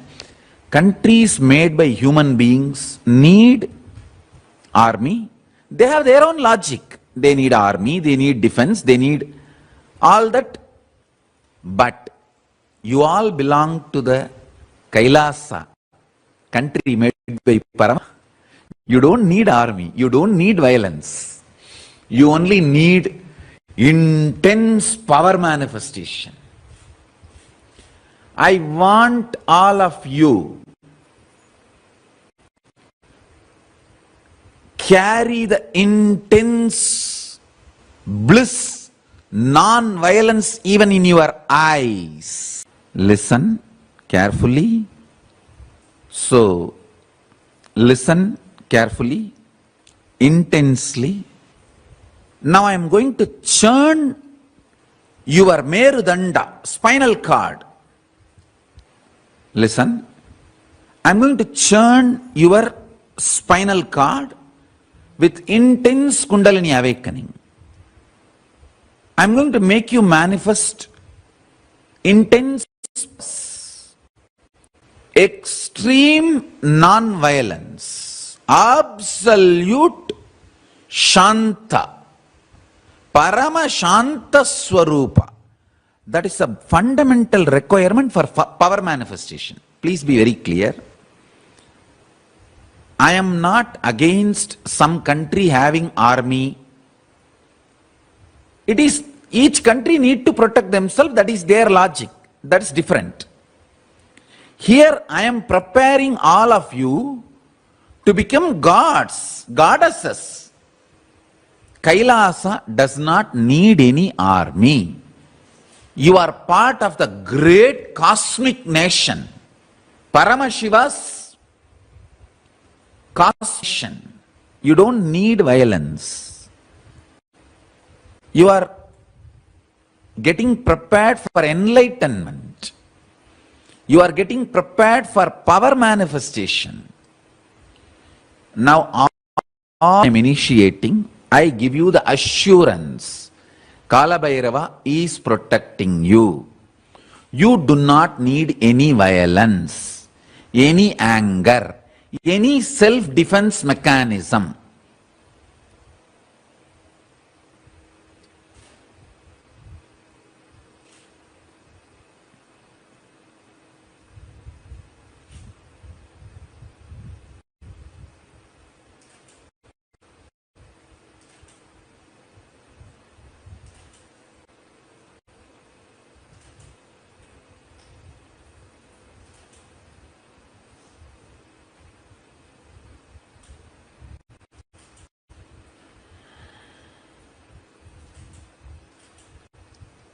All of you listen. Kala Bhairava is protecting you. You don't need any violence. You don't need any anger. You don't need anything to defend yourself or any reactionary assumptions. Just rest in Paramashanta Swarupa, Paramashiva. All the kids whom I am initiating now, listen carefully. This is the boon, powerful cognition I am giving it to you. If you want to test the power of this powerful cognition, this is a powerful science. The powerful science. Earlier we had kids growing the rose plants without thorn. Now start again. You cannot touch the plant. Sit next to the plant and tell, Paramashiva has blessed me. I am protected by Kala Bhairava. I don't need violence. Praying to Kala Bhairava, connecting with Kala Bhairava, I give you Abhaya. You are protected by Kala Bhairava. You don't need any defense. Drop the thorn. Power of your cognition. The plants will drop the thorn. There you can test the power of the initiation I am giving you now. This is the first step. Understand cheap people. Aim of defense. Justify their violence and anger which actually kills them. All of you are Subramanya, prince and princess of Paramashiva. You don't need any defense. Paramashiva is protecting you. Kala Bhairava is protecting you. Don't worry. Only cheap people need their own defense. Actually, they don't need defense, but they justify their violence with the idea that they need to defend themselves. Forget about all of that. All Gurukul Balasans, you guys listen. Listen to this very deeply, very clearly, and cognize it. When you cognize non-violence, Paramashiva wakes up in you. Listen. Ekoham Bhagushyamaha. Paramashiva, when he manifests, when one becomes many, first thing he says, let me become many to celebrate me. A non-violent wake from the sleep in this way only. Listen carefully. See, every morning from Samadhi, first thing, why I am waking up? See, in Samadhi I am one. Why I am becoming many? The first thing, I am becoming to enjoy myself. I am waking up for my Gurukul kids who are my own. See, each of you are me becoming many. I just remember, I wake up to celebrate myself, one becoming many, and manifesting me. All my Gurukul kids are me, multiple me. Multiple me is all of you. So listen to each of the statements. I am one in Samadhi. I became many to celebrate myself. Now, first thought I feel why I should wake up is, my kids are waiting. Let me go and see them, initiate them, make them manifest me. So I am one. See, in the deep sleep. So for you guys, sleep, for me is Samadhi. The Samadhi, I am one. I became many to celebrate me. For example, a normal person, he wakes up only violent frightened, remembering his boss, remembering his load, remembering his enemy, remembering his fear.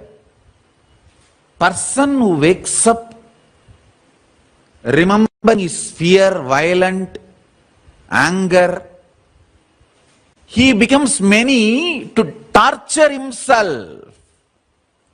Listen to this, all my kids. See, if you develop anger and violence in your life, morning you will wake up remembering only those things. So, one becoming many to torture yourself. You are becoming many to torture yourself. In my life, I became many to celebrate myself, to enjoy myself. Whoever wakes up becomes many to celebrate themselves, they are Paramashivas. So understand, if you become many to celebrate yourself, you are Paramashiva. If you become many and torture yourself, you are demon. All you need to do, just remove violence. If you become non-violent, the moment you wake up, you will remember only the most pleasant people in your life. So those people are nothing but you becoming them to celebrate you.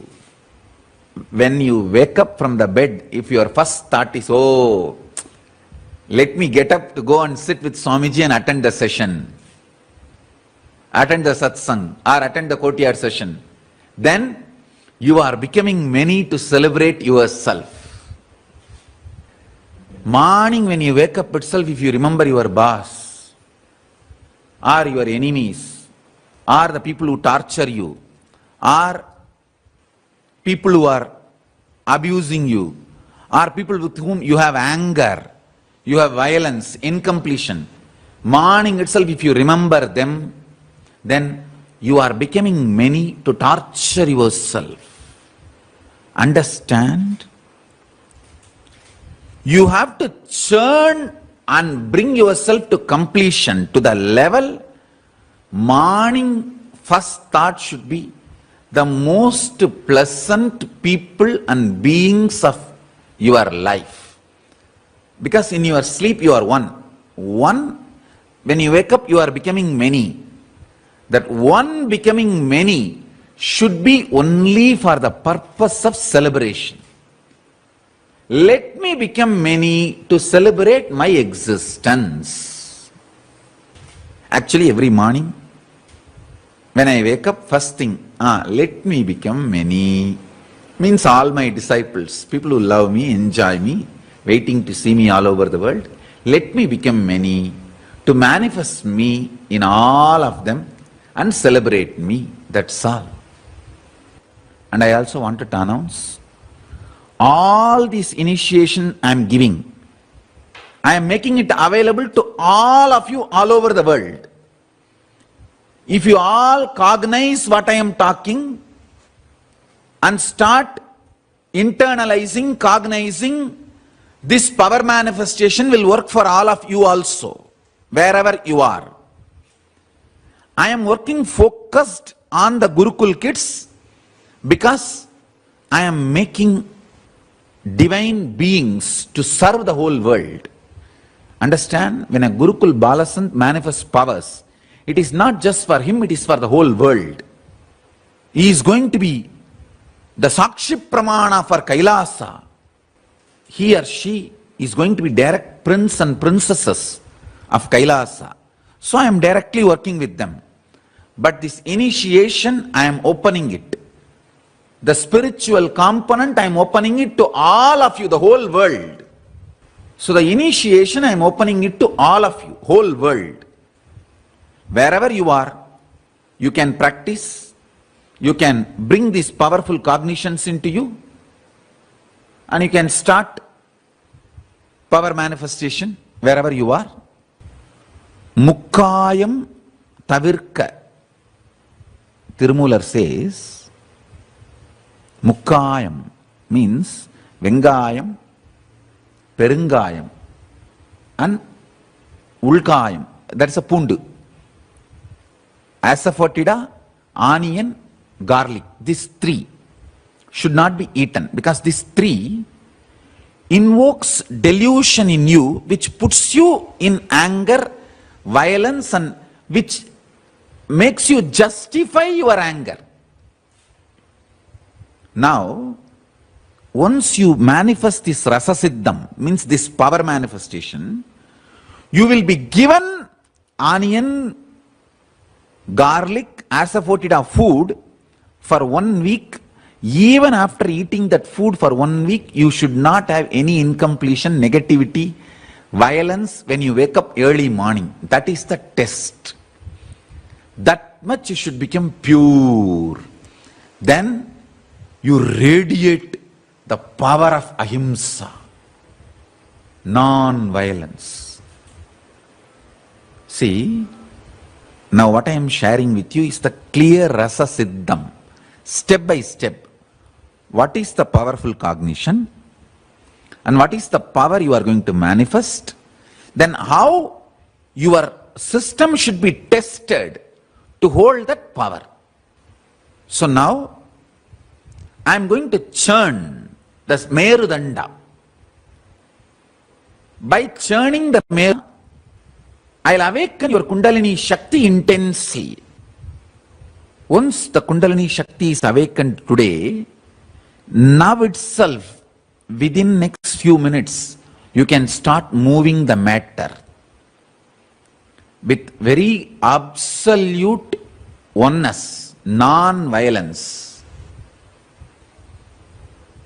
Absolute non-violence and oneness. You tell any matter, I am becoming many. To celebrate myself, you are me, I am you. Come on. Just call, that matter will come towards you. That's all. Now, the first step. Cognize your Merudanda, the mattu in your hand, and your spine is one and the same. Hold that mattu in your hand like this, hold inside, upside down. Sit in Padmasana.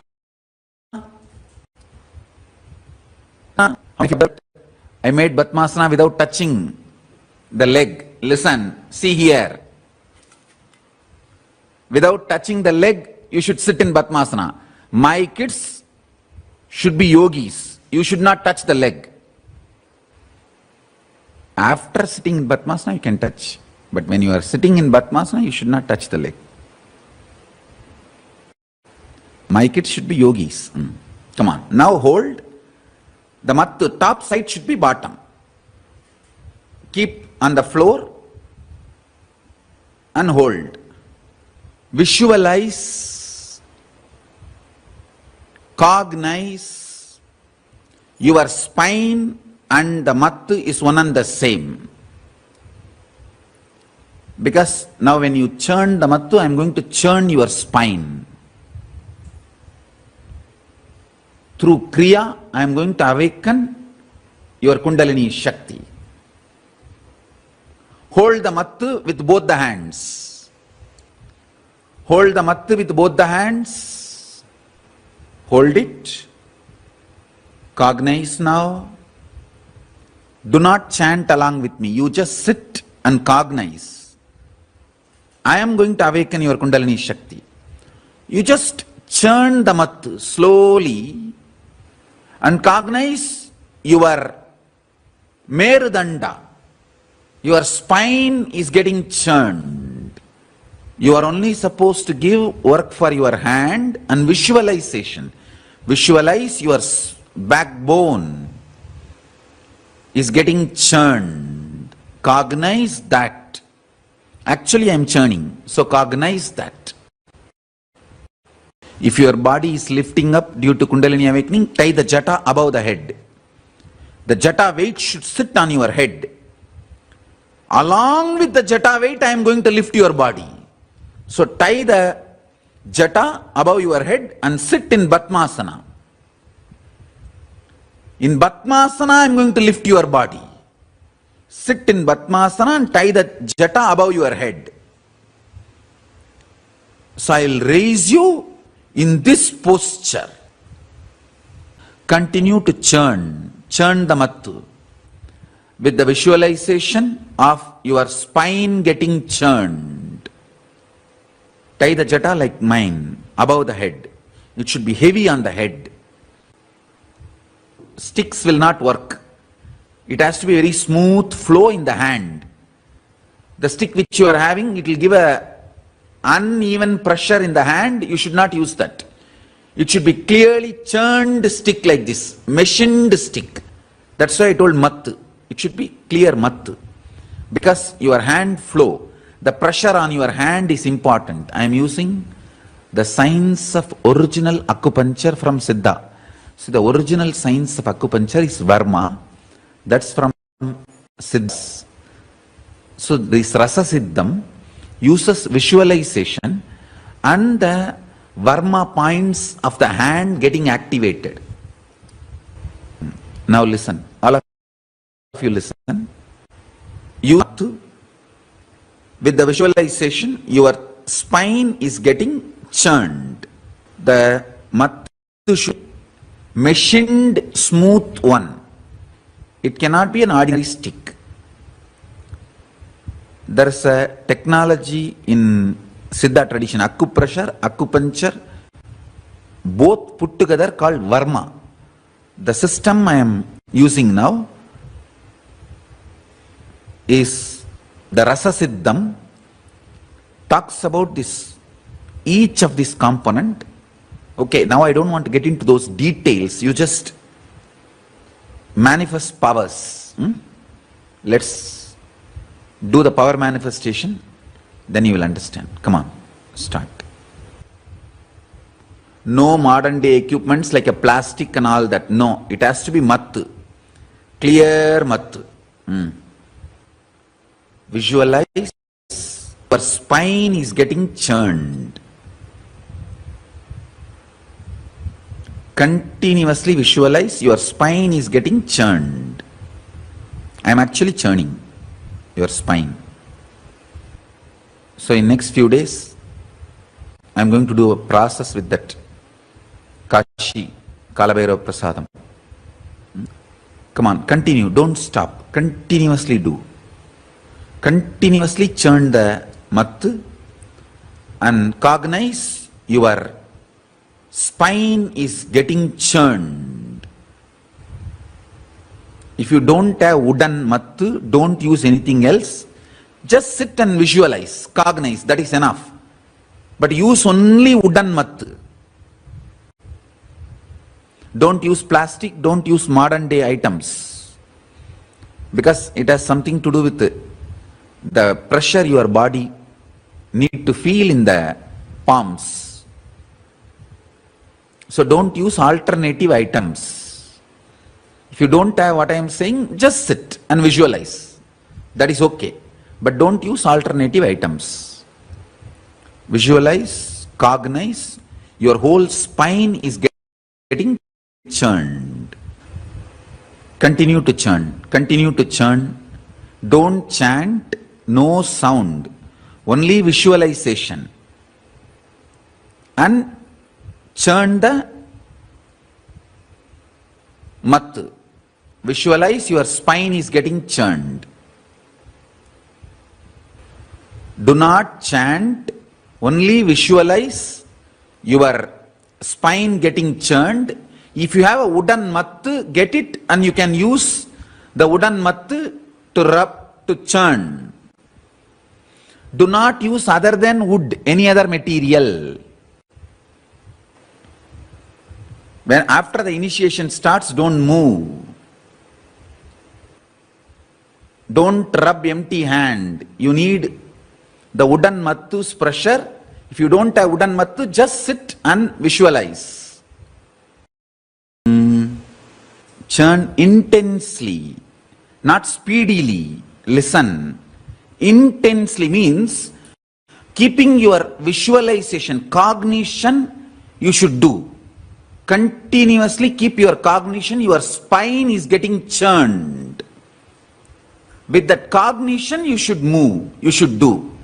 So there will be intensity. The first reaction of your body will be intense joy. But don't slow when the joy starts happening. That is when now the process is starting. Your whole body will feel very orgasmic. Intense joy. Kids will not know what is orgasmic. For kids, it's only a joy. Suddenly the joy and like a smiling laughter. The adults will feel intense ecstasy. When the Kundalini is awakened, the first feeling will be intense joy. For the kids, it will be just ecstasy, joy. For the adults, it will be like a physical intense joy. But continue to churn. Continue to churn, continue to visualize that your spinal cord is getting churned. Cognize it. Churn intensely without giving up on the visualization, cognition. Listen, that cognition, your spine is getting churned is the most important. With that cognition, churn. So do it intensely. No speed. I am not asking you to do it speed. I am asking you to do intensely. Intensely means with that visualization. You can keep your eyes closed or open, no problem. But with that visualization, your spine is getting churned. With that visualization, churn the mattu.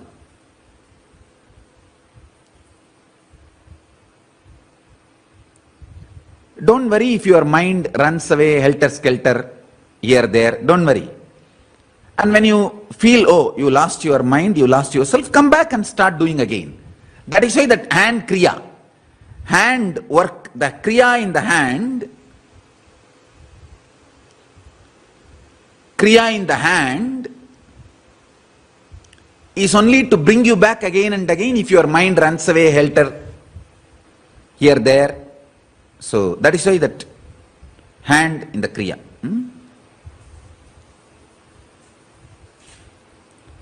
Even if your mind runs helter-skelter, don't worry. When you remember again start the churning. Again start doing. Intensity is what is needed, not the speed.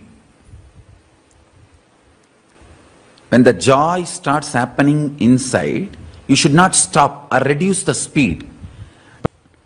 Mattu should be stable on the ground.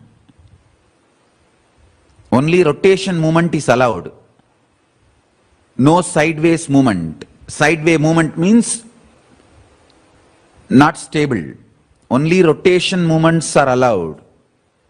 No sideways movements. Now, keep any matter in front of you. Tell that matter, you and me are one and the same. Come near me. Just call with a tremendous friendliness, non-violence, Paramashanta